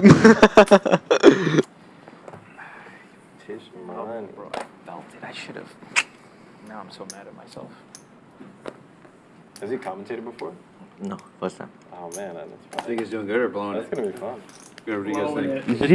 He's probably zero chance he's blowing it. 0 chance he's blowing it. Zero chance. He's crushing. He's crushing. He's probably making fun of me big time. You'd be surprised, man. I've actually been really happy with your play. I'm not making fun of you at all. I've liked what I've seen. He might just think it was a tough spot for you. Yeah.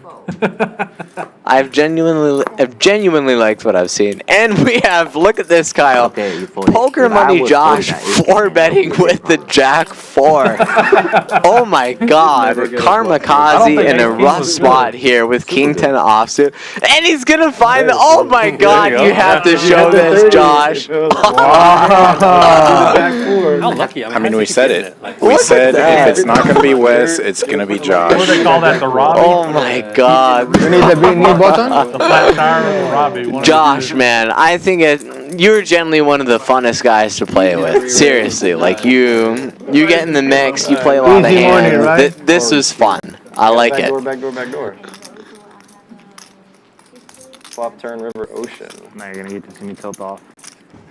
You recognize that he was 3-betting light, and you just said, "Fuck it, let's 4-bet." Well played. Like to see it. Just because I told him. I don't want you to bang up on a 1-3 stream. That'd be too thin. Maybe a 25-50. Like, okay. I would rather punt up here than that game. That was huge. I was gonna be in for like 50K. I mean, not to start, but that's probably what I'm planning on being accessible. Punting?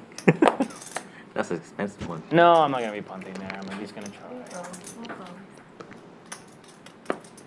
I mean, you almost have the same feel as the 510. It's just the other guy.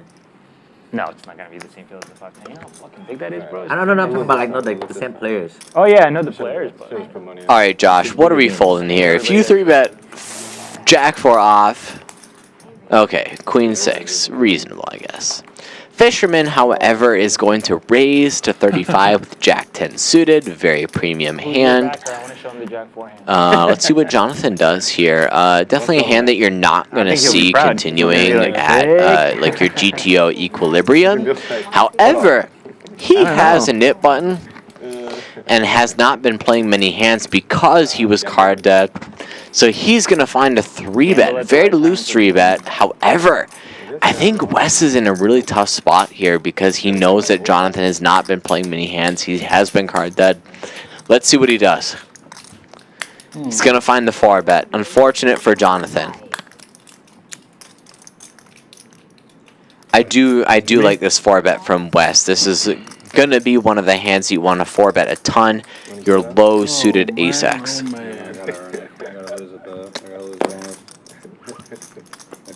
Fold. And probably fold. You're good. You got it. How much is the bid? I didn't sleep today either. 425. Want to sleep at 3, wake up like at 6. Yeah, again, when you're as card dead as Jonathan's been most of the stream, Headache it was? you keep just thinking people are like running you over, pushing you around. But we have complete information. We see the cards. They've really had the better half of the deck all night long. You can see the frustration there. Definitely some frustration. Honestly, a well-played hand by Wes, but unfortunately, Jhonathan just has to fold in that spot. His hand is really bad. You think you're better than us? That's the first time that we've really seen him take an aggressive line like that. Like a baby HV over even here. with Must be nice. a lower value holding. Like a baby. He's trying to make the cards work for them despite their value. But it's worked out for him that he's been super patient. He would be stuck thousands by now if he was doing something like that every single hand. But can't blame him for doing that. And I actually do like that because everybody should at the table realize that he has been playing very few hands, that he has been card dead. He's known to be an action player. So if he does take an aggressive line, the table should be respecting that. Wes just waking up with a hand to put that 4-bet on and take it down. Yeah, I do think that's a very good analysis, Kyle. Yep. Anyways, let's move on to this hand now. We got a raise from Patrick with ace-10 offsuit. Definitely fine and reasonable. Fisherman's going to call in the cutoff. Got a bunch of calls with a lot of garbage here, but let's see a flop here. ATM is going to flop the best of it here with the King 8 offsuit. Just something to consider when you're going to call a hand like King 8 offsuit. You have to be prepared to call your flop C-bets when you do flop top pair. Especially if your opponents are going to be really, really wide, like they are in this spot. 9 of spades. Patrick's hand, I don't think is going to be really good to bluff here. Tell him that it hurts right He now. does have the ace of clubs, so he can bluff on some club run outs. Just something to consider. Let's see if he does it. 10 on the river. Oh my gosh, Patrick is going to flop trips.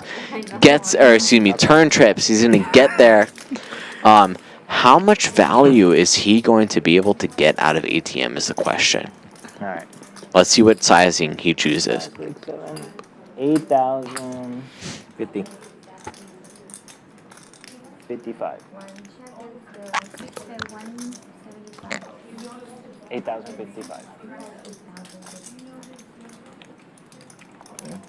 And if they need to highlight it, I'm in for 10K. Looks like the sizing was about 2/3 pot. Love the sizing from Patrick, to be honest. I don't think you can get called by much worse. Yeah, 175. Really good size. His hand is almost always going to be a weak King X. Patrick realized that and then capitalized on it. Really well played. Straddle Doodle. The only river I bought. Maybe the ace. Yeah. Maybe the ace. Because you don't click check queen twice.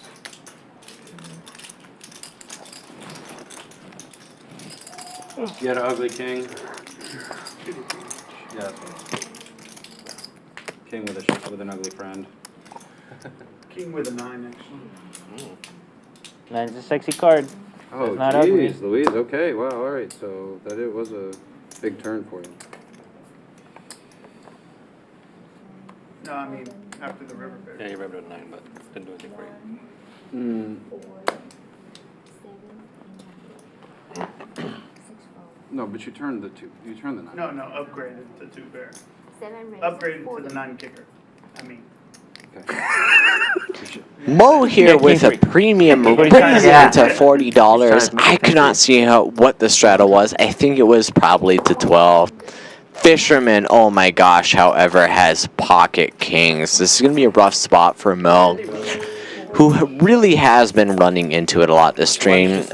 Josh, let's see what he does with Jack 4 this time. Found the 4-bet last time.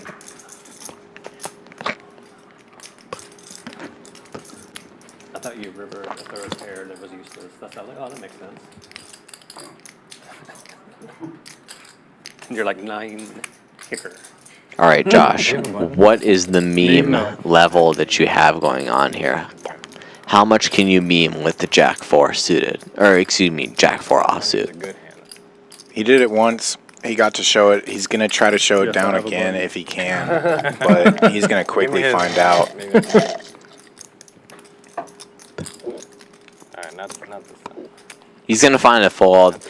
Good discipline, Josh. I mean, I know you wanted to mess around. However, you were going to find out that you were against 2 of the best hands in the game, Ace King and Pocket Kings. I'm all in. Fisherman with his stack going all in, I think is the best play here. You wanna just bet versus protection against a lot of ace X. I saved a lot of money. Mo in a rough spot with ace king off, definitely at the point of indifference. We can. No, I'm in for 10. Yeah. 1730. Remember when HV implied that he was better than all of us, and then I took that personally? I did not. Well, it was just fucking me with Wes. He was It was almost just a long con. 1738. Got 1730. 37? I would have tough to you.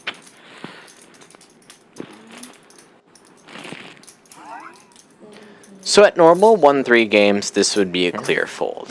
If somebody 5-bets you and you have ace king, you're up against kings or aces.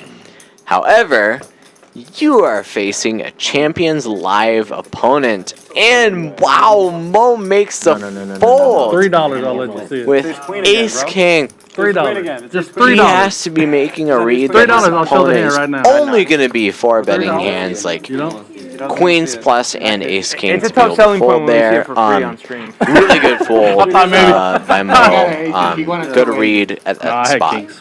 Wow. Kings? Yeah, I didn't want to see. I didn't. I see that. You hit me $1. You almost got an extra 300. Oh, 300. Really, Kyle, Mo has been running into it a lot this stream. didn't wanna Like see it ace flop king and versus aces, ace king versus kings in the spot. I mean, it's pretty remarkable that he hasn't lost more money. It really shows a testament to his ability as a player, for sure. Great players win the maximum, lose the minimum. Y'all in trouble. Yeah. His game has really improved over the, frankly, short amount of time that he's been a regular here at Champions. It's been probably 6 months, but we've really seen him grow over those 6 months. Jhonathan here is going to find a limp here with ace 4. Very interesting. We're in the last hour. He's going to take the 30 minutes left. just play as many hands as I can strategy while the Nick game is on. Yeah, I'm still in for that. A blind 20. I mean, Definitely I still want to do the three-way. fine and reasonable. And we see a flop here. On the turn. Terrible flop for this thing. I'm still in. Jonathan gonna flop best of it with a pair of fours. However, it's still bottom pair. I'm not doing it on the river, but red I'm doing it dynamic board. How bad is it? Okay. Josh is gonna donk out for $20. Very interesting, as HV likes to say. Let's see what he does with it after the action. Oh wait, no, Jhonathan raises to $100. I actually kind of like this because the best hands Josh can be betting here are pocket fours, which he has blocked this to. And not only that, if it was spade were to come on the turn, Jhonathan has a great hand to be bluffing with. I actually really like this play from Jhonathan. Well played, and he loses the nit bun. Really shout out to him for being as card dead as he was, as he has been this entire stream. I mean, I like your company, but you know. That's it, buddy. Let's go viral. Let's go viral. Yeah, let's play a hand. I played the Nick game already with Wes. What was the big pot? Did they say? 35, 150, How big the 450. big I pot bought. was tonight? That was 9K. It was 9K? Oh my god. Do they only call? Do they only count called? They're like actions for 9K? biggest pot? I would. Yeah. So when you jammed 4K in, there was Yeah. already about 6 out there. Yeah. Or 7 maybe. I don't count. So, I don't count that personally. so yeah, you don't count the extra 4. I don't. Yeah. I'm saying, so I guess Yeah. about 5K was the biggest pot. No, that pot was way bigger. No, than that. me and him had a 9K pot. Oh, that's right. Okay. Do y'all know the I record? count that pot. Like That's right. Yeah. For 1-3, that's a huge pot. For the 1-3 here. It's fucking absurd. Thank you to Russell in the chat. I really appreciate that comment. Yeah, dude, I'm having a fun time. Definitely having some FOMO in this stream. I mean, there's a lot of action going on. I wish I could be playing, but at the same time, I love watching these guys. A lot of them I'm great friends with and play with a ton. Anyways, though, let's move on here. Wes is going to find the 3-bet to pocket nines in the cutoff. Definitely like this. We wouldn't be surprised. Against a loose open. Try to isolate. Karmikaze, however, has ace-queen offsuit. Good hand to find a flat with versus a wide 3-bet range. I'll take the over on Mo's going to call 7-6 suited. Great hand to call with multi-way. I like it.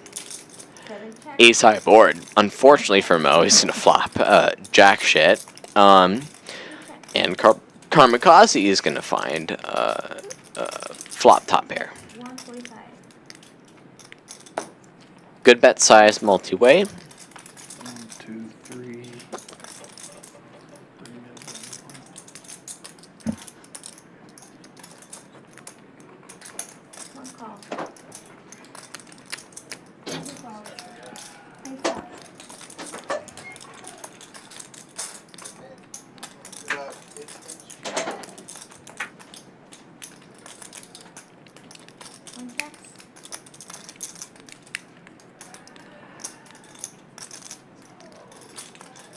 Oh my god, an HV, ATM has deuces.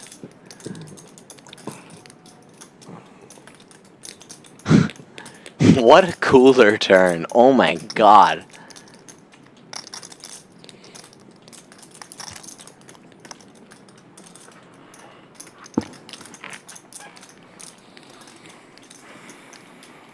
When this deep, I like to see a raise from ATM. It's kind of hard to get in versus a lot of the range that Karmikaze has. You want to be putting pressure on. Slow play is fine as well. It just depends upon how aggressive your opponent is, really. And to be fair, Karmikaze is the type of guy that could be finding bluffs in this spot here. However, the king of diamonds on the turn definitely going to be rough because, one, a lot of Karmikaze's bluffs get there, but also he's going to check back a ton of ace-x, which is not good for deuce-deuce. Karmikaze using a bet anyway, though. Going to go really, really thin in this spot. His read has got to be that ATM is going to be calling really wide with a lot of ace X in this spot to be making this bet. Or even worse. Because any ace X chops with ace queen. His read has got to be that his opponent is calling with king X to be making this value bet, or to fold out a chop. Let's see if you can find the call.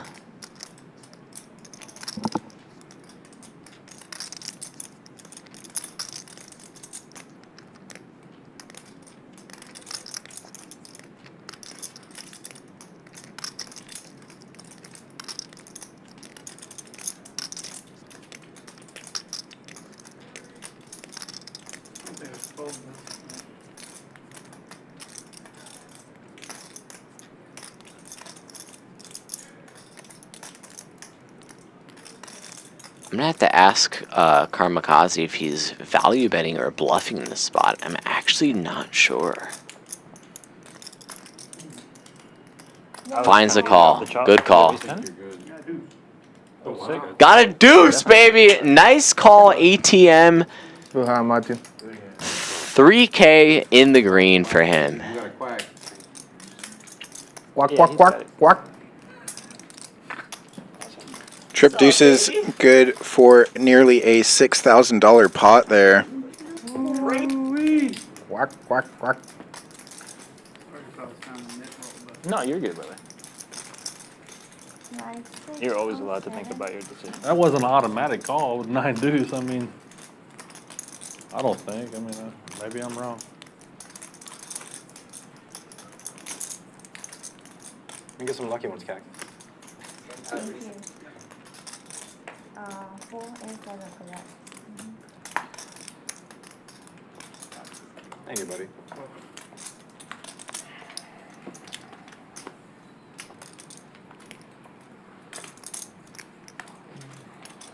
So we do have a special guest joining us to finish out the stream here from the commentary booth. He's already done playing on the felt. He'll be able to talk us through some of the hands that he plays. We are within the last 10 hands of the stream, but welcome H.V to the booth as he raises to 40 on the button with ace queen. Speaking of the devil, what a great spot. HV, tell us, walk us through this hand right now. Well, me and Mo left with the knit game, so we're gonna heads up in this game. So you guys will see how this pot get crazy and crazier.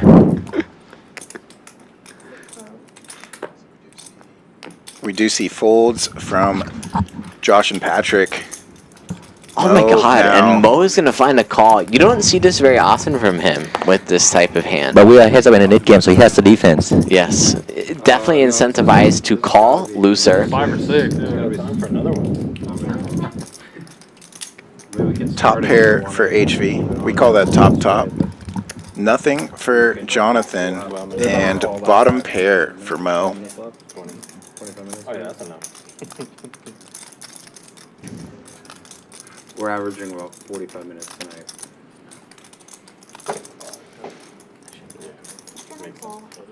Welcome to the chat, HV, indeed. Seriously, guys, let's get this viewership up to 100. I'm trying to get 100 views. Come on, like and share this. Like and share this stream, guys. We're at 84 right now. Come on. Oh, wow. Oh, my God. Two pair now for Mo. Kings up, top and bottom versus top. Sorry, no longer top. So in my head, I thought the king wasn't hitting Mo's range too much, so I was value betting this turn. But what caught me off guard is what's Mo about to do right now is.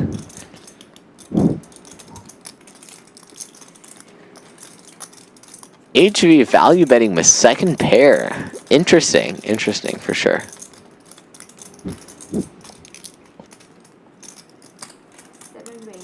So yeah, if he raises and you just said that you didn't think that king really hit his range, this has got to be a weird check raise to face. So for the viewer, you're actually going to see a lot of barreling from in position on a king turn. This is just a really good card for HV's range as a whole. Mo's not going to be floating with a lot of king X. So HV can actually go very, very thin here, targeting hands like Queen Jack, Queen 10, and of course the spades and gut shots or openers that Mo could have. So when I make the corner turn, I was planning to bluff on any space river, but what a gin river card. Oh my god.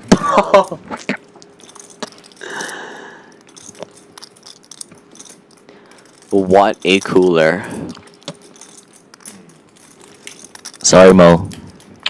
So in this spot, Mo can actually find some checks. What you're going to find at equilibrium is some of your worst two pairs checking to check call.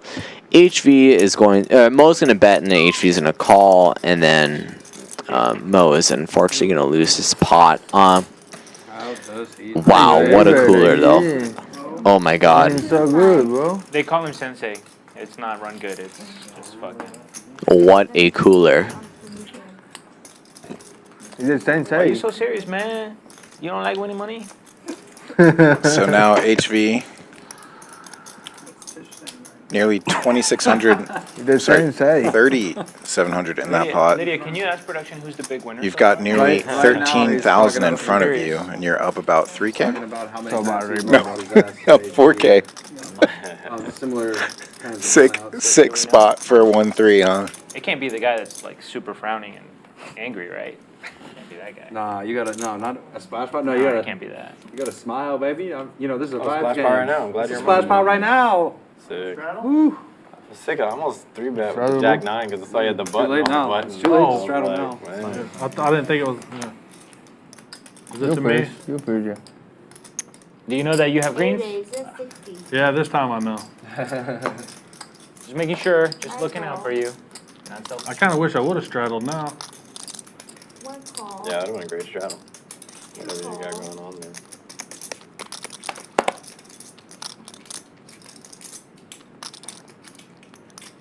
All right, anyways, though, we have Fisherman raising to $60 with pocket tens. He's had this hand a bunch tonight. Let's see how he plays it this time. He's going to get a lot of calls from a ton of hands. For those who are watching, pocket 10 is Tish Money favorite hand. Yes, I actually do flop the most sets with pocket tens, so just... I never see the kid lose with this hand in my life. Let's see how Fisherman plays it, though. We got a 7 high board, definitely very good for him. He has the best of it. I personally would like to see a check here because then you can check raise against a lot of loose stabs. But he's going to bet instead. His read has got to be that his opponents aren't stabbing enough or that will overfold with a lot of their overcards. Let's see what happens. Karmikaze and Mo's going to do exactly that. They're going to fold. Can it be a raise? It's because you just thought it was me. I'm throwing money in the pot. He's got to be raising here. No, sometimes I call. Okay, hands up. All right, one time. Never mind, actually, Karmikaze calls. I actually think this is fine. A lot of backdoor draws, plus a gut shot, which is very good. Let's see a turn. Let me have this one. In action. Bet 250. I have outs. Interesting.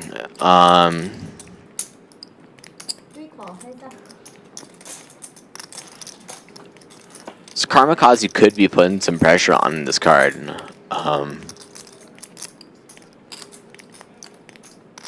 Not going to hit for Fisherman really hard, but he still has the best hand. It's going to bet 500 for value, targeting the 7x, 9x that Karmikaze could have. To be honest, on that river, I would love Fisherman to check back and let Karmikaze bluff at it. Yeah, definitely. I think Karmikaze can bluff in that spot. But either way, thin to win is also a viable strategy. Getting called by 9x is good in that spot. So, but either way, Fisherman wins the pot, takes it down, And in my honest opinion, I think you won almost the max in that hand. I mean, I'm down. So another nice hand by Fisherman in that spot. Good luck, man. What if he gets Good luck, man. Good luck. He won a money back. I know, but like, All right, guys, I'm gonna head out. See you guys next week. Happy run good. Continue to just be a luck box. It's always great seeing you on the felt, and anytime you can join us in booth here. That's HV, the fish. No. That's what you find.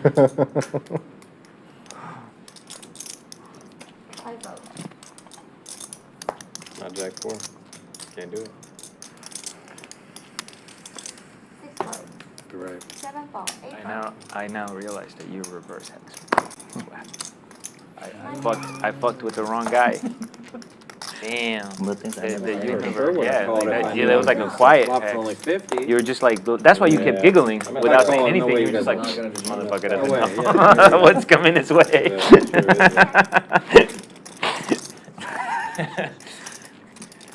I was wondering why you were just giggling so patiently. I was like, just wait. What's so giggle about? Just wait. Sorry, brother. I think I've learned my lesson. Sorry, brother. Yeah, no, it's okay. I deserved it.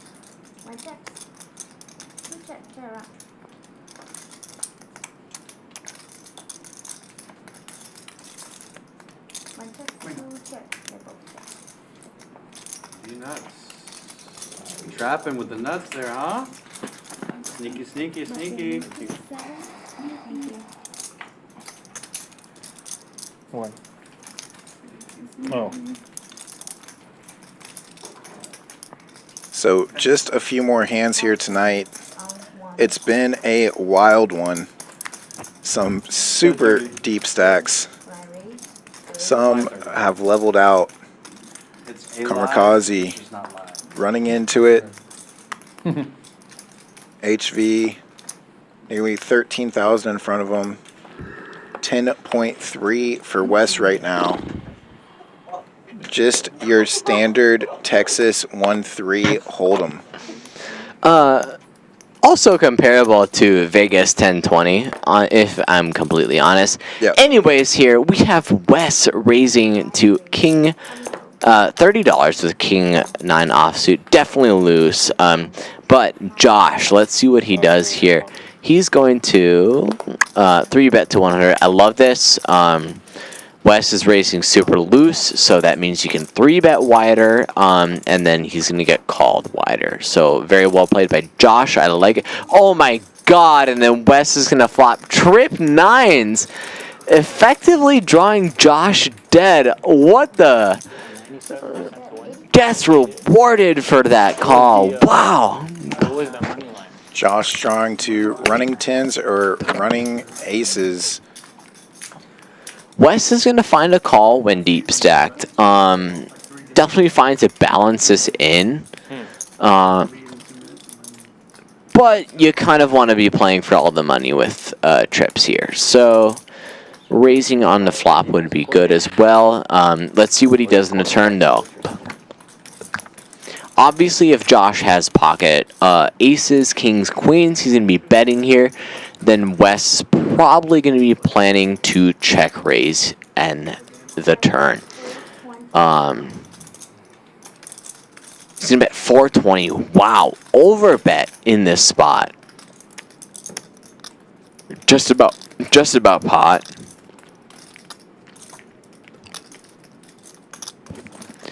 Very curious to see what Wes does here. Call.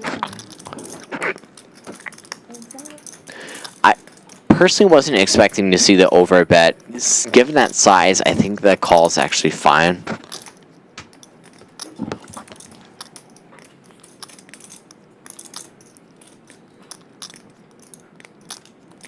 The river's better for you, I think. Good read, Josh.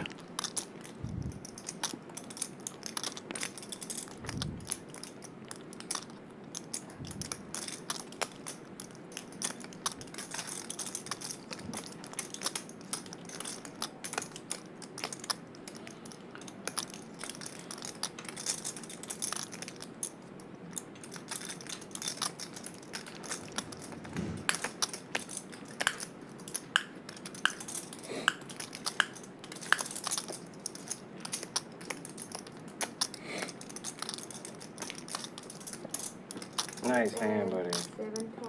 Interesting. So given table talk, he's gonna find a bet, and then Wes, of course, snap calls. I had king nine. King nine of clubs. Oh wow. King nine of clubs. Nice hand, buddy. I find this call interesting, actually. I wonder if Josh had a hand like aces or kings, if he would have called the jam. Hey, bro. Boom, boom, boom, boom, boom. But either way, nice hand, Wes. The slow play worked out. You were against ace 9, excuse me, ace 10, which barreled off, which was good for you. I need to win Nice hand. $100 real quick. $100 sweat. 48. In the form of a quest. I need to win 900. Josh, you can go to 50. It's okay, he's gonna do I 48. wanna go to 48. Okay, you want to do it in 48. In the words of a wise man, he knows his odds. Kyle, look at this. We have a $48 straddle in a 1-3 game. Not surprised. Fisherman here is going to wake up with a premium here. And this is exactly what I was talking about, Kyle. Look at this. We have a raise with queen, queen. Jhonathan folding king jack suited. If I guarantee you, if this straddle were not on, Jhonathan would be 3-betting this hand. This is like the push and pull effect that we see with these really big straddles. Like, it definitely builds bigger pots, but at the same time, it makes people play tighter. So you have to kind of play that balancing game of like how loose you want to go. But then again, here we are with Josh with the stream favorite hand, 7-4. Which gets there, however, you're up against pocket queens. Definitely a bad spot to beat. Josh is going to go all in, it looks like. Oh my gosh. 4 and a 7, you know? 4, 7, 5, 6. I got 7-4. Let's see if it gets there. Yeah. 7-4 did get there. Needs to get there again in order to win. Queens We can go twice if you want. way out in front. Yeah, why You're not? such a nice guy. Twice Hey, that's all right. I'll go announced. twice with him. Thanks, buddy. Twice as nice. If you win both of them, I'll be sick. There's a strong chance, actually. 4s are hot. It is. That's Just draw him dead right on the turn. 800. That's a stream hand. 9? No. That's HV gun. We can't chop. I was going to say 9, 10. But suited. HV is suited. 7 suited. 7-4 suited. You guys want 2 times. Twice. 3? Twice. Let me get some money out. Oh, that was I told you Good it's a five. swipe. Always a five. Never mind, I keep my money. 4, 6, I'm going to scoop. That's me. Pretty good. Queens No. hold on the first run out. Come on, hold them, dice. Do we see a chop pot? Hold them, dice. Oh my god. Not look good for Josh. We're going to hit a 4. 7 this or back. 4. I work One card to come. At the top, yeah. Alright, let me get it out. Oh, No good. Brick River and Queens will scoop. GG, buddy. Josh taken to the felt Merry Christmas. with only a couple hands left during the stream. You thought I was messing about, did you? Yes, No, Egg no, I Roll. knew you Dan weren't would messing love with this right now. However, 7-4 gets felted, so I don't know how that's not only pain for Josh, but probably some pain for Dan as well. Bottom moving. Bottom move. Yeah, Dan took the night off. I'm glad he did. Dan needs a break every once in a while, and he took the opportunity to go ahead and fire into the Mixed Monday Madness Tournament. Every Monday here at Champions, we have mixed game tournaments going on. Today was OE, which is Stud and Stud 8. Definitely a favorite mix among mixed games players. He's trying to. He wants to add. I believe he's still in that tournament, actually. I hope he's still in that tournament. 25. Yeah, shout out to Dan if he's in that. Tournaments are tough, man. Tournaments are tough. Are you straddling Josh or? Yeah. 24. Double. Yeah, 24. 6 fold. Yeah. No, give me some action back. Give him his cards back. 7. How much? It's kind of funny. 24. Did I say Remind stud me and after stud 8? I 34 really is meant. It's a Oh, wait, straddle here. stud 8. Oh no, 47. And here, Jhonathan finally has a premium hand. Looks like the straddle is to $24, and he's going to choose a really, really big sizing. Wes, with one of the absolute premiums, is going to find the call. Definitely an awkward spot versus a really big sizing. 3-betting feels weird. But let's take a flop. Okay, so we have Wes with a gut shot and Jhonathan with top. Definitely a board that's going to favor his range. He's going to want to bet a ton of the time. You can choose a big size. This deep, I guess it's totally fine. He can get value from worse. Thank you. Let's see what Wes does. Yeah, but I obviously He's going to find a call. Don't mind it. Oh, you want green back? No, that's easy. This is easier. Oh, easy. Okay, cool. Jack on the turn. Definitely a bad card for Jhonathan. Loses the lot of 2-pair. His hand is technically a marginal made hand at this point. 6 river, though, helps out. Yeah. And Jonathan's going to find a check. Interesting. Thank you, buddy. You just have to consider if Wes is going to be calling there with a queen. Given your table image, Jhonathan, you've been very card dead. We know this. We know that you're pretty loose generally. But a check there is definitely fine. I think you played that hand very well. Nice hand. I can do 25, right? You can do 50. $25 straddle is on. Maybe 100. And not only that, it is in a clover formation, Patrick, making it nice and spicy. 25. Love the action that you bring. Last hand of the night. Come on. Let's get the blades. It is the last hand of the night. Do appreciate everybody sticking around in chat, engaging with us, asking questions, having fun with us. Don't forget, support. I'm folding. Hit that like button. Subscribe if you haven't already. Come on back tomorrow. It's PLO with the Poker Stallions. And then Wednesday, we have a special treat. It's Jhonathan Tamayo and an action lineup. The stakes are huge. The action will be amazing. And then following it up with another big one on Thursday. And we have an action hand at the end of the night. We have ATM raising with the 7-4. Josh appears to be calling. The graphics aren't very clear, but either way, Wes is going to 3-bet with Ace-9 offsuit. Definitely fringy, definitely loose, but we love it, and that's why we love Wes. Josh is going to go all in with the King-Jack suited.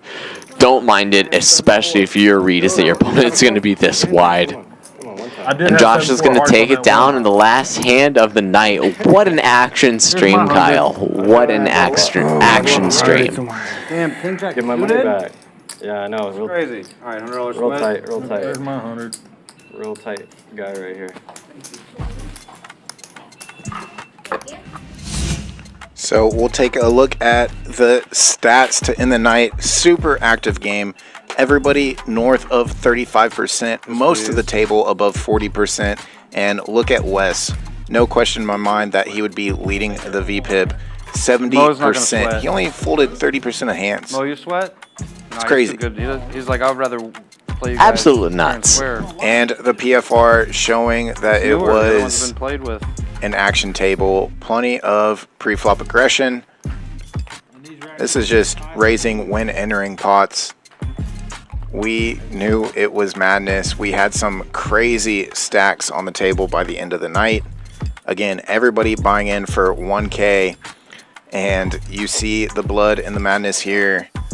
Mo down 4,200. Karmikaze down 5,400. Chrisu leaving early, down 3.1. PokerGymJosh joining the game late, losing 1.7. And HV booking the biggest win, nearly 4.9. Fisherman 3,000 a winner. ATM 2.6. Patrick and Wes above 1,000. And Jhonathan card dead all night, but still booked a nice little win there.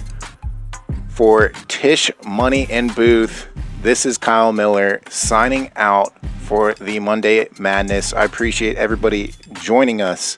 Tune back in tomorrow and stick around for the rest of the week. Have a great evening, y'all.